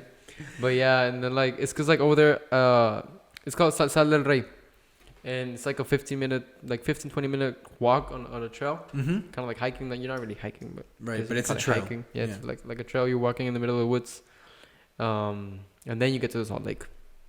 So we saw like a deer, fucking ran like in front of us while we were like going out, and we were just like, oh fuck, we were like we just hope we don't see anything. It kind of like startled me because it was like just like a big massive thing just running like in front of you in the middle of the night. You didn't even have time to like process it. He was like, oh, that was a deer. And I was like, bro, I thought it was like a killer, like someone some ready big to kill body me. Motherfucker. Dude, it's because like you're out in the middle of nowhere. Yeah. If you scream, nobody's gonna hear you. Yeah, it's fucking scary. It's fucking scary, man. But I bet you it's really fun. It was worth it. It was worth it. Yeah, but like my boots actually like they're not here, but se arruinaron. Like I have no boots. You have no boots. Yeah, cause like I just fucked them up like with the salt, like the zipper rusted. Oh, yeah. So just with that one go to the lake. It's cause we were like, well, we also fucked up cause like, well, we didn't fuck up, but like we decided to shoot at a spot that we were like literally like half of my shoe was in water. Oh, you know, okay. and I guess that also got me sick as well. Funny enough, when I got sick, if we're talking about getting sick, right? And then you mentioned water. I got sick with an ear infection because of swimming. I did say that I was swimming, right? Mm-hmm. Okay. Well, no, it was a dream. No. Oh. No, but when I took swimming, the week after I had gotten an ear infection because I'd forgotten my earplugs and I was doing the floating, so all the water literally got into my ears. And then me being the smart person that I am, I got Q-tips and I started digging inside. What I was really doing, I was pushing the freaking earwax deeper inside, and then I ended up getting an ear infection after that. And then after the ear infection, I got better. I started getting better, but then I got sick the next day, and that was COVID. So I got an ear infection, I got better, and then I got COVID. Fuck, bro. So yeah, like it for you probably like since you were talking about like your feet in water, like for me that was probably from the water, the ear infection and shit. Yeah, my dad actually got COVID as well, and I was kind of scared. How is he? No, he's good. He got it like way before me. Oh, okay. And like he mainly lives in Mexico. So he was over there. He got diagnosed. Like he started feeling sick, and he was positive. And that one scared me, bro, because like he's a heavy smoker. And I was like, fuck. Yeah. And his. Oh, thank God he's okay. Yeah, no, he's good now. But like, the person who gave it to him was his secretary. And like, she actually passed away due to COVID. Yeah, like rest in peace. But like, she was like an amazing support for my dad's business. Yeah, and you lost her. Yeah, well, and she was an amazing lady. Like, ever since I was little, Or was she young? She was like in her 50s. And that's where it hits harder, right? bro. Yeah, because like she was like just like, because like I told you, my mom got hospitalized. Like she was almost gonna get scary, right? Yeah, so it's a very scary feeling for older people. And she has, I think, 2 children, and I'm like, I just can't think of like fuck, like she left 2 children. Those are like 2 childs. Like, but are they like grown or are they? I think they're relatively small. I think. What about the father? Is he around or no? I think he is. I'm not sure, but yeah, dude, that's. I was just like. I was impacted because like I knew her since I was very little. Like I whatever I would go to my dad's business, like she was there and she was like an amazing lady. And I'm guessing there wasn't any funeral, right? No, I think it's just cremation. Yeah, like my grandma recently passed away too, like about 2 months ago, and I'm sorry, bro. now you're good. And it was just cremation, and it was not COVID, but it was just cremation. Like that's just how everything's just I mean, I know, taking place. I know this is morbid, but talking about death and everything. Mhm. But yeah, no, my I had two people that I knew. Obviously, their parents didn't like their. I'm thinking their parents didn't die of COVID because one friend, his father died, and I had another friend who her father died, and it's so sad because like the first one, I don't want to say their names, just to Yeah. yeah, No, you're no. good. They like the first one, the guy like he lost his father, but it's because he was already in grave health.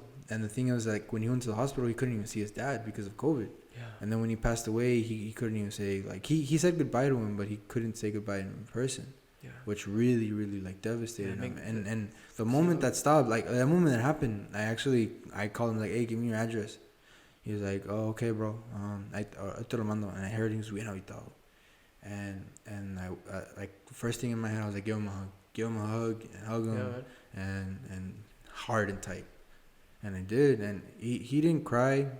He was just very happy to see me, and it's because it's weird because we had a weird love for Yu Yu Hakusho, and our friendship started from that. That's cool. And it's just me being there for him at that moment because I know he needed me. The other girl, like I couldn't do anything with her. I couldn't tell her anything. I could just talk to her, only for the reason that it turns out that her father worked with me when I was at Walmart. He was a janitor and I was working there, and it's weird because for me, I'd always got along at Walmart with the old people, like the old heads, like the old people that worked there. I don't know why, I just got along with them a lot better than people my age. And we would talk, and he would mention his daughter, but he wouldn't say her name. He just said, tengo una mija bien inteligente. Yeah, and his name was es Tocayo, just so you know, he's the same name as mine. So that's why we got along. Like, hey, ¿qué onda, Tocayo? ¿Qué ha habido? That's cool. So at work, like, I just talked to him, and just whatever moments there would be available, I just talked to him and we talk. And he was very quiet, man, very subtle. Like, he wouldn't give out too much either. And he would just talk like, tengo una mija así, because we would talk about school. And he was like, oh, ¿qué haces tú? No, estoy estudiando criminología. And I go, también. No, sí, tengo una mija mía. And I didn't interrupt him. I just let him go. Like, he would just talk about his little girl. He's like, está estudiando muy inteligente mi hija. Es bien brillante. Va a ser una bien chingona en lo que va a hacer. ¿Y qué va a hacer? No, pues no sé, pero lo que va a ser bien chingona. And I was like, oh, sí, pues espero que sí, sir. O sea, like, just whenever he talked, just let him talk about, his daughter, his family. Because when he would talk about them, he would be so proud. And when I found out that her father worked with me, I texted her, I was like, hey, I know your dad. Like, I worked with him at Walmart. He was a janitor. And she was like, shut the fuck up. How do you know that? Like, what do you know? Like, what did he say? Like, she instantly wanted to know everything. And I told her, like, look, I'll just tell you the truth. Like, and I told her what I told you right now.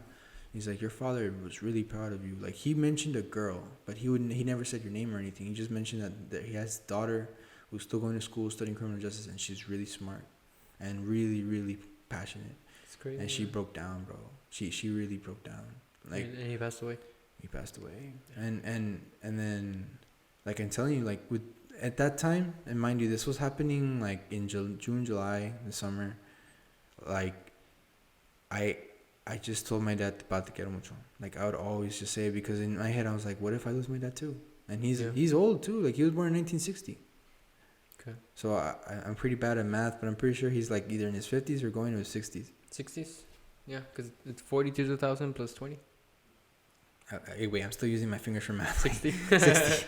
So it's a scary feeling because, you, again, going back to originally talking about taking things for granted. Yeah, bro. Like, you see how it just circles back? Everything. We take everything for granted, bro. Yeah. And even if you don't want to, you do. Yeah. And I told my dad, and I don't hesitate. Even if my dad's mad at me for something stupid that I said or something stupid that I did, "Apá, te quiero mucho, pa. Siempre te voy a querer." Y digo, sí, te amo también, cabrón. Like, but that's his way of, like, like, venting, but at the same time telling me he loves me, calling me cabrón. And And it's like those little things, like I said, like appreciating your parents, because you know one moment they're here, one moment they're not, and next thing you know you don't have a dad, you don't have a mom, you don't have both, and it's really depressing, and it's really morbid. And I'm sorry for putting you guys down, and it's the truth of the matter, because that's the situation we're living in at this current moment. But I genuinely believe we should take every moment, and this is why I'm more and more inclined, more and more happy to talk to the friends that I used to have, because I don't know when I'll be gone the next day. Yeah. I don't know. No, dude. I don't know when it'll be. I don't know what time. I don't know at what place. But for sure, death will always come for you. Yeah. And whether I get to be here the next day or the next day, I always say thanks, because whatever problem I had, I let it go. Because I just told myself, like, this life is too short. Or at any moment, life could end. And there should be no reason why I should be mad at someone. There should be no reason why I should have rage. There should be no reason why I should be mad at an individual or feel like a certain way. But if I should instead enjoy the moments. Moments like this. This is a perfect moment. Moments that, like, yesterday was spending time with my girlfriend, or doing my homework, or going to work. Spending time with my coworkers, even though I don't like them, or they could drive me crazy sometimes. But the truth is, they're people. I'm a person too. Some people can't tolerate my shit, and some people can. And regardless whether they hold something against me or not, I don't, because whatever moments in life that give you, you should enjoy. That's so wise, man. It's it's even tougher when, like, it's really weird when a friend of yours dies, especially when you were, like, very close with them. Missing. Like, one of my best friends from Mexico, like, he passed away when I was in 10th grade, and it broke me, bro. I was just like, damn, you're missing that part of yourself. Yeah, dude, it was just like, so like I said, like, I have these two close friends, but I don't know when I'll lose them. Like, if they lose me, you know. Yeah, that's true, man. And so, like I said, like, it's very heavy, and like I said, very morbid at the end. This is getting it got kind of morbid at the end, though. but like, I think it's something that it's something that should be talked about, because it's something that people try to avoid. Why are you avoiding death? Why are you trying so hard to avoid something? Again, like, you're not putting yourself down. It's a cycle of life, and obviously you're putting yourself down when you think about that. But the truth is, when you kind of just accept it, it's different from thinking about it. Because when you accept it, for me, when I accepted it, I felt a level of calmness that I haven't felt in a while. Like, I told myself, like, if I die today, I have no regrets. I lived an incredible life. Regardless of whether I left my mark in this world or not, I don't care. It's just, I was able to live a life. No, go ahead. Like, I think Socrates said, like, the unexamined life is not worth living for. So whether you're not living your best life, whether you're not, like, going at it 100% of whatever you're doing, then you're not living your life. You need to get out there, or not get out there. Sorry, I'm trying pushing people to do shit.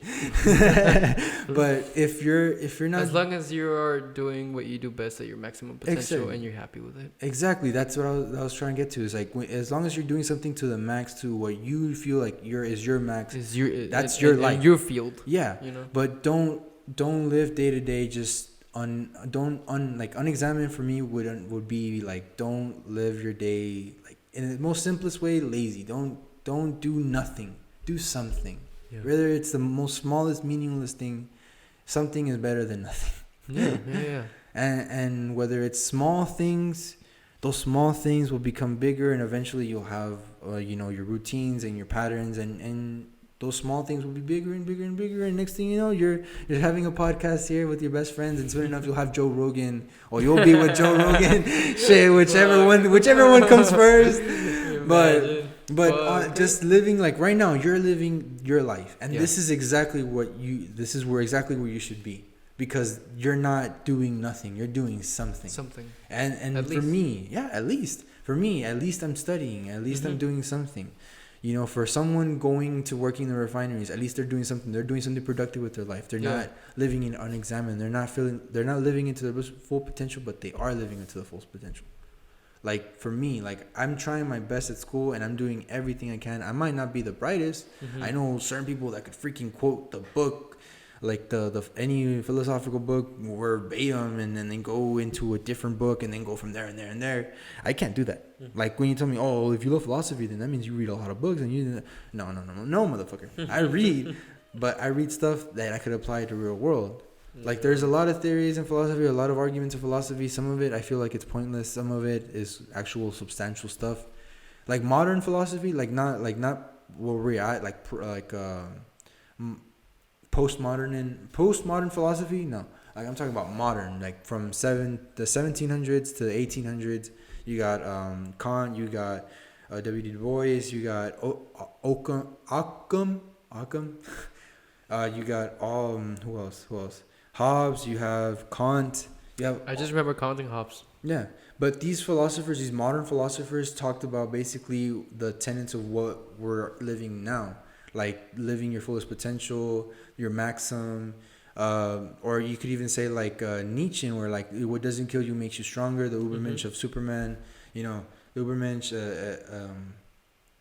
Even for example, like Sartre, who basically was a huge atheist, was still like living his fullest life, and he would argue and debate, and he's just like this French philosopher that basically was started like existential philosophy. Like you started questioning like, what the hell is my meaning for, and like all these philosophers that state stuff and say things. You could say like, oh, I'll keep this and I'll keep that. No, like they're saying things that you may disagree with and they make you feel super uncomfortable. I hate that, and I love that about philosophy is that it makes you uncomfortable because there's certain truths or certain things that these old white men from the past are stating that you want to disagree with, but you can't disagree with dead people. Like you just have to disagree and say, no, well, I think this, and that's philosophy. Well, yeah, you correct it. Yeah, you correct it, or you make your own truth. Yeah, but essentially, yeah, I mean, obviously, like times change. But you using that is you validating that they had a point, and for you to argue against them. So again, like people well, not everyone, but the people that I've talked to, the people that are basically like kind of made me feel down. They're like, oh, so you don't even read, but you spout philosophical shit. Like, so you don't even get into it. It's like, no, I mean, I genuinely think philosophy is just all critical thinking and logic. Like you have to use your brain to critically think what someone's saying, or you have to use logic to counteract what someone's saying. Like you could use philosophy and philosophical quotes, but in reality, you kind of seem like an airhead. Like you're not using your own words, you're using someone else's words. Use your own words, back up with your experience, and that's what I feel like philosophy is to me. That's why I get into it, because and you kind of want to know my life plan. Like it's really weird because my dad says never state what you want to do, but genuinely I'm not afraid to, because those are things that I want, that you say like I create. How did you use that word?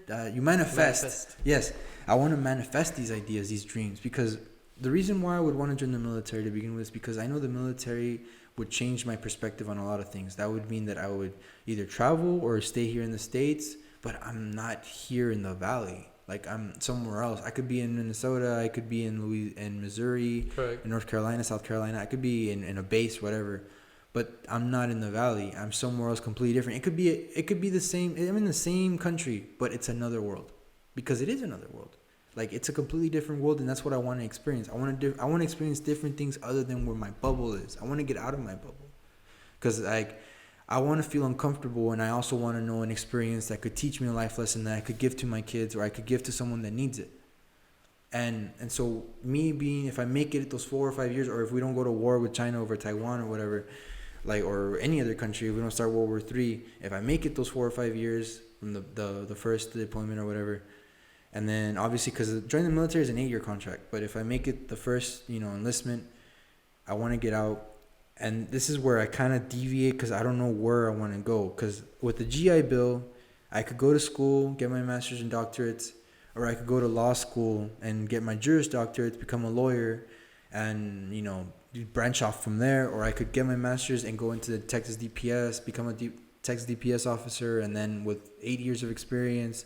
Obviously, not everyone gets accepted, but with 8 years experience, you could apply for Ranger School, which is like a Texas Ranger. Mind you, there's only 600 or 500 Rangers in Texas. Like the Texas Rangers, like the FBI CIA of Texas. They know everything that happens in their backyard. They're supposed to.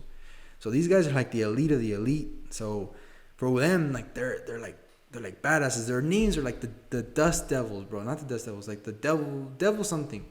But like it's just like even their badge is a Mexican peso that gets like they get a peso, like a Mexican peso, and they turn it into a star, like a Texas Ranger star. So if you ever look up Texas Ranger star, the back is a peso, because originally back then Texas Rangers, when they were made Rangers, they didn't have anything to give them a badge. So what they would do is just melt the peso and just make the badge. Damn. And so in the back you could see like the old school Texas Ranger badges. We could see the Mexican insignia, the Mexican peso. It's fucking crazy. It's amazing, yeah. And these people get not their own custom gun, but they get like a 45, and they're basically cowboys. Like they ride around the entirety of Texas, and not obviously the entirety, but they investigate cases, and their Texas is their open backyard. And there's only 500, 600 of these guys. Mind you, there's like thousands of state troopers, but only 600 out of the entirety of the. Find you to be a Texas Ranger, you need to be a Texas trooper first. So to do that, like to only have, like, I'm still baffled by the number. That's why, because 500 Texas Rangers for the entirety of Texas. Mind you, we use hours to like say, I'm going to San Antonio. That's 25 or 50 miles away. Mm-hmm. No, it's 2 or 3 or 4 hours away. We use hours as a form of measurement instead of distance, which is baffling, because you still say like, where are you? I'm in Lubbock. So you've been traveling for like 12 hours, more or less. Because it takes that long to get out of Texas. So think about it. Texas is huge. Yeah, it's fucking... So imagine 500 or 536, 600 state, like Texas Rangers. For the whole state? Yeah, for a whole state, and for individual like sections of the state. Like, and they all have to investigate certain things. Some investigate homicides. Some only investigate like vehicle accidents. Or some investigate fraud. There's not really like all of them studied one thing. No, they all do different things. And it baffles me, because all like 52%, if not 60%, is all white. 40% is minority. And out of the minority, there's only like 5 or 10 females, or 2, or I don't know. There's like literally, I still have fingers left with the females. How many the Texas Rangers have. Blacks are more than Hispanics. Hispanics very little. Asian, there's like 2 or 3 Asians. Like, that's how small it is. And is it small because it's hard to get into? Yes. And even one story that we asked, because there was a Texas Ranger who came, and they asked him, how hard is it to get into the Texas Rangers? He started laughing. He was like, if you're not even wearing the right boots, pants, and shirt, they don't even talk to you. In other words, like, if you're not dressed like if your pants and your shirt isn't standing up straight without you putting it on, they don't mess with you. So like it's paramilitary, but hardcore, like federal. Like they take themselves very, very seriously, and that's one of the things that like I get so passionate talking about them. Yeah, cause you talk about this with like a lot of passion. Yeah, cause like they're badasses, bro. Like I think of them as Texas Marines in a way, because they're like the inclusivity, like Navy SEALs, but in Texas. And sad when one dies, because they have to fill in that spot. But when one dies, it's in shockwaves, because that's one person that became a Texas Ranger. Because to be a Texas Ranger, for them to be a Texas Ranger, some people, all of them, if not all of them, are in their 30s, late 40s, or in their 50s. No one out of the academy, or no one under the 8 years that they've been there, goes straight into Texas Ranger School, because it's that hard to get into. You need to have all these courses taken that the department gives you, that you have to take, and even then you still have to do like outstanding work. Like, you have to be an exceptional like trooper. Like, you have to be like really, really good. You have to be on point with your work. And it, like I said, like, and that's where I want to branch off after the military, because in the military, what I want to do, military police or intelligence or anything that would have to do with the criminal justice background, like I want to use that for Texas Rangers. Mm-hmm. I mean the Texas DPS. But at the same time, I could also do law school. Like, this is where I branch off, and I don't know what I'm going to do until I get there. What do you think will make you happiest? I want to be able to provide, and I want to have enough time for my family. So I would say a lawyer, but Lawyers don't have time. Yeah, they don't have time. Like I've heard a lot of stories of like lawyers. It's the I mean, same this is thing not you- to scare you, but Yeah, I've no, heard a lot no. of stories of like lawyers who are completely suicidal because they Yeah. went in for the money. Yeah, exactly. And for me, it's not about the money, because what I want to do, and when I get to law school, if you want to know, is that I want to major into criminal and immigration, because without the money aspect, I just genuinely think the immigration like skill in law school would Mhm. help a lot of people down here. I hate to say this, and it sounds very like not bad, but like you always want to help someone else. But for me, like to help someone who's been in this country that I know, because I know a lot of people. You could tell me, oh, all illegal immigrants are just criminals. Like, no. And I've taken criminal justice class to tell you the otherwise. If someone is illegal and they're entering this country, the last thing they want to do is get into trouble. So That's correct. yeah. So imagine you being stuck behind someone who's going 30 on a 45. Like you're in your head, you're like, this guy's motherfucking slow. Like, get the fuck out of the way.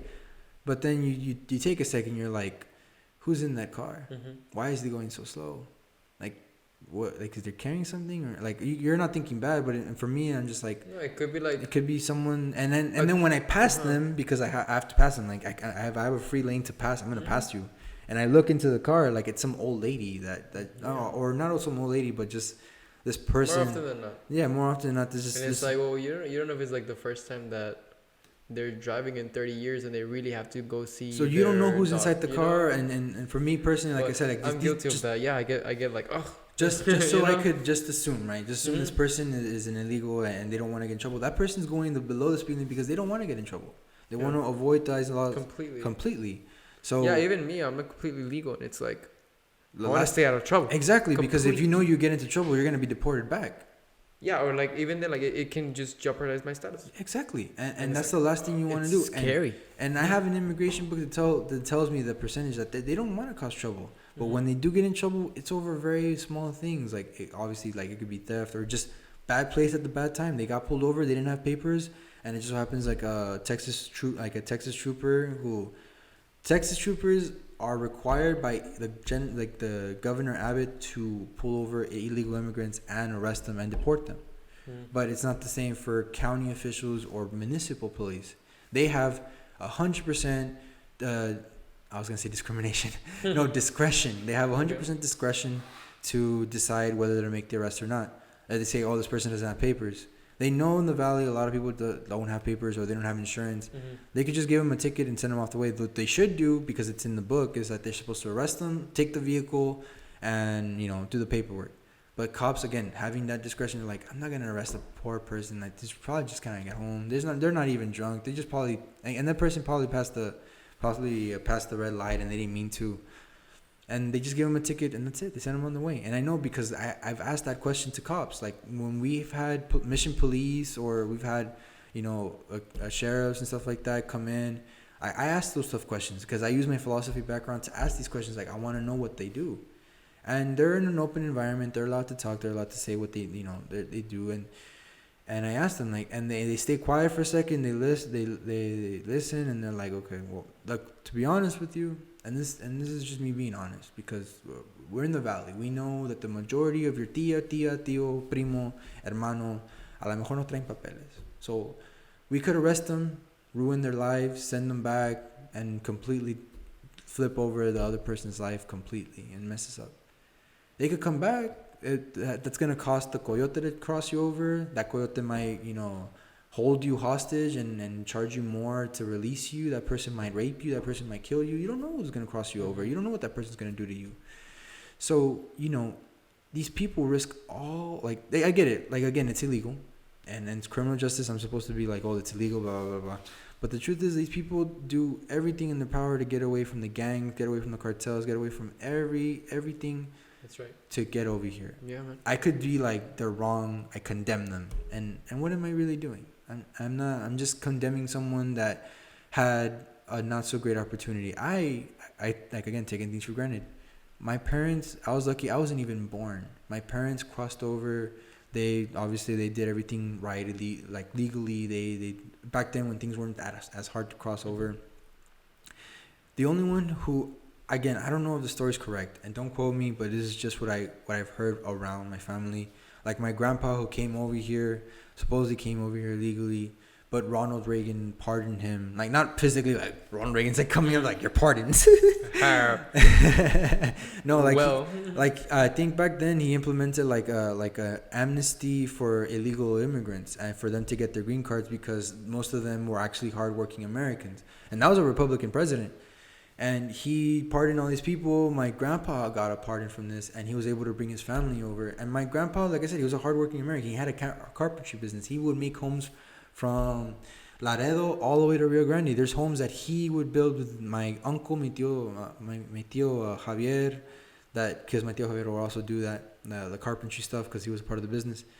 And he would have his workers, and he would just work up and down the valley, all just constructing homes. You tell me if he's a criminal or not. Like, he obviously came here the wrong way, but he got pardoned by the president. He paid his taxes. He bought his home. He basically did the American dream. and we're just looking for a better life. Yeah, exactly. He was looking for a better life, and I can't condemn other people like El Compadre. Like, I can't condemn him. Like, he's illegal, but he's a family friend, and I know him. Again, everyone is different. Everyone has a different story about the person they knew that is illegal. But this is just my experience. This is just my account, my telling. So for me, the way I see illegal immigrants is different from someone else.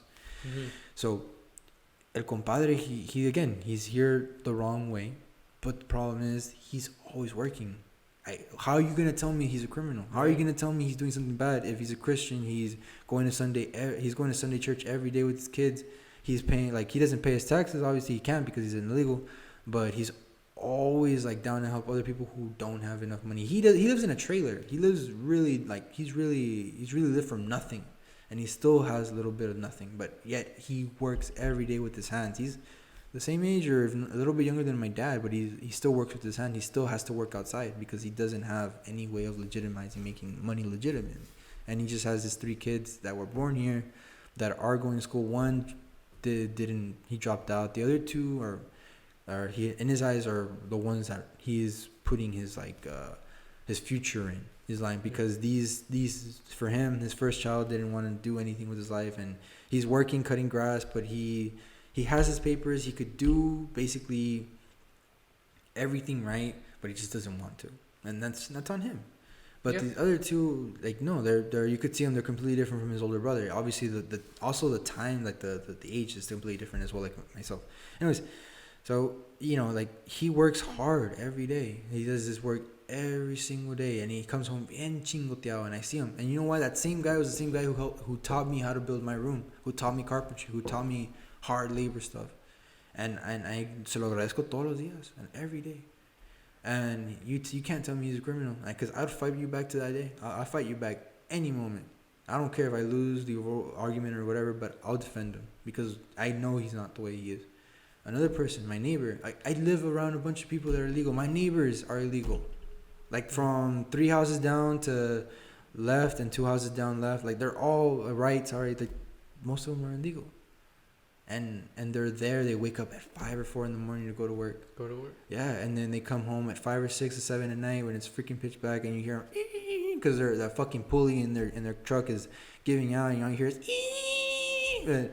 But since they don't, like, they're trying to make ends meet, like, and I see them, and I see that, and that's another reason why I wanted to become an immigration lawyer, because I don't care about the money. I really don't. Like, I've had money all my life, and I guess I'm spoiled enough to say that, but I could see past that because of, obviously, me being spoiled as a young kid, but learning that money isn't everything. And it's so weird because I'm so entitled to say that because I've had it. And there's people who've never had it and would say that, no, well, you don't know that. I've also had moments where I don't have money, but I'm not panicking because money will come and go. Correct. And money shouldn't decide what you do in life. It should be what you want to do that decides if money I mean, I don't know how to describe it, but don't let money make you happy, but let whatever you I don't know how to describe it. Like, your passion, let your passion drive you, not money.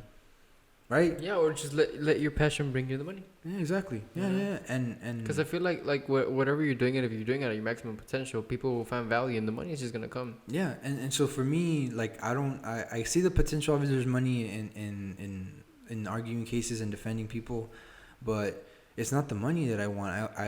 It's the ability to defend someone that can't defend themselves. And this is what I wanted to get to. This is my philosophy. This is No one gave it to me. I didn't read it from a book. I didn't see it off of film anime. This is my own personal philosophy because of everything that I went through. Is that I want to defend those who can't defend themselves, the weak people. Even in the Bible, it says that. But for me, like to help someone who's in need, someone that I know that I could help, someone that I have the ability to help, someone that I have the strength to help, and I do nothing, then I'm worse than the person who didn't do anything. Or so for me, it's always that helping someone. And for me in AutoZone, I get in trouble a lot. You know why? I give too many discounts. And I know because most of the people where I live, they're poor, bro. They come in with their car. I could hear them from the freaking parking lot. Like their brakes aren't working, or you start hearing chiaderas, or you see oil leaking. Like you see all kinds of people. And all those kinds of people, some are rich, some sacan el pinche billetón así, and necesito un nuevo cold air intake para mi O3 Chevy Silverado, or necesito like motivadores, like shocks, and sueltan el billete, then rolls of 20s and 100s, and they pull it out. And I also see those people that just take out a crumble 20 and a crumble 10, and they're looking for a part that to stop the oil leaking. They're looking for something to stop the oil leaking. And my job is like, necesito que vendas cierta cantidad de cosas. Like I need you to sell like checkout challenges, stuff like oil, like basically car stuff, but little stuff that the company makes profit off of, not us. And for me, I'm against that. Like I prefer, like I'm bad for business. In other words, I'm not good for business. I'm not a retail guy. I'm not a food guy. You know why? Because if I feel bad, if I feel like because I know, if I know you're poor and I know you can't afford the part, te voy a tirar 20% de descuento. I don't give a shit. Or I'll give you the mechanic price. Mechanics in AutoZone only pay, like they get a 25 to 35% discount. And so if a part, for example, I'm just going to throw it out there. A starter, or an alternator, a battery, things that typically cost more than $100 for you, DIY, do it yourself. Is like, for example, 2005 Chevy Silverado, your alternator is gonna cost you like around $180. Commercial wise, you get it for $150. The mechanics get it for $150, $140, and you could still lower down the price. You just needed a password from a manager, and that's it. So now I don't do that anymore because I got too much into trouble, but I still do it anyways. Yeah, but that's like the whole, do you want to do like the quote unquote right thing, or do you want to be a human? You know what I mean? It's the human part in me. It's a human part. Because I know like I was right by the book. Yeah, you know? and so I help that person out, and they have like this joy in their faces, and they come back. Obviously, they look for you because you gave them that discount, and they get dependent, right? But it's in that moment, and I tell them, like, es nomás por el momento. O sea, tú necesitas la ayuda, te voy a ayudar, pero no se aprovechen de mí. I tell them straight and firm, like direct, like I said in the beginning. Yeah. And they're like, no, pues entiendo que si me estás ayudando, nomás que pues se agradece mucho, nomás que pues si necesitamos más ayuda, pues te puedo saber si te puedo confiar en ti. Yeah. Digo, sí, pero no se aprovechen de mi nobleza. yeah. And don't step on me. Yeah, exactly. And they get that, and I do, and I usually always do, like, and I see them. Like, if I know if they're driving an old beat up car and they're struggling to get to ends meet, and I know they are, I always throw the discount. They love it and they come back because of the discount. But at the same time, I know that they really do need the help. Because in the end, when I leave, I'm not gonna be there, and I don't know who's gonna be there. If there's ever gonna be someone like me there to help out, like the little people, and there always has to be someone with a good heart. And hopefully, like I said, like it's when I'm not there, they're gonna look for me. I'm not gonna be there anymore. I'm gonna be somewhere else. But like I said, like retail isn't for me because I want to help people too much. And Walmart too, I'm the same way. When I worked at Walmart, like I'd help out my family because they need supplies and stuff, and I'd have that Walmart discount, which is like 15% off of anything except eggs and milk and whatever. So again, I'm just that type of person that yeah, but you left the seed already and you paid it forward. That's what matters. Yeah, I just still see it as me just doing what I have to do. Yeah. And I mean, that's, as I see it, after you die, that's what really counts. I hope so. How much did you actually help yourself? Like, how much did you help? Like, I don't want to die, and I don't want to leave this world knowing that I was a selfish jerk. Like, I really don't, because it's just all my heroes are, well, this is very cliche, but all my heroes are dead, right? Like Martin Luther King, JFK, Gandhi, shit, even Jesus. Yeah. Like hell, even Oprah Winfrey, people that are selfless, that genuinely. Chris Kyle, a military a vet who was a Navy SEAL, who basically got killed by his own person or his own people. Him trying to help out vets with mental disorders because they didn't come back from the war right. Like all these selfless people that gave a piece of themselves to this world, and obviously they were met with death. They were killed or Robert F. Kennedy as well, his brother. I don't know if Cesar Chavez was killed or he died of old age. Just all these people, these influential social people that did so much and paved a way of selflessness, of how humans can be redeemed, is that aspect of why I haven't given up on humanity. And again, going back to what I was just saying, my plan is that with all that experience, like either the lawyering thing or the police thing, my end goal, and it's weird because I changed it. My end goal was to be in the FBI, and it's still there. But I think my genuine goal is to be a professor. But I don't want to be a professor and teach a bunch of shit from a book. No, I want to teach you what I learned. I want to teach you like old school, like from experience with book knowledge, so that way it could stay in deeper. Because that's how you do it. That's how I feel like you do it. I just read a book for history, and I think you would really, really appreciate it now that you said that, because it talks about also, it's a lot of Mexican history. The book is Americo Paredes. It's not Americo Paredes. Americo Paredes. Paredes, yeah, and like he did a lot for the valley, like here in Brownsville, like in McAllen. I want to read it. It's like history, like of here. I'll give you the book. I'm already done with it.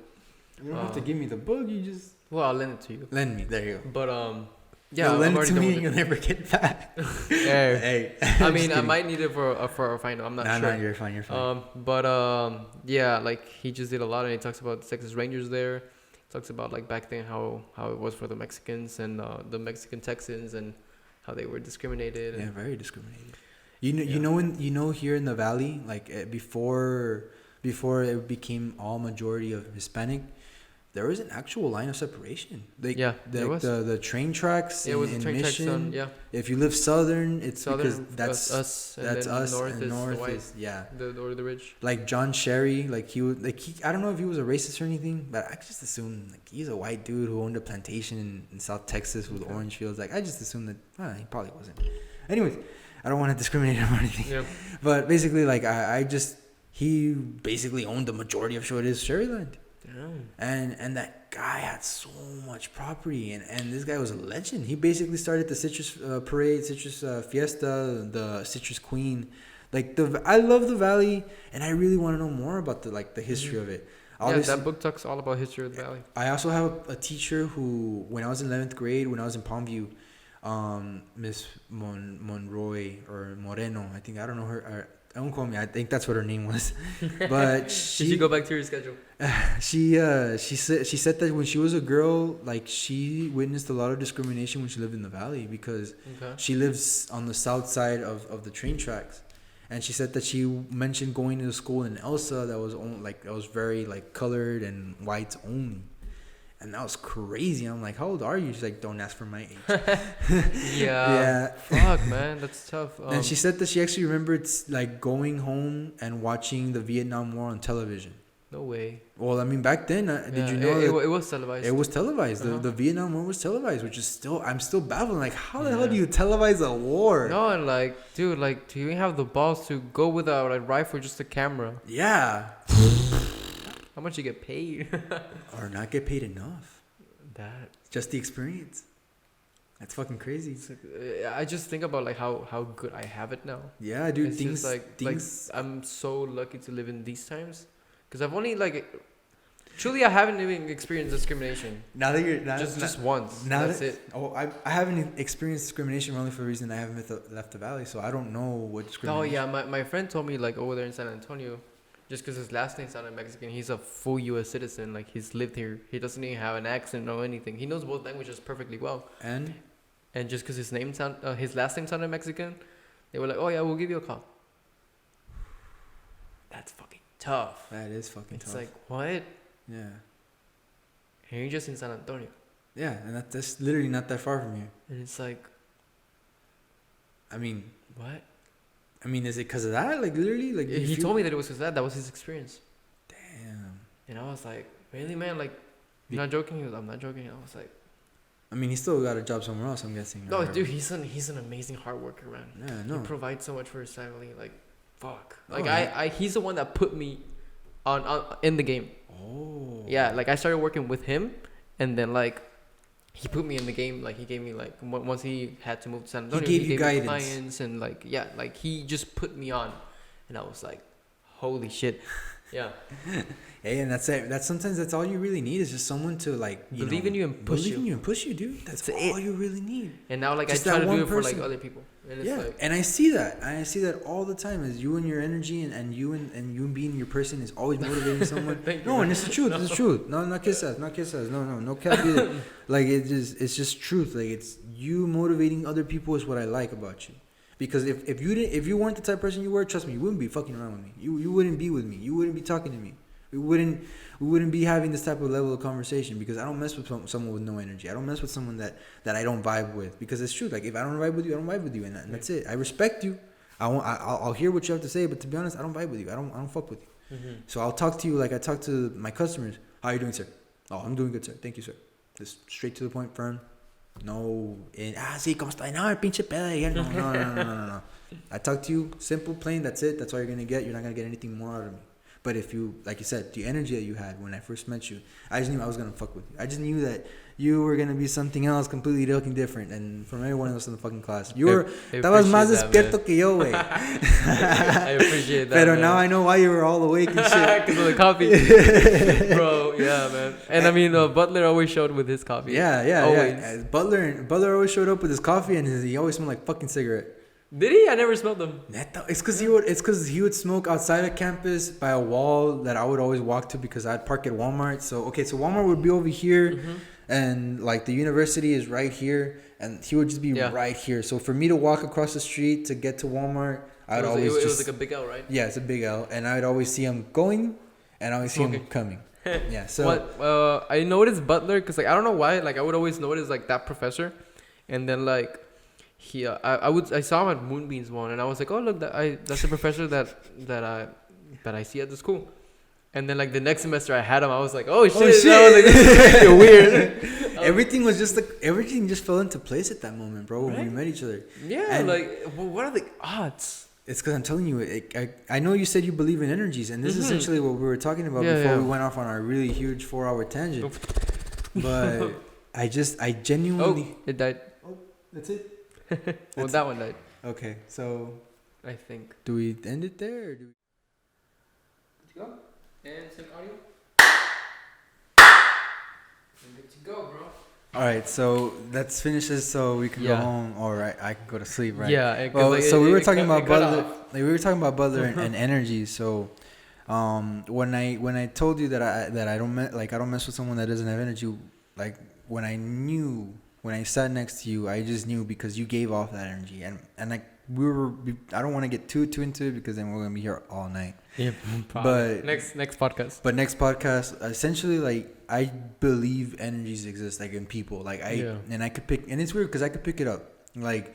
I could already know if someone's gonna like me or not by the moment I know them. Like even by the moment you introduce each other. Like, and it was so funny because when Butler told us like, okay guys, make friends. Yeah, He did. We were just like without hesitation, I looked at her. I was like, "Do you want to be my friend?" And Max was like, "Yeah, man." I remember that. Like you actually asked me, "Do you want to be my friend?" And I was like, "Yes, man." And then Butler was like, "Well, there you go. We made friends." Yeah. It was funny, man. It was that pure like friendship just started at that instant moment like type of vibe, and it didn't feel fake at all whatsoever. Yeah, man. It was And I guess like friends will come when they come, like in their moments. But for me, like to feel like someone else, or to vibe with someone else, or feel their energies, however you want to describe it, like just that feeling you get about someone, that instinct is like, okay, that person, like I guess that you would say you're prejudging them, but just the sense. I feel like it's like a sixth sense type of shit. Yeah, and like I said, like I pick it up, and I could just tell like if you vibe or not. Yeah. And we kicked it. It just honestly just happened. Okay, it was pretty cool. Yeah, and here we are now. Yeah, man. I appreciate it. And also, no disrespect to Butler, with Dr. Butler. Dr. Butler, he was yeah. We love you, guy. Yeah, like he actually prefers to be called Dr. Butler. He Dr. told us Butler. the first episode. Did he? I mean, the first episode. The first episode. He was like, "Come on, like I did all this for people not to call me Dr. Butler because he's so young, bro. He already has a PhD. I know, but I mean, he looks very young. he's very, very young. He's Like like he in looked 30s. yeah, and it's like if I had to guess his age, it'd probably be like 35, 31, 32. And 33, I'm just being generous. He looks very young. But no disrespect to our Yeah, no, philosophy like, professor. he's an Like amazing Dr. professor. Butler is amazing. Dr. But yeah. He'll make you laugh. If you're thinking about Yeah. taking an ethics and good life class and you Boom. see Michael Butler, yeah, don't hesitate to take him. Yeah, he's pretty cool. Yeah. Tough grader, but Tough you're grade. gonna learn a lot. All right, so Hey, appreciate your time, bro. dude. So sorry for that battery cut. Yeah, so we were recording for 5 hours, people. Yeah. And honestly, this is amazing. Like, this is the first time I've done a podcast. Not only that, but this is the first time I've ever done a podcast at this long. Like, Bro, you're natural, man. like it's a 1 hour. It's literally 1:00 in the morning right now. I'm still hungry. I might go to McDonald's and buy something. PB&J. PB&J. We ate some PB&Js. Yeah, almond butter is amazing. Almond butter, yeah. That's all I gotta say. Was that your first time trying it? Yes. Pretty cool, man. Oh, fuck yeah. You should buy it. I am probably. Yeah. But HEB's closed because it's 1 in the morning. It is. Yeah, so I can't enjoy that until tomorrow morning. Sadly. I mean, you can take some. No, Bro, like, for real. Nope. We'll discuss this after the podcast. But After thank the you guys for podcast. watching. Yeah, and honestly, thank you for all the time that you had basically given us to hear us out. That's Correct. like I can't explain. Like, this entire 5 hours has been like, it feels like an hour to me. It really does. It It feels. went by so quick. When I was here, it was 7:45. Yeah. The sun had already went down, but it's already 1:00 in the morning, and I'm so happy that my friend brought me here to talk to him and to the rest of you guys. Yeah. I'm hoping that I come back again. I really will. hope so. You'll see him. But I want to thank each and all of you for listening and watching. Yeah, I hope you guys enjoyed as much as we did. Oh, I enjoyed it a lot. Yeah. All right, man. Thank you so much, bro. Oh, thank you. Take care, brother.